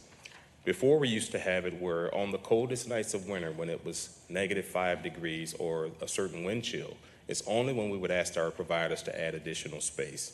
Through these engagements, we was able to put together a winter warming space that lasts throughout our coldest months every night. And that was also something that we learned from having those community engagement meetings. We also learned that some of the spaces that individuals were going to, they would get there by way of walking, public transit to a space and find out that those spaces were no longer beds available. And the next space was across town. So we also learned and implemented and funded overnight winter transportation between and making a loop so we could have higher utilization of those spaces that were there for those that was most in need during winters. And I think a valuable lesson there was that, sometimes we as a government have ideas about what's best for individuals, but making sure that we include those individuals to our decisions and hearing from them was what we were able to shape as we move forward. Some of the other things that we wanted to look at is that when we look at the data that from winter of 2022-23 compared to winter of 23-24, we learned that there were a total of 10,551 transports for those who were needing to go to and from warming center spaces. And this was only for December, January, and February, the first year. And then we also learned that it would be nice to kind of extend some of those hours into, because we learned that March also can be pretty harsh on winter, so we was able to expand those services and fund those as a result of these engagements. The total stays that warming spaces utilized in 2022, we had a total of 10,815 participants who either came in to get either an hour of warming or the whole night of warming. And so that was critical to make sure that we didn't have folks that were heating tents with propane tanks, and we've learned that we were experiencing casualties during our coldest winter months. And this was a direct reflection of just being able to talk to those who were using services. In winter of 2023, this past winter, we saw a total transports of 10,500 individuals who also needed, servicing to and from those winter warming spaces. We also saw a significant increase in those who use the service because we also heard that many didn't know about where to go. So we did an advertising campaign just from those conversations as well. And we increased those stays from 10,815 in the previous winter to 33,726 individuals this past winter. And so those were things that we were... that's worth repeating for people that are listening. Wow. Yes, and that is included because we expanded it to 2 additional months. And we also learned that by the advertising campaign that we were able to get the information out there for those who remained outside but still wanted to come inside. And so these were things that as we look at how do we do our work and having that community engagement, this is one of the things I wanted to highlight today to make sure that you understand that not only are we working with our constituents who are being affected by homelessness, but we're also making sure that we're using our community engagement dollars to compensate them for the work that they are doing and the information that they are providing. And you'll be happy to know that we also expanded this to our youth engagement. We didn't have a youth engagement. Pretty much, they're part of the COC, but because they're a youth, sometimes we meet during day hours, and some of those youth that might be in school or might be going to, Job Corps and other things, were not able to participate. So through those learnings, we also were able to start using some of those meetings to happen in the evening hours. And we understand that during the evening hours, some of our youth were, that's during dinner time, and they had, kids of their own often. And so we started also preparing food for those meetings to get higher participation. And so these are things that we were able to do just by being able to work with our individuals who are using services and making sure that those services are, to the needs of what they believe they need as opposed to us telling them what they need. And finally, one of the other things I'd like to highlight here is we also looked at our family service center that we maintain. And we went out and did some surveys there and actually talked to some of the constituents that were utilizing those services. And we also found that just our food alone, most of the kids that were there, when they got up to go to school for breakfast, we didn't have kid-friendly meals. And some of our parents were taking the last of what they had for dollars in order to buy food for their kids to go to school, because in our family service center, we didn't have child-friendly breakfast meals. And so that forced us to enhance and add additional dollars in there in order to make sure that we have viable solutions for those kids who might be finicky eaters and others who might, those parents who had no other resources to make sure that their kids were taken care of. And so these are things that we wanted to make sure that, you were aware of how our youth engagement is really shaping the way that we do work and how we gear resources to those areas of things that sometimes we have forgotten over the years because we as government sometimes don't want to share that power. And so just because we've implemented these are some of the things we wanted to highlight today about how this is shaping our budget and our spending. I will add one final thing, and this going back to earlier, one of the things about the warming center's lighting. I do want to mention that particular site was actually owned by the city of St. Paul. And we had talked with them about that, and that particular park had some theft of some of the lighting structures that affected the way that those lights were there. So that wasn't on my peer over there, but just wanted to make sure I had my peers back in that. But we did, and we do work with the city of St. Paul for those warming spaces, and that park is actually under the city of St. Paul, so I wanted to share that as well. Thank you. We've only got about a half hour left, and we've got quite a few I think 3 left to go through. But so make your comments. That number that you asked him to repeat. Oh, yes. Yeah. Can you just repeat the number? That was because you said it, I know it was over 10,000 or 33,000. Right. But I think that it's worth repeating. I really do. Yes. So, Madam Chair, Commissioners, the transportation that we used during the first year, the winter of 2022, and going into 2023. In that year, we had warming spaces every night in the month of December, January, and February. The transports that we utilized during those were 10,551. The stays that we had, and those stays are calculated by whether a person comes in for an hour, 30 minutes, or they stay the entire duration that we're open. We had the number of stays as 10,815 for those 3 months. When we moved into 2023, we expanded from 3 months to cover 5 months, and that was November, December, January, February, and March. And so we covered those months in the entirety. Our transports for that this past winter was 10,532. And the total number of stays we had, people coming in utilizing those services, were 33,276. And that's just a testament to the work that we're doing and making sure that we are listening, and that's shaping some of the work that we're doing in housing stability. And I think the most important thing there is that we saved lives. We saved families. We treated people with the respect that they are due by simply keeping them warm. So I'm so glad that we were able to serve more. Hopefully we can do more on the housing side so that we don't have as many that are unsheltered. But, you know, that's a transition that we're trying to work through as well. But to me, that is really just a testament to how much we're really reaching out instead of turning a blind eye. Commissioner Zhang.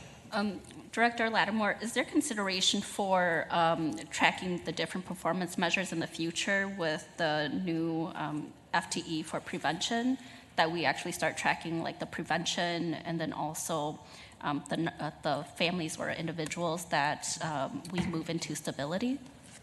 Yes, Madam Chair.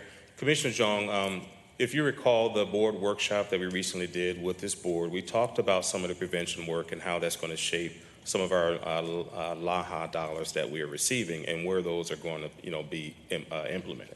I think it's more important, as Commissioner Reinhardt just mentioned, about as we get dollars, we want to start going upstream and stop the prevention while we also deal with those who are already unhoused. And that's where we want to have that FTE from those dollars that we're receiving, from those LAHA dollars, geared to making sure that we have somebody that will really be in the courts and making sure that we are addressing some of those with landlords and with our eviction courts in order to maintain the opportunity to keep some of those folks from even joining our doors of those that are outside. And so that's one of the things that we're trying to do as a prevention to work upstream as well. Yeah, and I think that's great and fully supportive of that. But I think as a performance measure, it should just also be named, right, so that the public understands about the work that we are doing. Yes. Thank you. We'll consider that. And Madam Chair, real close to that, I was just asking county about the rental assistance program, right? Because that is a prevention. If we get those real dollars up front to help people with that rental assistance so that they don't get evicted to become homeless. Yes, multiple issues there, not just lack of affordable housing. Okay, let's move on then. We've got about 10 minutes left. No, is that right? No, it's Sorry. libraries, and then we have one more measure. We stop at 2, so we still have time. Okay, sorry, I was looking. I set a timer here, but it's set to go up rather than down. So, anyhow, so we just need to keep moving here. Hello, Welcome. Madam Chair, Commissioners, and everyone. I'm super excited to be here and honored to serve as the Library Director for Ramsey County. Residents, I love chatting about residents. I love people. I love talking about people. I love chatting with people, all of that jazz. So this is totally my service. Or this is my, I love this priority, because this is truly the core of what libraries should and is doing. In 2022, we underwent an intensive community engagement process to develop our strategic priorities for 2023 through 2025. This included our library users, our patrons, our staff. It included our library board, which is our very engaged community advisory board. It included our friends, and then most importantly, this also included community partners that we know do not engage with our libraries very frequently. So very intentionally engaging with 4 community partners to develop the strategic priorities that we have. This was such great feedback, and it provided us an extremely high-level direction for us to continue to lead and identify where we need to prioritize specific areas of our work. This informed a handful of pieces here. You'll see the 3 following bullets are service models. One feedback that we received back was culture transformation. We are working on developing the skills of our staff to engage with the public. We're working with data-informed analysis of racist behaviors within Ramsey County Library and the greater community. We're using that to review our policies, practices, and procedures. This is work that is being supported through Center for Economic Inclusion, and then we're in turn trying to develop, we are working on training for staff. In addition to that, our programs, our outreaches, engagement days, our pride programming, there's opportunities of growth that we have identified to grow specific programming in response to community. Let me go back to the renovation, actually, under service model. That renovation specifically was truly in response to community feedback and community engagement. We engaged with community at 3 different points of the design process. And from pulling out the service desk to immediately greet people who are walking in, that has been a transformative decision that we made. From installing a ton of study rooms, that has been a really huge feature that was in response to community. And then also the request to add more computers and digital and technology access has just been one transformative area where we've seen our numbers skyrocket. Now I'm going to go back to programs. So many of our outreaches, were historically done with community partners that we already had in existence. Now we're expanding that to community partners outside of the ones that we have strong relationships with, just based off on our engagement. Our engagement days are days where we invite some of our community partners to come into our libraries, where we might partner with one specific school district. We might invite them, and they identify the families that are truly in need of library support and services. Wonderful, happy days. Happy to have any of you join on any of those days. And so then another big piece of investment that the budget makes is our collection. Those are our books, our DVDs, et cetera. We now partner directly with Ramsey County Correctional Facility to engage with the inmates there on what do we need in our libraries, actually. What are you actually interested in reading? Do we have it or do we not? And most of the time, we actually do not. So we're growing our collection reflective to be responsive of what those requests are. World languages, we're going to grocery stores, we're going to places that we never thought we would to engage feedback for growing those collections. Hotspots, our library of things, extremely popular. Camping kits, like baking pans, a variety of tools for meetings.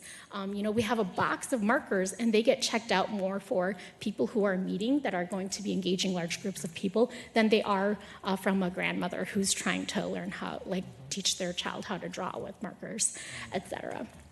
And so looking at some of those pieces and looking at how we are shaping that into the future, we have prioritized and reprioritized a lot of our budgets and funds to be reflective of community feedback as we go on. So we have this direction, we're still being responsive. Though we are victims to our own success, unfortunately, here, where we have wonderful and successful programs and initiatives. Communities are interested, and now we're at capacity of what we can do, and now we're having to make really difficult decisions and strike a balance between what is extremely popular versus what do we need to do in response to and in support of communities that have historically experienced marginalization as a direction that we need to go. MELSA, our consortia that we are a part of, continues to remain the #1 circulating ebook consortia in the world through Libby. And we continue to break our own records. And so I'll keep it brief and leave it there. I love Libby, I just want to tell you. Being able to go in and get the books, sometimes you have to wait a little bit, but you know, if you have enough that you have in the queue, ultimately you'll get to all of them. Anyhow, okay. Are there questions regarding what the libraries are doing? Thank you. Commissioner Moran. Yeah, just want to say thank you, and thank you for making libraries so fun and vibrant and full of energy. Yes, and we're very excited to have you as the library director. I think also the change that we have made, and the change that was made by the legislature to allow us to have the library board be advisory, has really made it's made a huge difference in the relationship, but it also connects the library with everything else within the county, including the measures.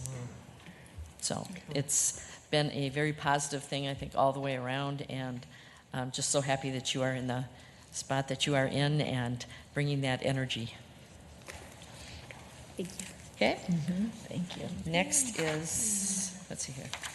It's certainly not late. Okay. Can we draft? Okay, you guys just, you know who's up next. Madam Chair. Construction, workforce, diversity. Correct. Okay. Madam Chair, Commissioners, I'll kick this off with the measure piece and then turn it over to our workforce director, former, to talk about some areas. So this particular measure is a continuation of a service team measure that was developed during our last cycle. This really, though, has some origins with department measures that have been in prior performance measures. So in the last cycle, it was really an intentional effort to bring departments who have a very common set or a similar set of activities to really kind of bring that measurement together. And so 2023 certainly shows a reduction from 2022, but really I would call out it kind of maintains a fairly flat trend. And there's a lot of reasons for that, and I certainly will look to the departments to kind of reflect on that.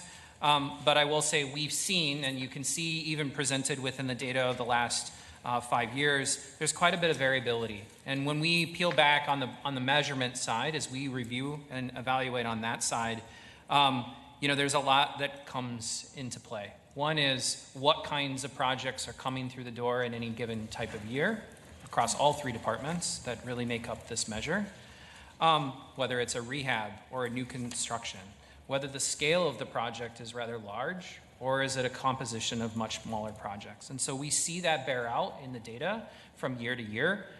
It's a bit of an intended thing, we know that, but I think to call out the general point, which is we're seeing a fairly flat trend right now, which means that as an EGCI team, we've started to have conversations about, and this is where I'm stealing a little bit of Ling's thunder here, about how we get up and out of this issue to tackle a much broader set of challenges, because this is how, the trend right now is flat. How do we break a flat trend? All right. Well, even though you're putting on a different hat, you're still County Manager Becker. So appropriate to move. So good morning, or good afternoon, everyone. I think this is a full circle moment because my colleagues will know when I joined the county just under 6 years ago, I think leading the performance, the procurement contracting action team was one of the first things Joanna asked me to do. So I think I had my first meeting about week 1, trying to understand what this role is. And I think it is important that the workforce department is the one helping to lead this conversation for our service team, because similar to the analogy around, what's infrastructure, I think we're really seeing that, part of the service team of economic growth and community investment is this people side, and making sure that we're always making those investments in people, and that's really what propels the growth in our community. And so I've seen, over and over again the last several years that those investments being made into the residents of Ramsey County, and I think this is going to be part of that conversation on this metric. So So as you know, we have an important strategic priority around intergenerational wealth building. And as a service team, you know, we take our opportunity very seriously in terms of the dollars that are contracted out within our parks, public works, and property management departments. These efforts are being led through a collaboration of all the departments. So this is a really opportune service team performance metric because it really is out of the work of our procurement, contracting, and action team, which I've had the privilege to lead. We've worked hard on ensuring whether it's on the contracting inclusion side, which that gets covered in some of that strategic team measurements from this morning around our CERT spend and other small and diverse business spending. But on the workforce inclusion, we've been fortunate enough to have a role that the county invested in 2018 in John O'Phelan, which sits in Workforce Solutions to help support workforce inclusion. Much of what Josh said is true, and this is kind of related to our previous conversation around climate too. We have a role here, but we are part of a bigger ecosystem. And so we have to think about the things we have control over and the things that we need to push ourselves in, and then some of the ways that we have to partner and be a part of a greater ecosystem to improve outcomes around maybe broader community indicators as it comes to workforce for our community. And so you might recall that we had McGough Construction join us for a workshop with you all to sort of talk a little bit about, from the contractor side, some of the things that they are doing, as well as our other contractors, in partnership with us. And so the work isn't done by just us alone. So our goals are, the 32 goal is a pretty consistent goal that comes from the Minnesota Department of Human Rights. We continue to aim for that. But as Josh indicated, some of our results kind of go up and down based on what the projects are and the complexity or the composition of those. But in 2023, we did land at 18.5%. I want to recognize that the state data tells us that in construction employment, 94.1% are white. And so that does impact the ecosystem and the pool by which we can grow. In addition, the percentage for men is 84.2. So just that gives you a little bit relative of what we're working with. And so it's really important that we continue to work on our workforce diversity. And when it comes to this industry, and I see it as 3 ways. So Josh, if you can go to the next slide here. Our 3 ways really have to do with reducing barriers, increasing awareness for construction, and then also partnering with our industry. And so in terms of reducing barriers, I can't tell you all the programs we've done with the American Rescue Plan Act have been significant and impactful in the workforce solution space, but I would say our Driver's License Academy has been revolutionary. We've had nearly 600 residents take advantage of that program. And I think I'm just going to go to the next slide while I talk about this one, because I think just pictures tell 1,000 words. And as I started with, it's the people, right? And so you'll see in this middle picture of this gal holding up the certificate, you know, she is one of hundreds who's gotten their driver's license because of this investment. And there are no construction pathways that don't require a driver's license. And so this is one of those things that we can influence through our investment in people to ensure that they have the ability to access what's really a pretty complicated myriad of systems in order to get your driver's license, whether you're a early driver, you know, who's 18 or 16, or an immigrant adult. Navigating that system is very, very difficult. And so this program has really made a difference. And for people to take advantage of that, they have to identify an industry that they're in training for, and construction is one of those. And it's almost imperative that you have it in order to be able to get a job in construction. The other thing that we are doing a lot with is around awareness. And the construction industry is very complicated, and we have a role like John O'Phelan, who's going out and doing workshops and seminars to talk about Construction 101. But I will say, after listening to that over 5 years, I still really struggle with how to explain how the different pathway between getting into a carpenter's apprentice versus an electrician versus a laborer. It is a very, very complicated system. And so for those who are new to our country or who don't have the social capital or the family access of having a uncle or cousin who does this, you need a lot of support in order to navigate the industry. And so we've done a lot of work around the awareness of that, and we've really been leveraging Ramsey County Means Business as a platform. What you see here with these tiles on the slide is our Build Your Own Future campaign, and we continue to invest in that. But really, we've been the only place in the county where you can get all the information in one spot. Right now, really when it comes to construction, contractors will tell you one thing, unions will tell you one thing, school, community colleges will tell you one thing, but we are the only organization that's really program agnostic when it comes to ensuring that people just get a chance to have the agency to hear about all the different opportunities. And so, again, I know this metric is around how many people are working in our construction projects for the county, but that is almost a moot point unless we build up this foundation of more of our residents, those new Americans, the diverse residents that live in our communities, like, particularly on the east side. This pie chart is a pie chart of construction, and some of these pictures are as well, of a construction fair we had at the Carpenters, which many of you are probably familiar with over on the east side. Very, very good turnout. We try to host a lot of job fairs in neighborhoods where there's a lack of diversity in construction or interest in construction as well. And you'll see we're getting a lot of folks to come. Over 70% of the people that came to that event were representing diverse communities. And so, again, another layer, but, removing barriers and then increasing awareness and working really closely with our unions, our community colleges, and our high schools is a big part of it.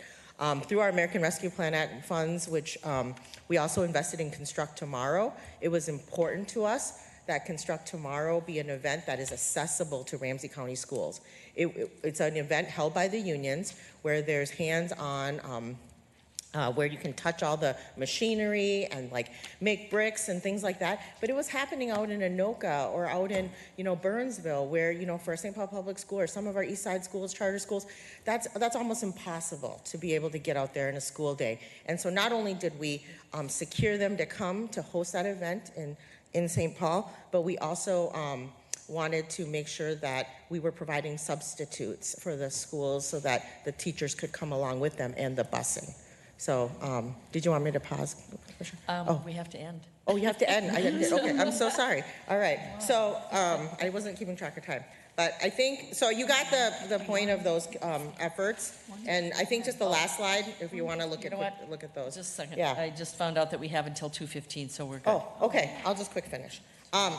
So really then the last part, if we go back, Josh, I mentioned the Construct Tomorrow. It's just the schools have been so grateful, whether it's Maplewood, North St. Paul, whether it's Roseville, whether it's the St. Paul Public Schools.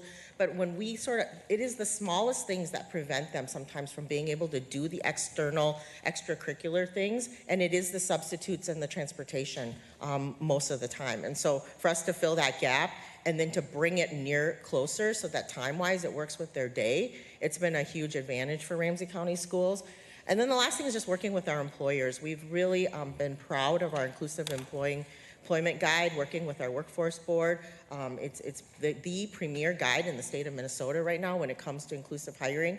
And our investment in the inclusive cohort and our chamber partnerships has been really important as well. So, in summary, we can't find more construction workers for projects and invest that in community if we don't make construction a viable and accessible career path for our residents. And with the infrastructure dollars, it truly is a once-in-a-lifetime opportunity to make sure we're having more young people find these living wage, family-sustaining jobs. And so I'm really proud that we've invested a lot of resources in this space. In terms of future investments, the data is very complicated. We're looking at, could we benefit from a data analysis? It really is, all the departments bring in different levels and types of data, and then continue to look at, continue to expand some of the work we've been doing, so. And I want to apologize for cutting you off. Oh, it's okay. She handed me a note that said 2:15, and I thought she was telling me that we had 2 minutes and 15 seconds. I knew I had a lot to say, but I didn't think I had already talked for 20 minutes, so, okay. So that was, yes. So it was just a miscommunication here. No. So. Yeah. Well, I'm happy to take any questions if there are just a few quickly. Otherwise, I can turn it back to Carrie here. Commissioner Moran. So I would just like to say, as the lead commissioner under workforce, that I have just watched under your leadership the opportunities that you have created to create an ecosystem that is very inclusive and doing intentional outreach to diverse community and creating just great partners from the philanthropic community to private developers to county workers to colleges and schools. It has happened, and so I've witnessed that and have really enjoyed being out in the community celebrating a lot of the graduations and the things that are happening when people show up and become part of what Ramsey County is doing.